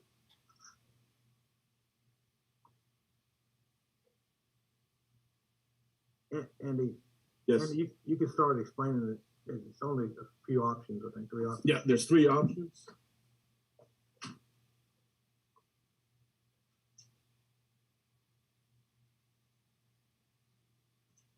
Okay, so there's 3 options. We have option 1 is a 12-year agreement, which cost is $8.5 million, which the average cost per year on a 12-year is $708,000 and change. We have a cancellation fee of $58,000 and change if we decide to not go with the 8 point after we sign a 12-year. The option 2, it's a 2-year, which before 12/30/21 is 1.9, and I can get you the numbers more direct, but it's 1.9, almost $2 million. After January 1st, 2022, it goes up about $300,000. And option 3 is a 4-year, which is a 3.871 and change. And after 1/1/22, it goes up to 4.25. We can break it down, and the savings are you can actually see the difference prices, and these are the 3 options that we've been given by Motorola. And basically, what we're saying is this is just some options that are on the table. 2017 pricing will increase December 15th, is it? Yeah, after December 15th, the pricing goes up, yes. And then we're fine until 2023, but if we decide to look at these options. They're on the table for us to look at, and we just want to bring it to the commission's attention. They can look at those figures and pricing, and also to the community. Are there any questions, my Board of Commissioners? Board of Commissioners, at this time, do we have any questions or remarks? And thank you so much, Andy, for such a thorough presentation. That was wonderful. Any questions forward for either Chief Jollyvet or Mr. Andy Pitts? Okay, sounds like the board is just wanting us to keep pressing forward by just they're not responding. So I'm assuming everything is okay. No questions. We're going to move on. Thank you so much again, Chief. Madam Chair. Can you hear me all right? I can hear you. This is Ken. I think that Michael may have had to jump off real quick for a quick hearing, and he'll be back on. But I do know that he wanted to discuss with the chief and the team the longevity of this contract and what's permitted under Georgia law. It sounds like it was more a presentation for us to consider going forward, but it's not necessarily going to be approved tomorrow. Is that correct? From our standpoint, we just want to present the board with the pricing changes, and it's up to the board to decide what option they like to go with. Doing nothing, we're fine to 2023, but just a option on price changing. Sure. Chief, if you would, I know Michael wanted to have a conversation with you at some point about the longevity and what's allowed. So if the board would defer until that conversation takes place, obviously if it wants to study it or move it forward, that's up to the board. There are a couple of legal hurdles that we need to clear, and I told Michael I would fill in on that regard, but he's going to follow up, Chief. Sounds good. Thank you. Thank you. Thank you so much, Chief. And Board of Commissioners, certainly it's your pleasure, because there are some additional legal hurdles that need to be addressed. And it seems like there's a need for further study. We just to defer this, and this should come before you sooner than later. I'll just leave it like that.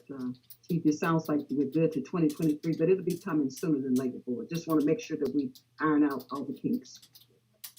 And again, I appreciate you, Mr. Pitts, Andy, and then thank you again, Chief Jollyvet. Madam Chair, I would like to add something.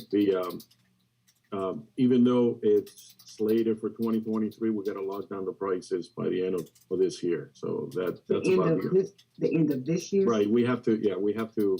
After 2021, the prices do go up, but we're trying to put a placeholder within budgetary for year 2023 for this amount. Okay, well, that changes the game a little bit. Is it legal, Attorney Bernard? Is it any way we can, you and Attorney Coleman can work on this project through the Yeah, I think that, Madam Chair, I don't mind telling y'all what the question is. I also think the end of the year, they always say that, but when the year rolls over and need work, they would consider probably matching the price, is my guess. But I don't want to speak for Andy. It sounds like Motorola pushing to get an end of the year deal on their books. But no matter what happens, the county can't enter into a 12-year deal without some kind of way out annually or subject to funding. And so we know that's a problem, and that's the main focus that we want to deal with. There are things we could put in the contract, but what Michael and I are concerned about is if we put those provisions in, what does that do to the rest of the contract? Because it sounds like the pricing in accordance with Motorola is based on a long-term deal when there may need to be annual ways out of that deal. So I think Michael wants to investigate that. I don't think it's going to be resolved between us and Motorola by tomorrow, Madam Chair. Okay. But I defer. I know the Chief needs what he needs, and Chief, we want to work with you, and I know Michael wants to work with you. Sounds good. Okay. We're happy with that. Okay, you all understand, but we will push it up to the front of the line from a legal perspective, but we just won't be able to put it on the agenda tomorrow. We need to make sure everything is correct. Yes. Okay. All right. Thank you. We're going to move on to tab number 28, approval of an MOU with Douglas County Community Service Board for a mental health award to the Douglas County Task Force for Family Balance in the amount of $50,000 and authorize the chairman to sign all related documents pending final legal review. Our Chief Operating Officer, Ray Likert from the Community Service Board, are you on the line? Yes, I am, Madam Chair. Okay, would you like to brief the board? Good thing. Good afternoon, Madam Chair. Good afternoon, board members. What this is a continuation of the county partnership with the CSB, focused on behavioral health and social issues and assisting financially to local initiatives. FY21's award was given to Reimagine Douglas Youth Behavioral Health Intervention Services, which was Mark Lawrence, Valerie Barr, and Brandon Penniman, along with Parents Helping Parents, Inc., which was Linda Shepherd, a youth advocacy service program for children with disabilities here in the county. The final reports are being processed right now and be reported by the end of the week. We're looking for the FY22 award to go to Ms. Katrina Harley and the Douglas County Task Force on Family Violence Incorporated. Year to date, this agency that focuses on trauma-informed care for victims of child, domestic, and sexual abuse has serviced over 627 children here in the county. At this time, Katrina, are you online? Yes, I'm here. Okay, I would like for Ms. Katrina to go ahead and tell you a little bit more in depth about her program and what she's doing and how she'll utilize the funds. Good afternoon, Madam Chair and Board of Commissioners. Thank you for having me today. So I just wanted to, I actually prepared a little slideshow. I don't know Ms. Watson received it. Okay. Yes, ma'am. I'll refer to Rick Martin. Rick, I believe I sent that to you. Let me check. Hold on.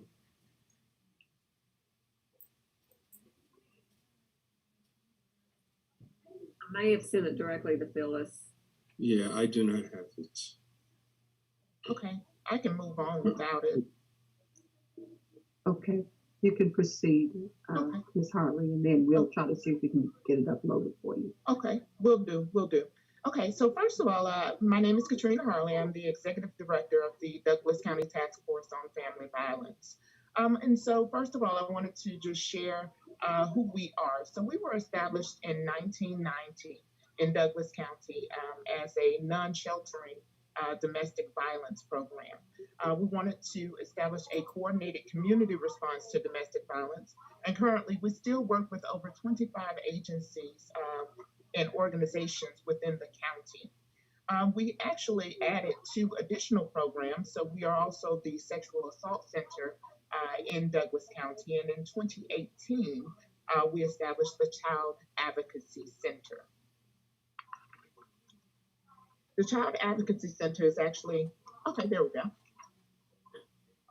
We can start with slide number 1. Yeah, number 1 is fine. Okay. The Child Advocacy Center is actually the program that we will be focusing on for this project.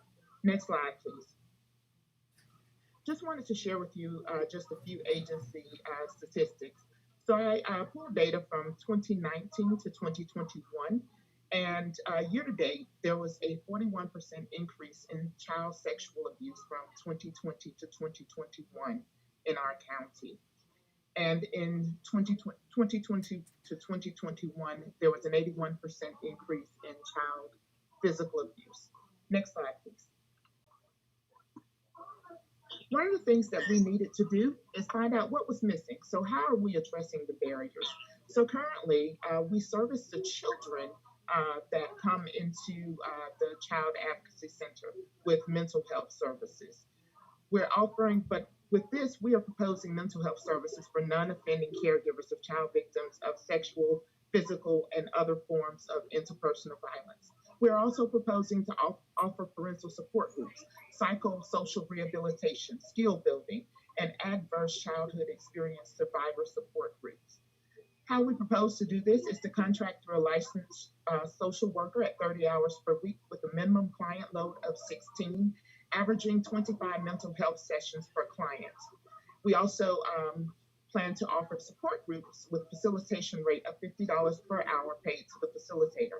All of our services have and always will be free of charge to the client. Next slide. So this is just kind of a little roadmap to how our services are being offered and how we plan to integrate actually servicing non-offending caregivers. The First thing that we do is we receive referrals from either law enforcement or the Department of Family and Children Services for child victims to come into the Child Advocacy Center. Appointments are made through our intake coordinator for both the child and the non-offending caregiver. The family advocate then meets with the non-offending caregiver and completes what's called a biopsychosocial. So at that time, the family advocate is assessing the social factors, the biological factors, and the psychological factors in understanding how to meet the needs of the family. Child victims and our non-offending caregivers will be assessed for therapeutic intervention, and then we will establish evidence-supported trauma-focused mental health services for both the children and their non-offending caregivers. What's important to note with this is that many times with our families, what we find is that the children and the parents both at some point in their lives have been victims of sexual, physical abuse and other forms of interpersonal violence. So what we would like to do is to be able to support the entire family. And number 7 is other supportive services provided for caregivers, i.e. the support groups, and then clinical supervision provided for our mental health folks for ongoing support and training. And then lastly, performance outcomes to be provided to the Board of Commissioners regarding how things are going. Next slide. And so with our deliverables, we plan to offer outcome performance measures. This includes a number of cases, including the production of improved and unimproved percentages regarding the therapeutic interventions. We also plan to establish parental surveys of our services, and then treatment assessments by our mental health professionals at the initial points of entry for the non-offending the non-offending caregivers, at the halfway point, and then at the end of treatment. And all of that information and data will be provided to the Board of Commissioners. Are there any questions? Do we have any questions from the board or remarks regarding this presentation? And thank you so much, Mrs. Hartley. That was a great presentation, very thorough. Yes, Madam Chair. Vice Chairman Robinson. No, I thank you. Again, every now and then, again, government gets it right. I want to thank my colleagues that were here in the past that did the initial appropriation of $50,000 for mental health.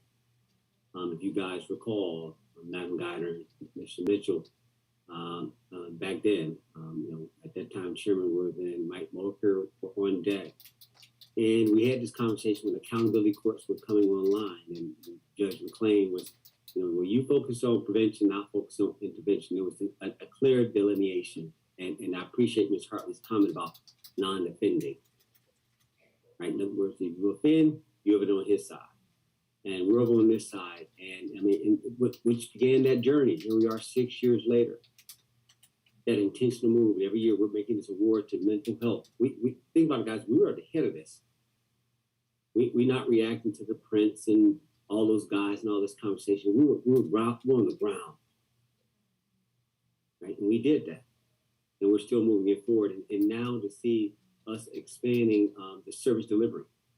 Right? Again, I just looked at the prior agenda, like, okay, share houses, that institutional baked in, getting this award. And it was like, okay, is there anybody else that delivers services beyond just them? I mean, can anybody else use support? I mean, so I'm going somewhere with that comment. Because here is somebody who's been here since 1990. And so my comment to you, Ray, are there other, Director Lightfoot or COO, your title keeps changing on me, but you get it. Can you help me understand how this fits in the bigger picture of what you do? In other words, she's been out there like others. When we had this conversation about social advocacy and those people identifying those service providers, how she fits in the context of what you're doing, and share a little bit about that. We can't go long, but just talk about how this all fits together and why this is appropriate to award this. Absolutely. So, the CSB is not going to be, it's not possible for us to service every single person in the county that has a need concerning behavioral health. They're all going to come into the system one way or another, whether it be by choice, walking through our doors, whether it be by domestic violence call, whether it be by incarceration. So having community partners that are communicating at all echelons together for the overall wellness of a community is imperative. This prime example, as these individuals transition from this trauma model and get immediate help and care, now they connect to us for follow-on support. Those children, when they become adolescents and move on to young adults, they will now fall into the services, but they will see that the system actually can work for them. Their parents can get the follow-on support that they need, such as socio-economical assistance, such as housing, if they need to be separated from a hostile environment. All of these things wrap around together. And so we're actually looking at the true health of the community as a whole and not parceled out. I hope I answered your question. Yes, you did. That's good enough. I can't go long on this one, but thank you again to the current Board of Commissioners that continues to appropriate for mental health. And though it's a small amount, it's only $50,000, it still makes a difference. So I am thankful and grateful for you guys getting behind this. Madam Chair, please allow me to leave the floor. Thank you. Thank you so much. Any other remarks, Board? Okay, thank you so much, Mrs. Hartley. Your presentation again was very thorough, and thank you again, Ray Langford. All right, if nothing else, Board, regarding this subject, we will move on to tab number 29, which is approval of an agreement with Lionheart Consulting Group, LLC, in the amount of $120,000 to be funded from the contingency funds, and authorize the chairman to sign all related documents pending final legal review. Deputy County Administrator Frederick Perry, you have the floor. Good afternoon, Madam Chair and Board of Commissioners. I wanted to bring this agenda item to you. I'm excited about this. As you know, my human resources background, this is a direct investment into the county, into our employees. Our work with Lionheart Consulting over the past year has been very, very productive, and this is a continuation of that, continuation of leadership organizational development activities. Some of the activities that we have planned for 2022 include continued leveraging of our leadership assessment tools, which has been very helpful. Continued engagement with Lionheart, with our senior leaders through executive coaching and other team building activities. One of the things that I'm particularly excited about is the full implementation and integration of an online learning-based management system. As you know, Madam Chair, it's a little difficult to do in-person training with an employee base that's so large. Online training makes that very doable.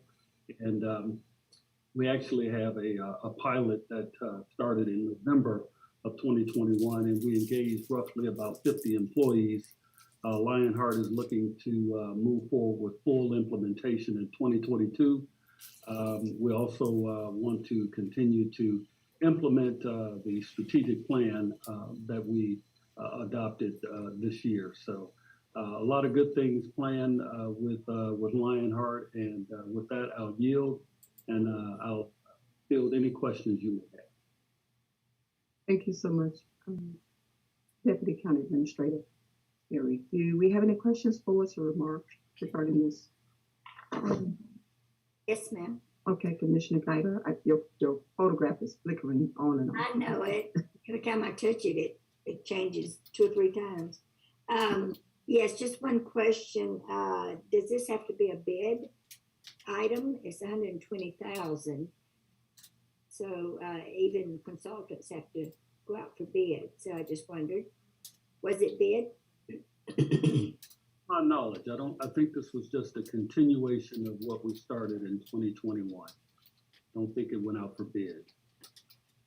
So it's not required to be bid, is that what you're saying? I don't want to say that it's not required to. Well, I'm asking, so. Find that out for you, Madam Guider, and get back to you. Okay, because I mean, procurement's been in the spotlight of many of the commissioners, and they don't want to just keep on keeping on, and so we want to be consistent in it. So I just want to make sure that this is not required to be bid out. Find that out for you. All right, thank you. Are Okay. you ready? All right, thank you so much, Commissioner Guider. Any other questions for it? Okay, we're gonna move on to the next item and Deputy County Administrator Perry, you will let us know something, whether this should be bid out, and then we'll know which direction we're going tomorrow. Okay, thank you. We're gonna move on to tab 30, approval of the agreement with Teal Marketing for social media services in the amount of $20,052 and authorize the chairman to sign all related documents. Commissioner Robinson. Yeah. Mhm. Madam Chair, I'm gonna go back to previous question. I'll respond to the Lionheart agreement. At the time that it was originally presented to the Board of Commissioners, it was asked for a year contract, which was a mid-year. A condition that was put forth by one of the commissioners says, well, let's just see how it works at the end of the year and revisit it. So this is a continuation of that. And the board is allowed to sort of revisit it, but it was asked for a year. A condition was like, okay, look, because the work wasn't complete. The work was like, let's see what you do for the first 6 months. Let's see the impact that you have. Let's see what this planning process is going to be, which obviously I'll let you determine your own, how the planning process went and what we did from a leadership development, right? So then here we are, we're in that midpoint evaluation, and do we complete our work? And so that was the difference between the two. Right? So that contract had already been discussed and vetted, and I'll leave it at that. Brad, make sure you get their answer. I'm going to keep moving. I was debating on whether or not I wanted to weigh in or wait, but I figured I would at least give context to, well, don't forget that now, because sometimes we forget how we started something. All right, so Anna Teal, again, one more time, this is something that I'm advocating for social media. I continue to, one more time, look toward our communications group to ensure that District 2 voice gets out there. This is part of, and again, we're going to be talking about this as far as our ongoing annual budget. Well, we're basically, in my opinion, we sort of got a little laryngitis going on in our media group. And it's not at the level that I need to be from a District 2 perspective, which is why I tend to like rank every now and then, I got to get stuff done. I took this off the agenda to your point because it's less than $25,000. I put it on the agenda just for transparency. And no, I'm very serious about getting the message out. Right, a very dedicated resource to ensure, like, okay, let's make sure this is consistent. It's not going to be shared. It's not going to wait in the queue. Get the message out. Be focused. So this is important for also as part of constituent services, ensuring that we amplify the voice, ensuring that we're very focused. So again, I won't belabor this. This is probably what my second year, going into a second year of using this. I do acknowledge that, well, Madam Chair, if your staff could handle us, we may not have to have this. But in the absence of that, we're silent. Yeah. And that I cannot accept, and work with my citizens being able to do that. So I just want to make that point. I ask the board to continue to support this. This will come respectively out of the operating budget for District 2. Madam Chair, I yield. Okay, thank you so much, Vice Chair and Board. Certainly, as we continue to try to make adjustments and enhancements in our communications department, I know this is already within District 2's budget for Vice Chairman Robinson, but he said he wanted it on the agenda for transparency purposes. But we are having some challenges at this time, and we're just trying to amplify our equipment, get everything refurbished, re-enhanced, and then bring on the new. So appreciate our Board of Commissioners' patience, and certainly we don't want to delay social media and any communication tool that may need to be available to our commissioners. So my apologies on just our equipment being adequate, but we are moving. We're trying to get there, and I know Commissioner Mitchell echoed that as the chairman of communications, or communications. All right. Is there anything else, Commissioner Guy? Yes, Madam Chair. I guess I need to address this to Commissioner Robinson. You're saying this is part of your operation expenses. I thought we were limited to 10,000. Well, on the agenda. Pardon? Right, well, here's what we have. We're limited to 10,000. But we have a new budget that's being presented tomorrow that this would be part of. Pay attention to how it's fitting together now. This will fit within that $50,000 operating. Think about what our budgets are that were being proposed. Our base was $40,000 initially, plus 10,000 was the spread for operating. Right, that's 50. Right now we increased the salaries of the aides. Right, so that's what the new 50 is, to accommodate all that, ensuring we have operating. And so it fits within there. There's operating, there's salary, and then of course you can throw our $6,000 of expense in there as well. So the budget for the district commissioners will map any other department or constitutional officer an exact structure. Okay, so now you have our salary in there, our aide salary in there, our expense report is, our expense account is in there, and our operating budget, which will cover all of our travel, such as transportation, like transportation, travel, whatever you want to call it, ACCG, etc. And that's the whole point. Let's get, as opposed to it all being buried and hidden over in something that's basically 110. Like, no, here we are. Each one of us are independent. It has its own budget. We can make our decisions just like any other elected department head. So I hope that answers your question. Well, so you're saying, let's see, in the budget is 59,000. It's been put up to 122,000, right? No, I said you that. I'm not going to have this conversation about what it is. Talk to Director Miller about what's being proposed. I would suggest go that route. Talk to her. She'll explain what's being presented. And I think that would be in a better position to explain what's being accomplished. So, but this 20 will fit within that. I'll just keep it there. I'll let her explain that.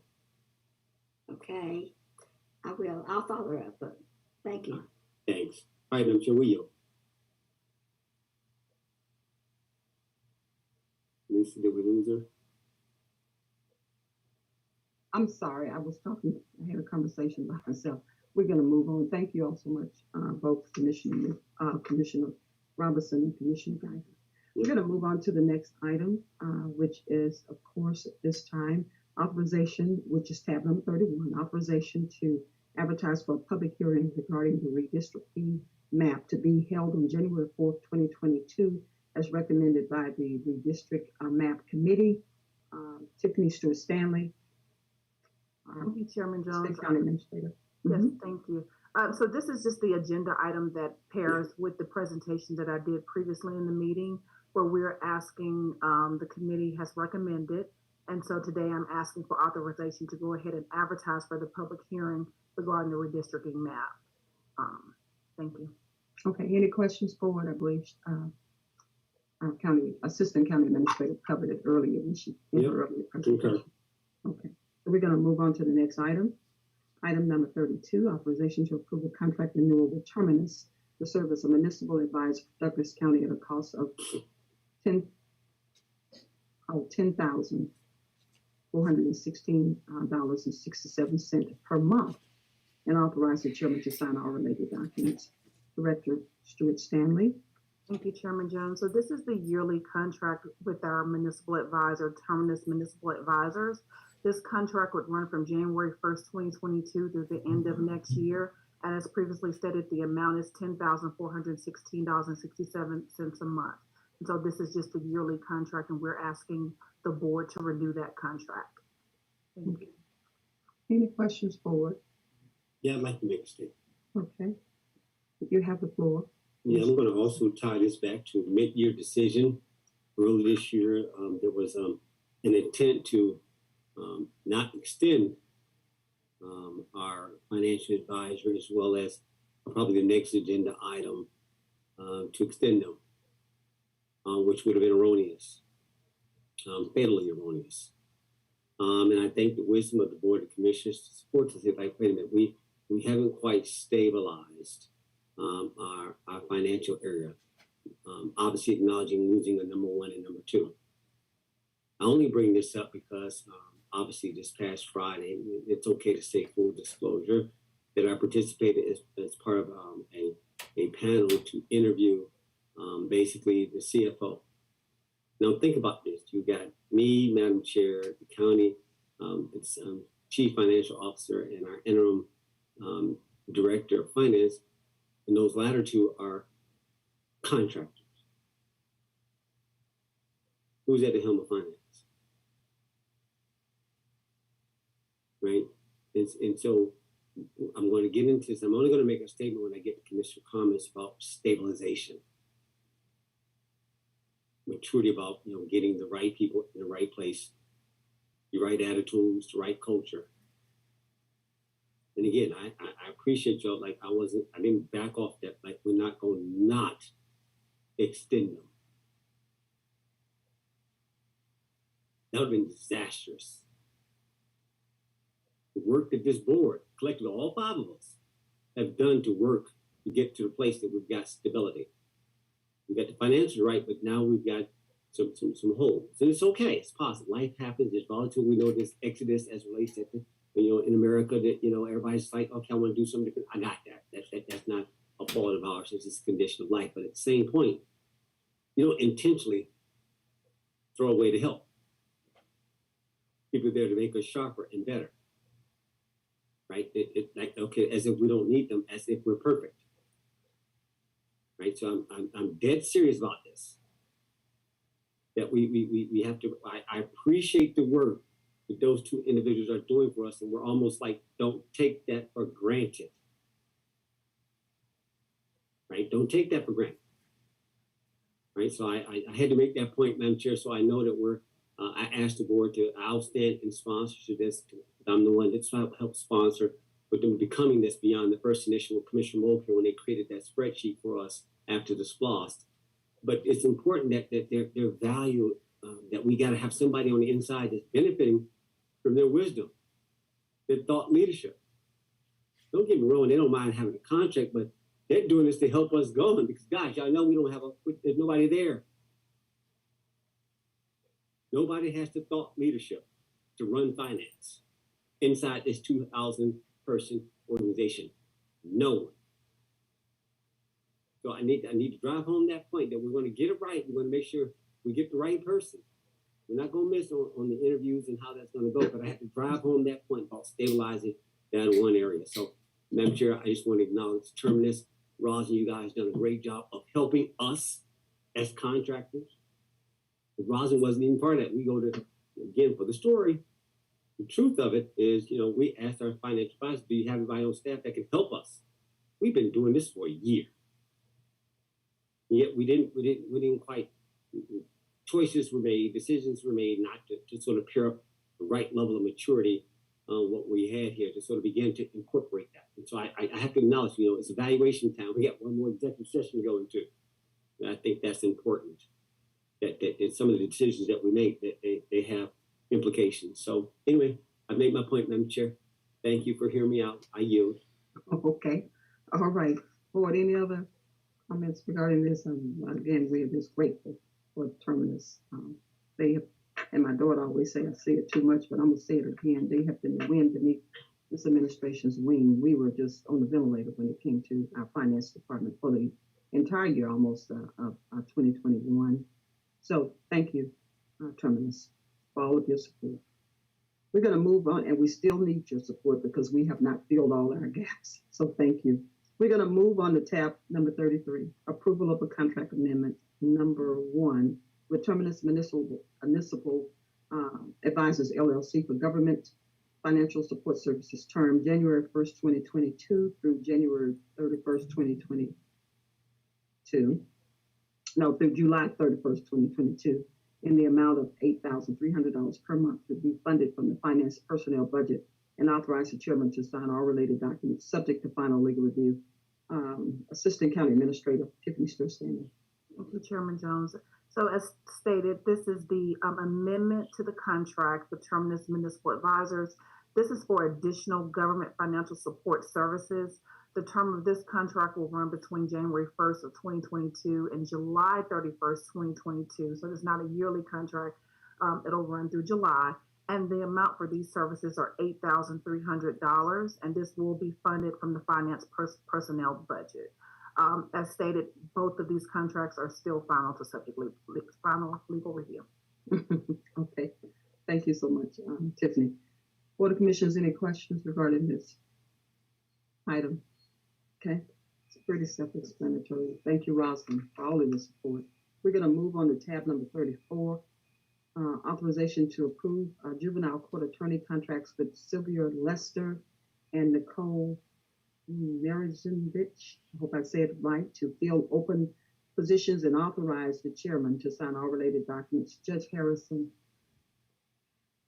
you have the floor. Hello. You. Hi. Yeah. So we have a total of 8 contracts, 5 of which y'all addressed earlier in number 21 on the agenda. We had 2 new applicants to fill 2 of the roles. So these are new attorneys to us under the contract provisions. Ms. Sylvia Lester has been working in juvenile court for a very long time, but not under a contract.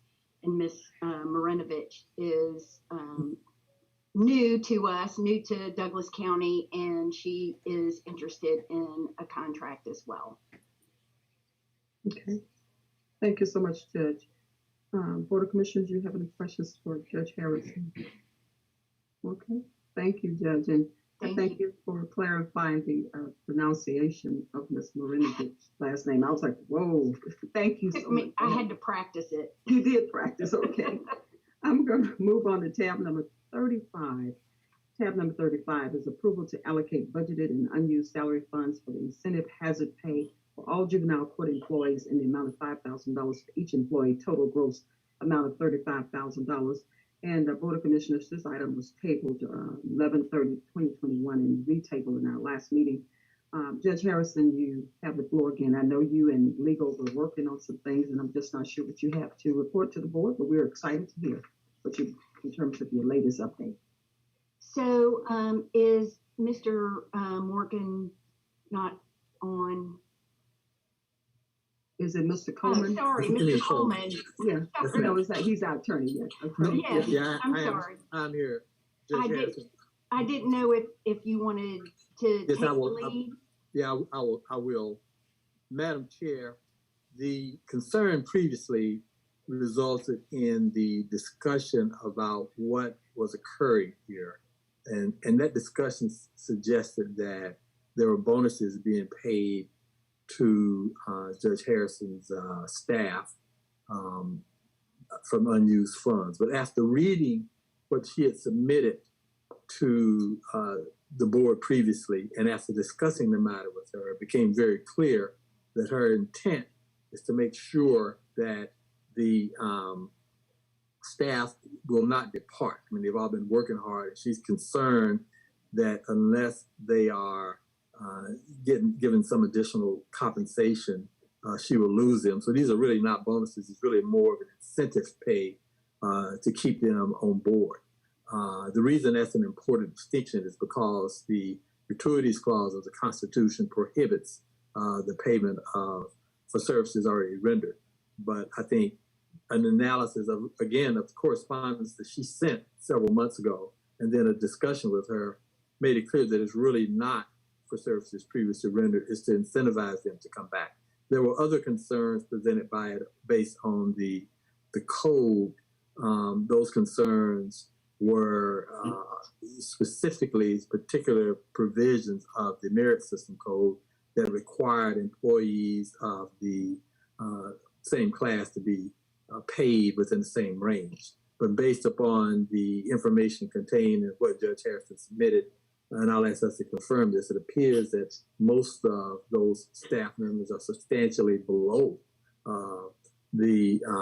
what other comparably situated employees are, and people in the same range. So they would be on the lower end of the range, it appears, based on what she submitted.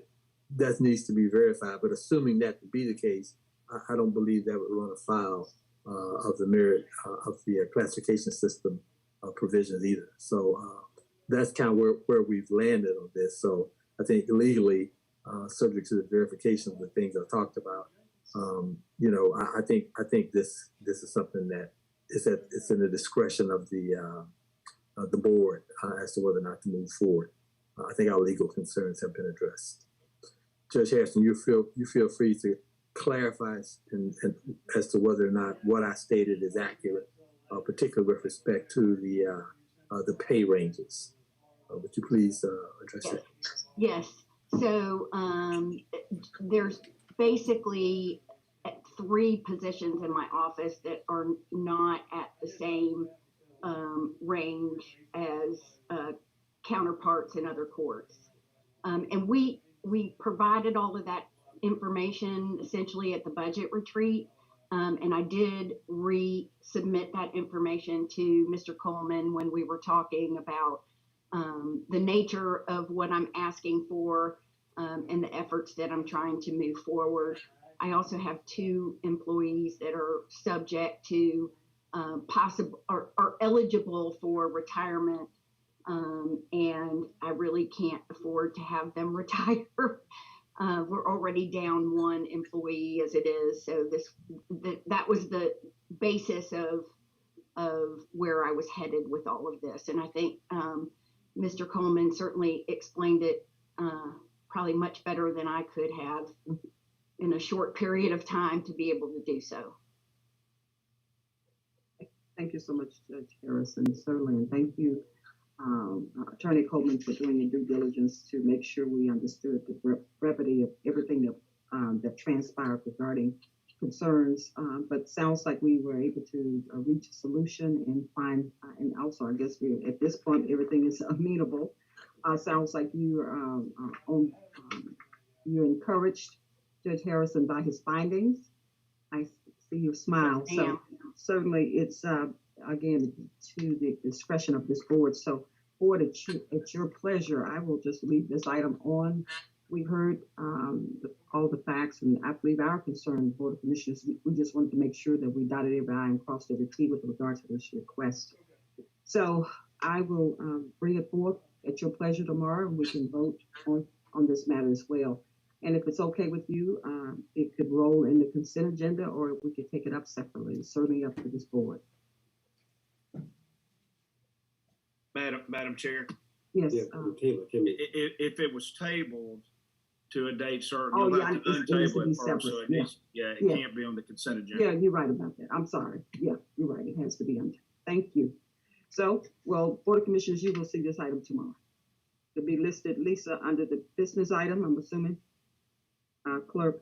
Yes, ma'am. Okay. All right. Well, thank you so much, Judge Harrison, and yeah, thank you for your patience. Thank you. All right, we're going to move on board to tab number 36. 36 is approval of a new county public safety compensation policy.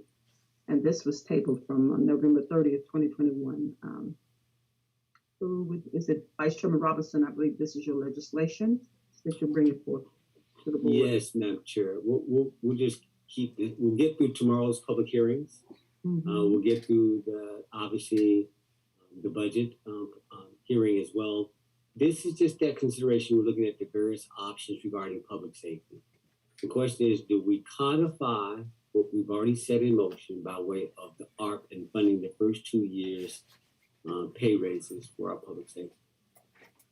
It warrants a conversation with the 5 of us. We paused this so Madam McCarthy could return to weigh in on this very important topic. So like earlier, yes, we can discuss this, but we really need to debate this and see if we affect this going forward. So I'll just wait for tomorrow, Madam Chair, and that's it. So we'll wait for Madam McCarthy, unless she wants to weigh in today.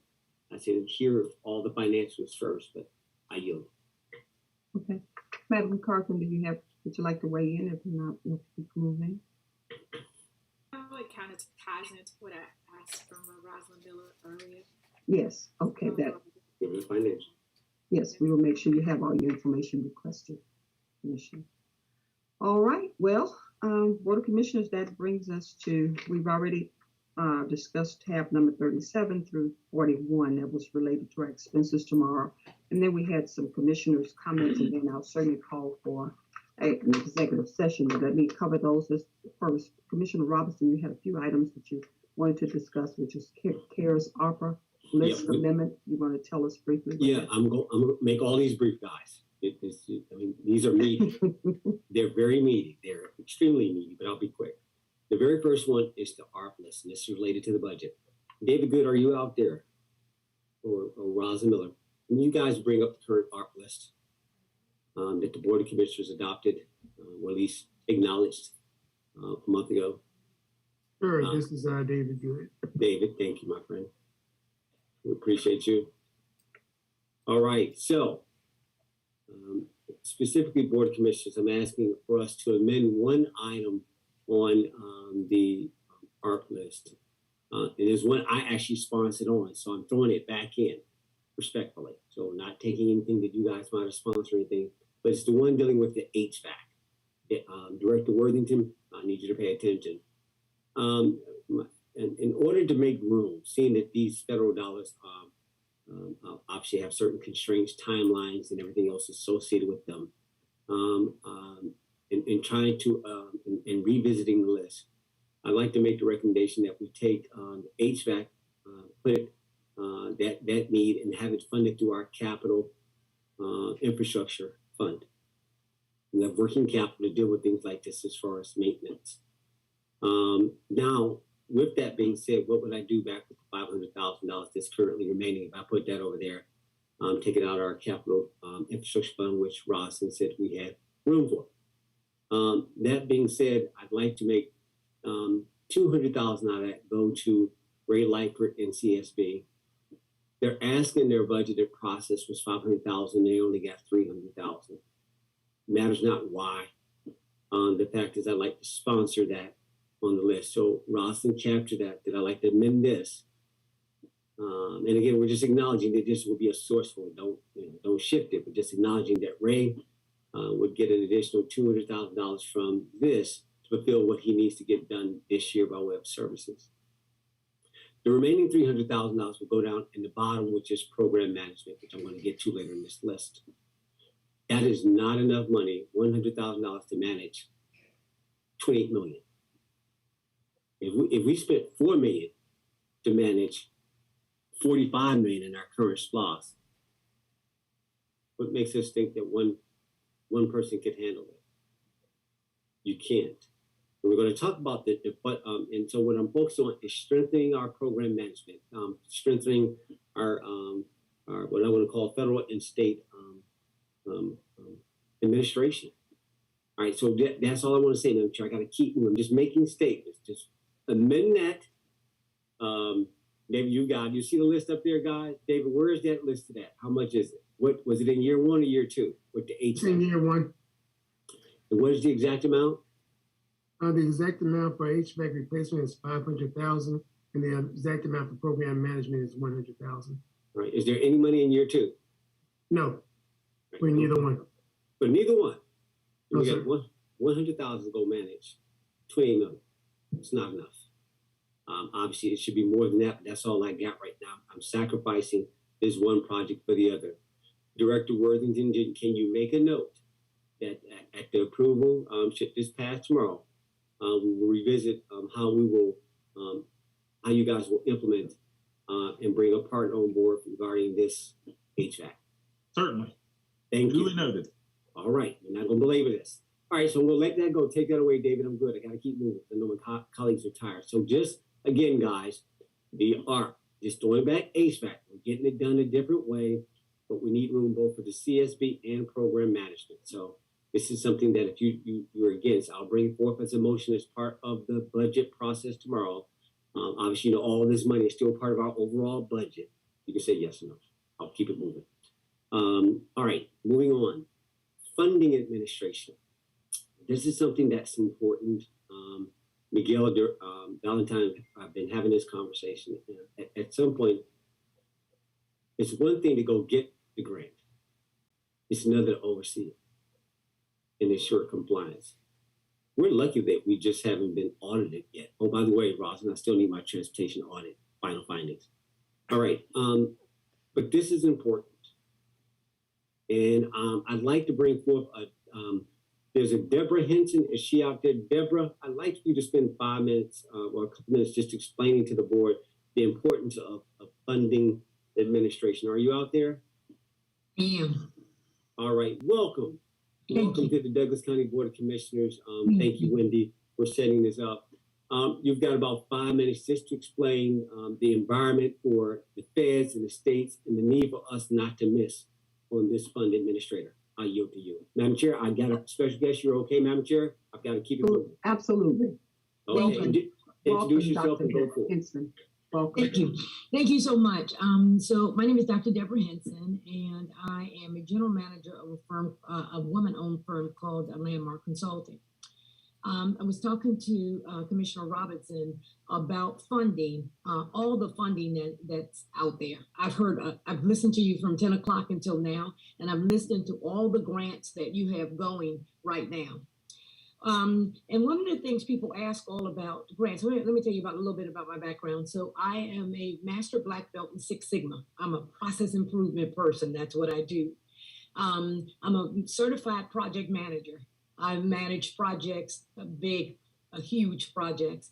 I worked for the city of Atlanta in watershed management for 6.5 years under Shirley Franklin, and I managed huge watershed consent decree projects. Was responsible for all audits, major audits. Left there, went out into the private sector, came back, up until October, I was the assistant general manager of the airport, the city of Atlanta's airport, all facilities, working facilities. So huge budgets managed. One of the big things, one of the things people ask all the time when it comes to funding is, what do clients look for? What should clients be looking for? So I really want to use all of my college education and I'm also a college professor. And I want to give you just a few nuggets if I can. So what should clients be looking for? Here's what we found. Most counties, most state governments try to do audits using auditors. Well, but it's really about the program. Most wish they had known to separate the two.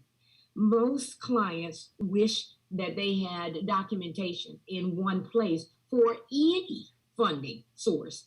So you got a capital program going on, you got a compliance program going on, you got a juvenile program going on, you got several programs I've heard in the last several hours. Wouldn't it be nice to have all those in one system? Yep. It not manages the money, it just shows you where all the money is. So that if you have an audit, the auditor is looking for two things. First, how you're managing the program. Secondly, how you're managing the money. Is the money being spent where it needs to be spent? If not, do you understand from a federal standpoint, you have to pay that money back. They want the check back.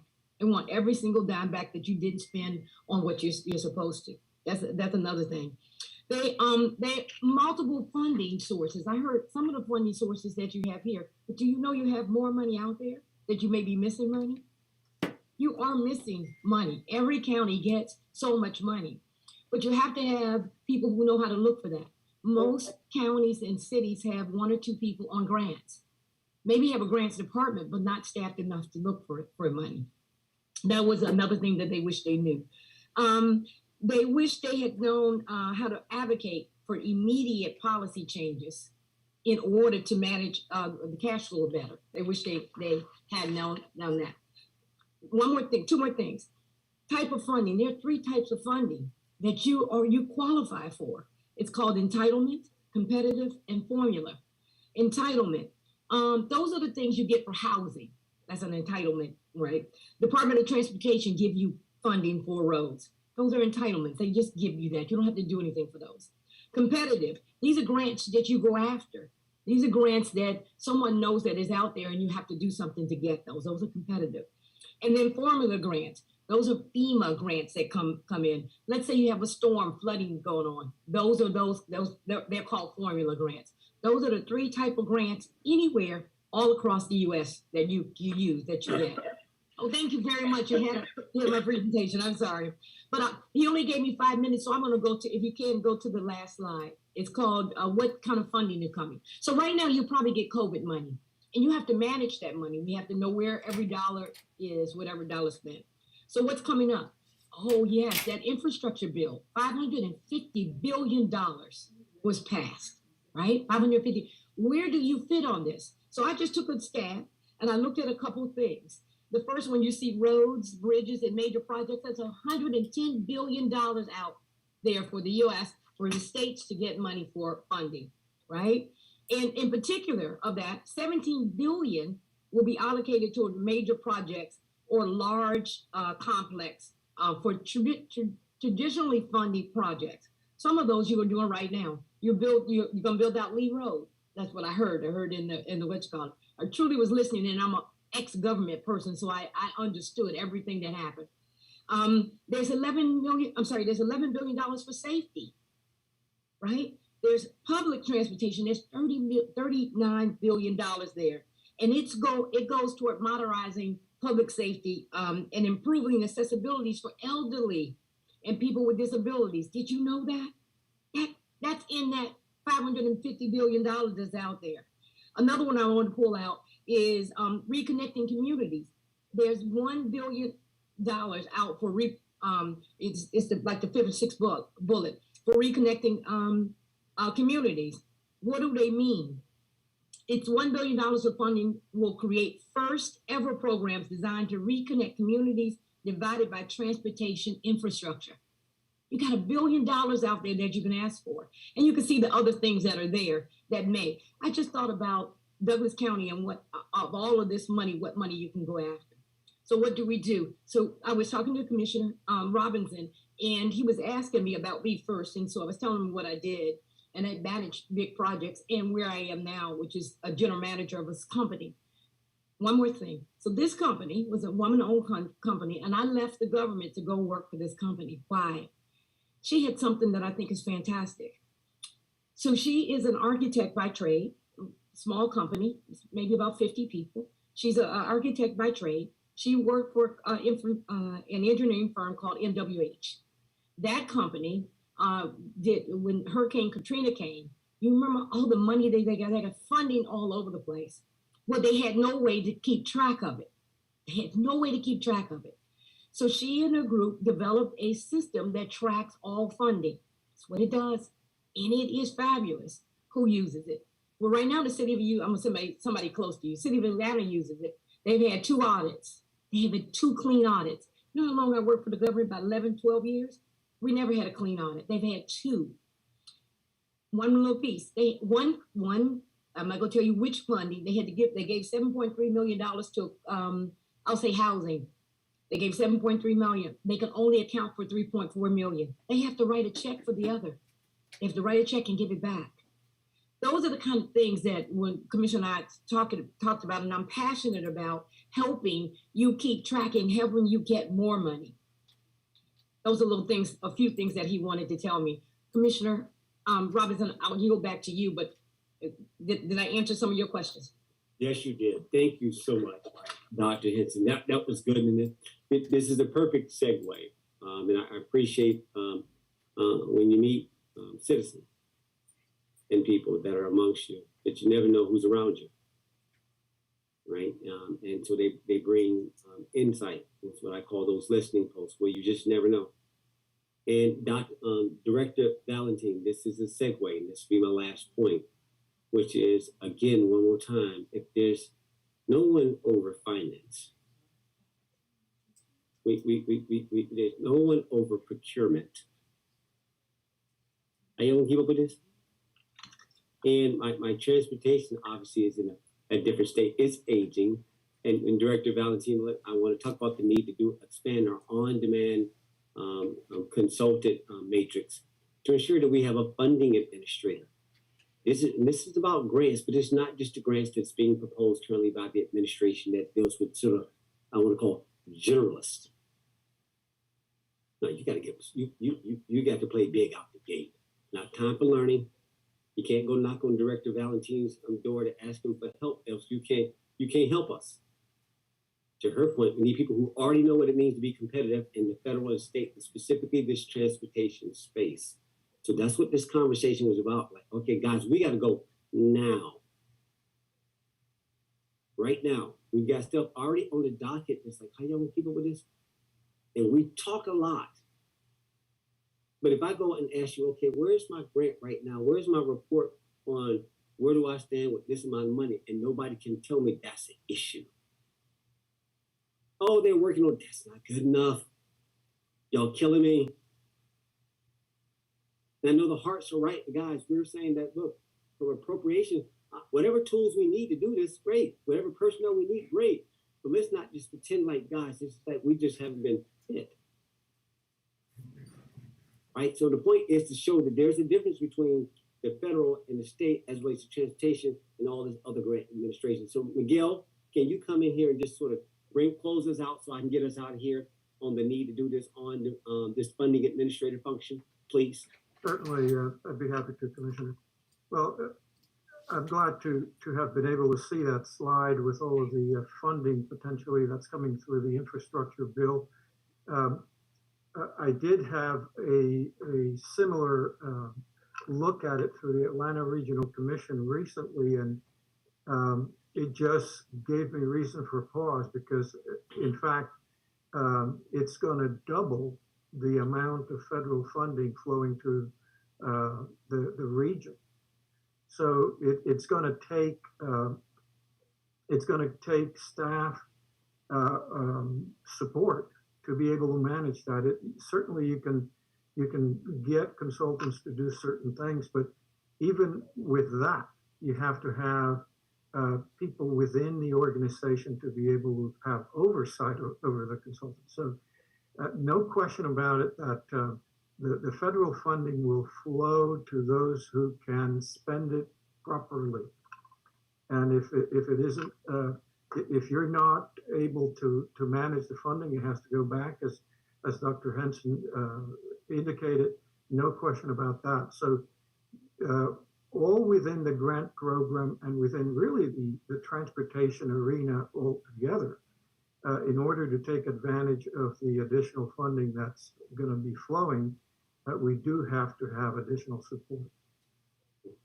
To that point, no procurement head, no finance head 1 or 2, and no deputy transportation. So there's a need to stabilize us just from general leadership, but also for execution that we've got some stuff that's already in the pipeline.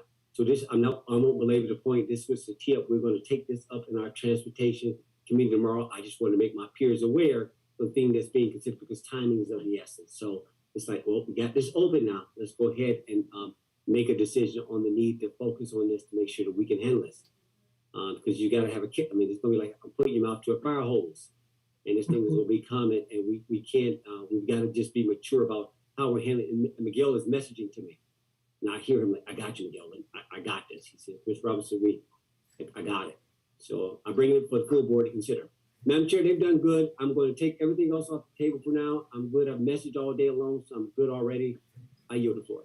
Thank you, Dr. Henson. Thank you, Director Valentine. We're good for now. Thank you. All right, thank you so much, Vice Chairman Robinson. Thank you so much, Dr. Henson and Director Valentine.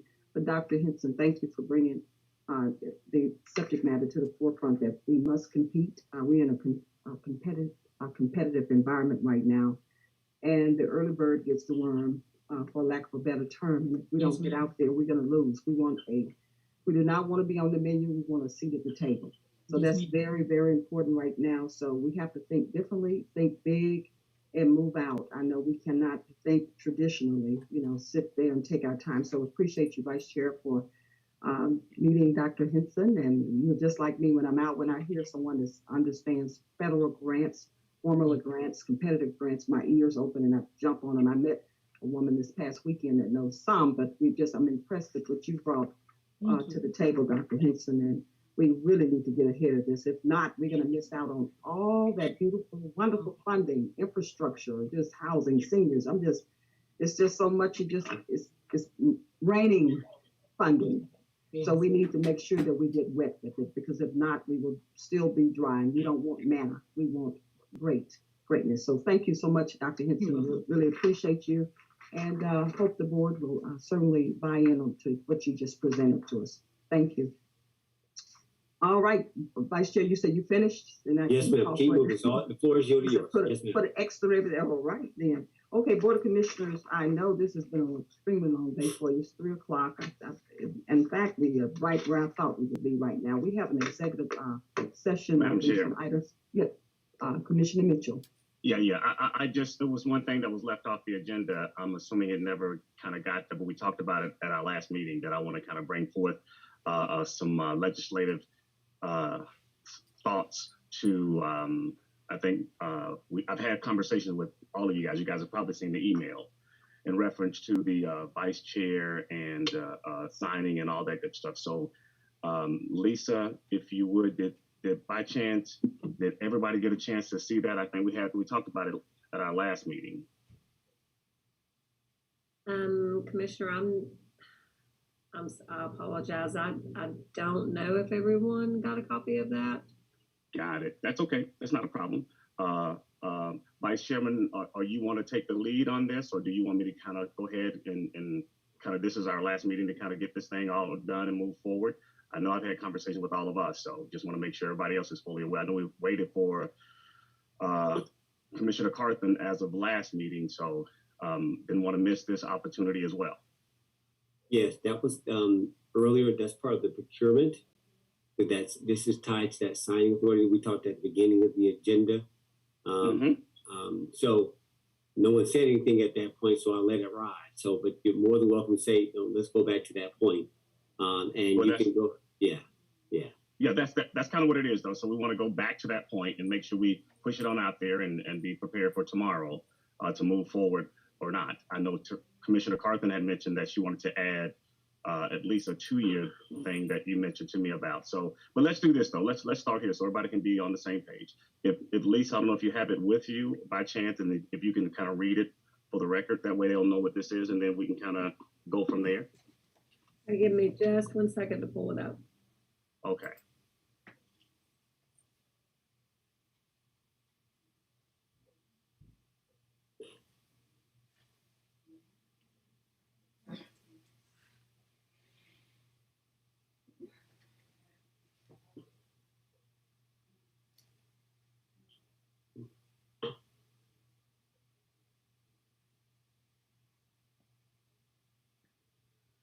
Commissioner Mitchell?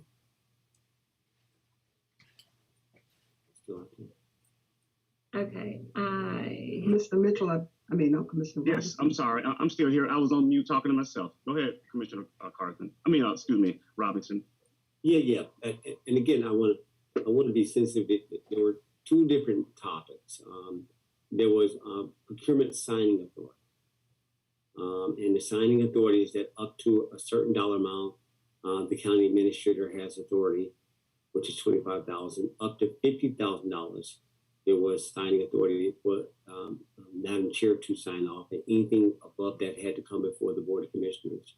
And with that saying is that in the event we had a provision during our fiscal policy reform last year that during that signing authority, it's the chair, the county administrator, and or the vice chair in the absence of the chair. There's been some need to further refine what that means and or.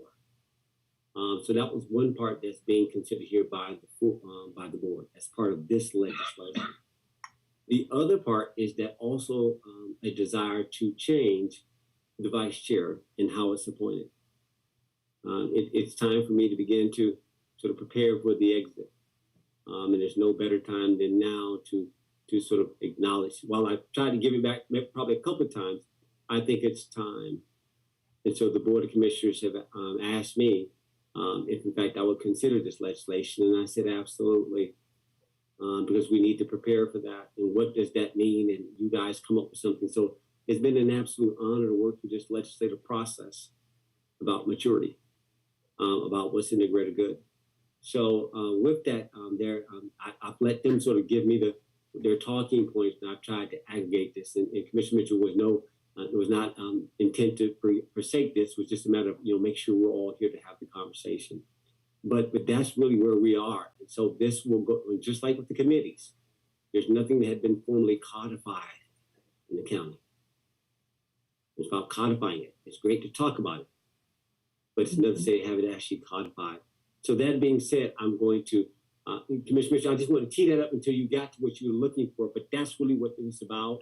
And so then the board obviously will bring this up tomorrow as part of the legislative process. And if you guys choose to move on it, great, and amend it, whatever the case may be, but that's really what this was about. So Commissioner Mitchell, I hope I did you some justice. And I know there's a reporting component to this that I know you wanted to get to. So I'm going to yield and respect you and let you get at it. That's really where that's going. Thank you, sir. Right. And there's this is like you stated, this is really a three part to all of this. However, these are the first two components that was just mentioned, but there's a little bit more work that needs to go into the procurement side of it. But let let Lisa kind of go ahead and just read the piece I sent to her, and then we'll start from there. Okay, I have it, Commissioner. And I apologize in advance. I may lose my voice while I'm reading, but I'm going to do my best. Okay. Hammering out front. I'm so sorry about that. Okay, this is Vice Chair of the Board of Commissioners effective January 1, 2022. Purpose: to establish rules and procedures for the selection and responsibilities of the Vice Chair of the Douglas County Board of Commissioners. See 1980 Georgia laws 4371, 4377, which is the board shall have the right to establish such rules and procedure not inconsistent with the provisions of this act or of the general laws of Georgia as it may deem proper, and where under terms of this act rights are conferred or powers granted, but the manner of exercising them is not fully defined. The board may prescribe additional regulations and mode of procedure not repugnant to the interests and purposes of this act or the laws of this state. This policy is not intended to affect the authority, responsibilities, and duties of any elected official that are otherwise established by Georgia law or the Douglas County Code of Ordinances. Selection of Vice Chair. The Board of Commissioners shall select a Vice Chair by majority vote at its first meeting after January 1st of each year. Duties of Vice Chairman. The Vice Chair shall preside over a duly called meeting of the Board of Commissioners in the following circumstances. 1, during any period of the Chair's physical absence from the meeting while it is in session. 2, when the Chair recuses from participation in any portion of the meeting while, in which case the Vice Chair's responsibility to preside is limited to the scope and duration of the Chair's recusal. And 3, during any period when the office of the Chair is vacant. The Vice Chair is authorized to sign duly adopted ordinances and resolutions, 1, which are adopted by meetings or portions of meetings presided over by the Vice Chair, or 2, which the Chair refuses to sign upon presentment of same by the county clerk. And that's it. Thank you, Lisa. I appreciate it. So that's the gist of it. And I've had conversations with pretty much my colleagues, and I just want to make sure that now that Commissioner Carthen has made it back, that we can kind of go ahead and move forward on this particular item to add to Vice Chairman your legislative process that you spoke of, I guess maybe a month or so ago. So, any questions for me, though? Any questions? Okay, with that being said, no, I was just asking if there were any questions. Yeah, Sounds good to me. Typically, really, it just aligns commissioners with basically all the community codes that I had an opportunity to look at and some of the legislative. So it's just straight out of the playbook. So it's nothing new. So board, just be prepared to proceed accordingly when it's presented to us. Yeah, usually. Let me just, I'm not quite done. So the only thing I'll just add to this, so Lisa, if you would, that this vice chairmanship, as opposed to, I think Commissioner Carthen, as I said, 1 year, it should be made an adjustment to be 2-year type terms. versus annually, I guess it was. So if you'll make that only adjustment based on Commissioner Carthen's comments, in her absence. Outside of that, I don't think there's any other adjustments unless some of the commissioners may have other adjustments. But outside of that, Madam Chair, that's all on that particular item. Any other adjustments, or board, any other comments regarding the vice chairman position? So again, like I said, it's right out of the play, but a vice chair you have a. Yeah. I mean, really, this is somewhat, there's two parts. Obviously I'm trying to groom for the future. And so there's one part about selecting of the vice chair. Whether it's the Madam Chair's call as being the chair, or do we do it as committee? I don't have a preference for that. I'm good either way. That's up to the board. And again, most people do it that way. At the heart of this, though, is there's been times when the board has authorized things and the chief executive has chosen not to sign off on it as if there is a choice. There is no veto at the county level. And again, this legislative process that we just went through this year was to clean up some historical things. We've got a new county attorney, so obviously I would want him to ensure that he weighed on this, because that's important. When Congress authorizes the president, there is no debate. There is no, well, I'm just not going to sign it, because the work of the people still need to move. And it just, once the decision is made by the collective, then it's not a personal thing. It's the office has to execute. And we had some consternation about 3 or 4 years ago. I'm going to go back to the Black tourism. We're going to go back to some things that this is, a lot of these guys, let's just be honest. Let's be truthful about why we're here. It was to get to that place, and it takes something like this for us to have a conversation about maturity. Says, okay, come on. It's like we this should all just do our functions and do it right. So that's what this was about. So I took the lead. So I'll do it. I'll bring it on. So this was all trying to wrap it all together. Again, I think there's also desire to also, there's a reporting component to this. There's an inconsistent focus on one side of the ledger regarding reporting and expenses. Now, I forced that with the social media by design. I did that intentionally. So to help with the conversation, okay, guys, we all get in the ring. And there's a list of administrative transactions that have happened along with this signing authority that has brought concern to the Board of Commissioners. Now, we're trying not to be political, unlike some, because we could turn it upside down, and that's not the intent. But it's to get attention that says, okay, all right now, pay attention, and don't get pushed into a corner, which may be what it's intended to do. But I think this is a gracefulness way to say, okay, let's just have a conversation. Let's be mindful of that, but let's not be convenient unnecessarily. But again, let's have the conversation, have the debate as our peers do, and let's try to take ourselves forward. But this is what this was about. I think we've got a day to sort of think about it. So, County Clerk, to Commissioner Mitchell's point, I'll double back with you and ensure we got have him teed up. So when we walk through all of it, it'll all be lined up and he'll be respected, as well as Madam Carthen and her points that duly noted we heard earlier. That's all I had to say. I'm good. I yield back to the floor, Madam Chair. And I guess we can get up. No, go ahead. No, Commissioner, I had the floor, so let me just finish up. You're absolutely correct. I was going to yield back to you.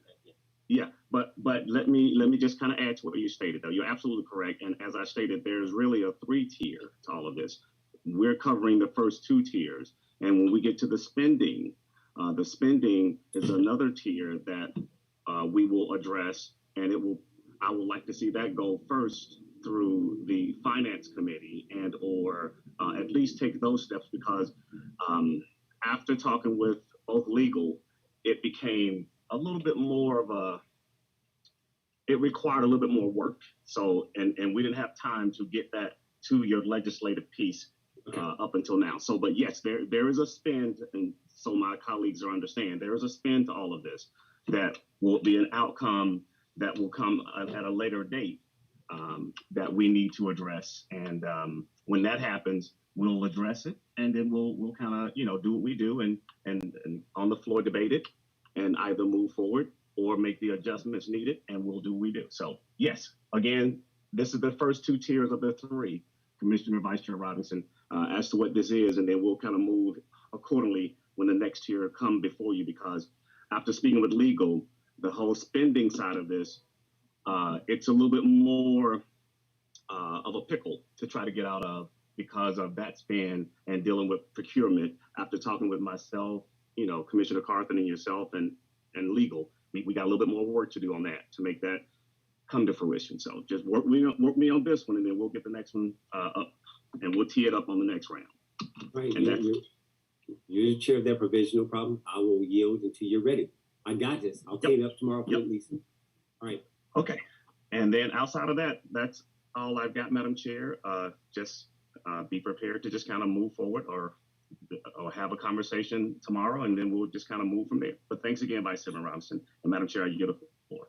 All right, thank you so much, Commissioner Mitchell and Vice Chairman Robinson, for your input. But certainly, it's a great gesture. I'm on board with it because I believe certainly if you have one of us in, that gives me some leverage. Certainly, if I decide that something is against my will, which that doesn't happen often, probably one time in my 5-year career, that I feel that it's not worthy of me signing or it's against my principles, I am just excited to have a backup plan. And that certainly would put that vice chair in place to do so.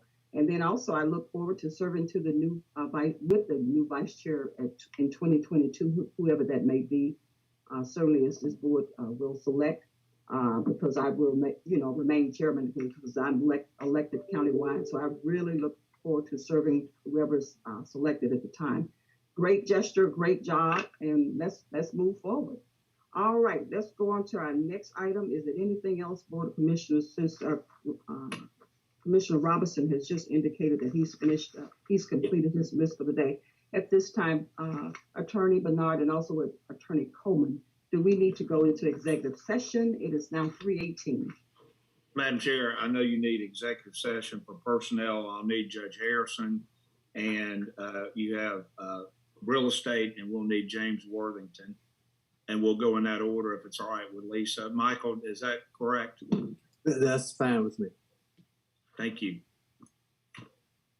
All right, Board of Commissioners, certainly let me just address our citizens of Douglas County. It's about 3:18 p.m. I know it's been a long day for you. And I'm getting ready to call for executive session with the Board of Commissioners, and certainly will appreciate your patience if you want to rejoin us. But we will be stepping off to discuss matters related to board executive session matters, and we will return. So Board of Commissioners, at this time, do we have a motion to go into executive session? So moved. Do we have a second? Second. Okay, we have a motion and a second. Any discussion? Madam Chair, we're going to come back at 3:30. Sure, 3:30. It is 3:19. They're going to give us 11-minute break. Yes. We have a motion and a second. We have a motion and a second. When I call you district, please respond accordingly. District 1. Yes. District 2. Yes. District 3. District 3. Yes, Madam Chair. Okay. Sorry. District 4. Yes. Chairman, yes. We have a 5-0 unanimous vote and the motion carries. Okay, Board of Commissioners, we will yield to our clerk.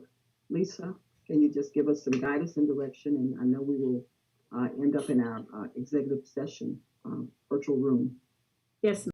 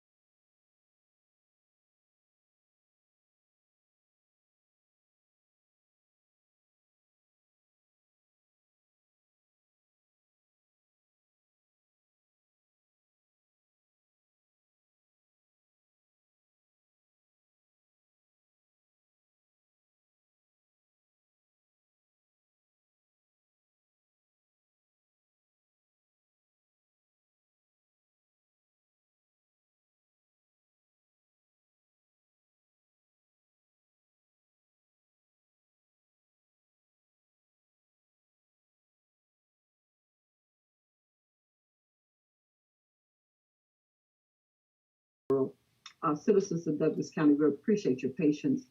It is now 10 minutes after 5.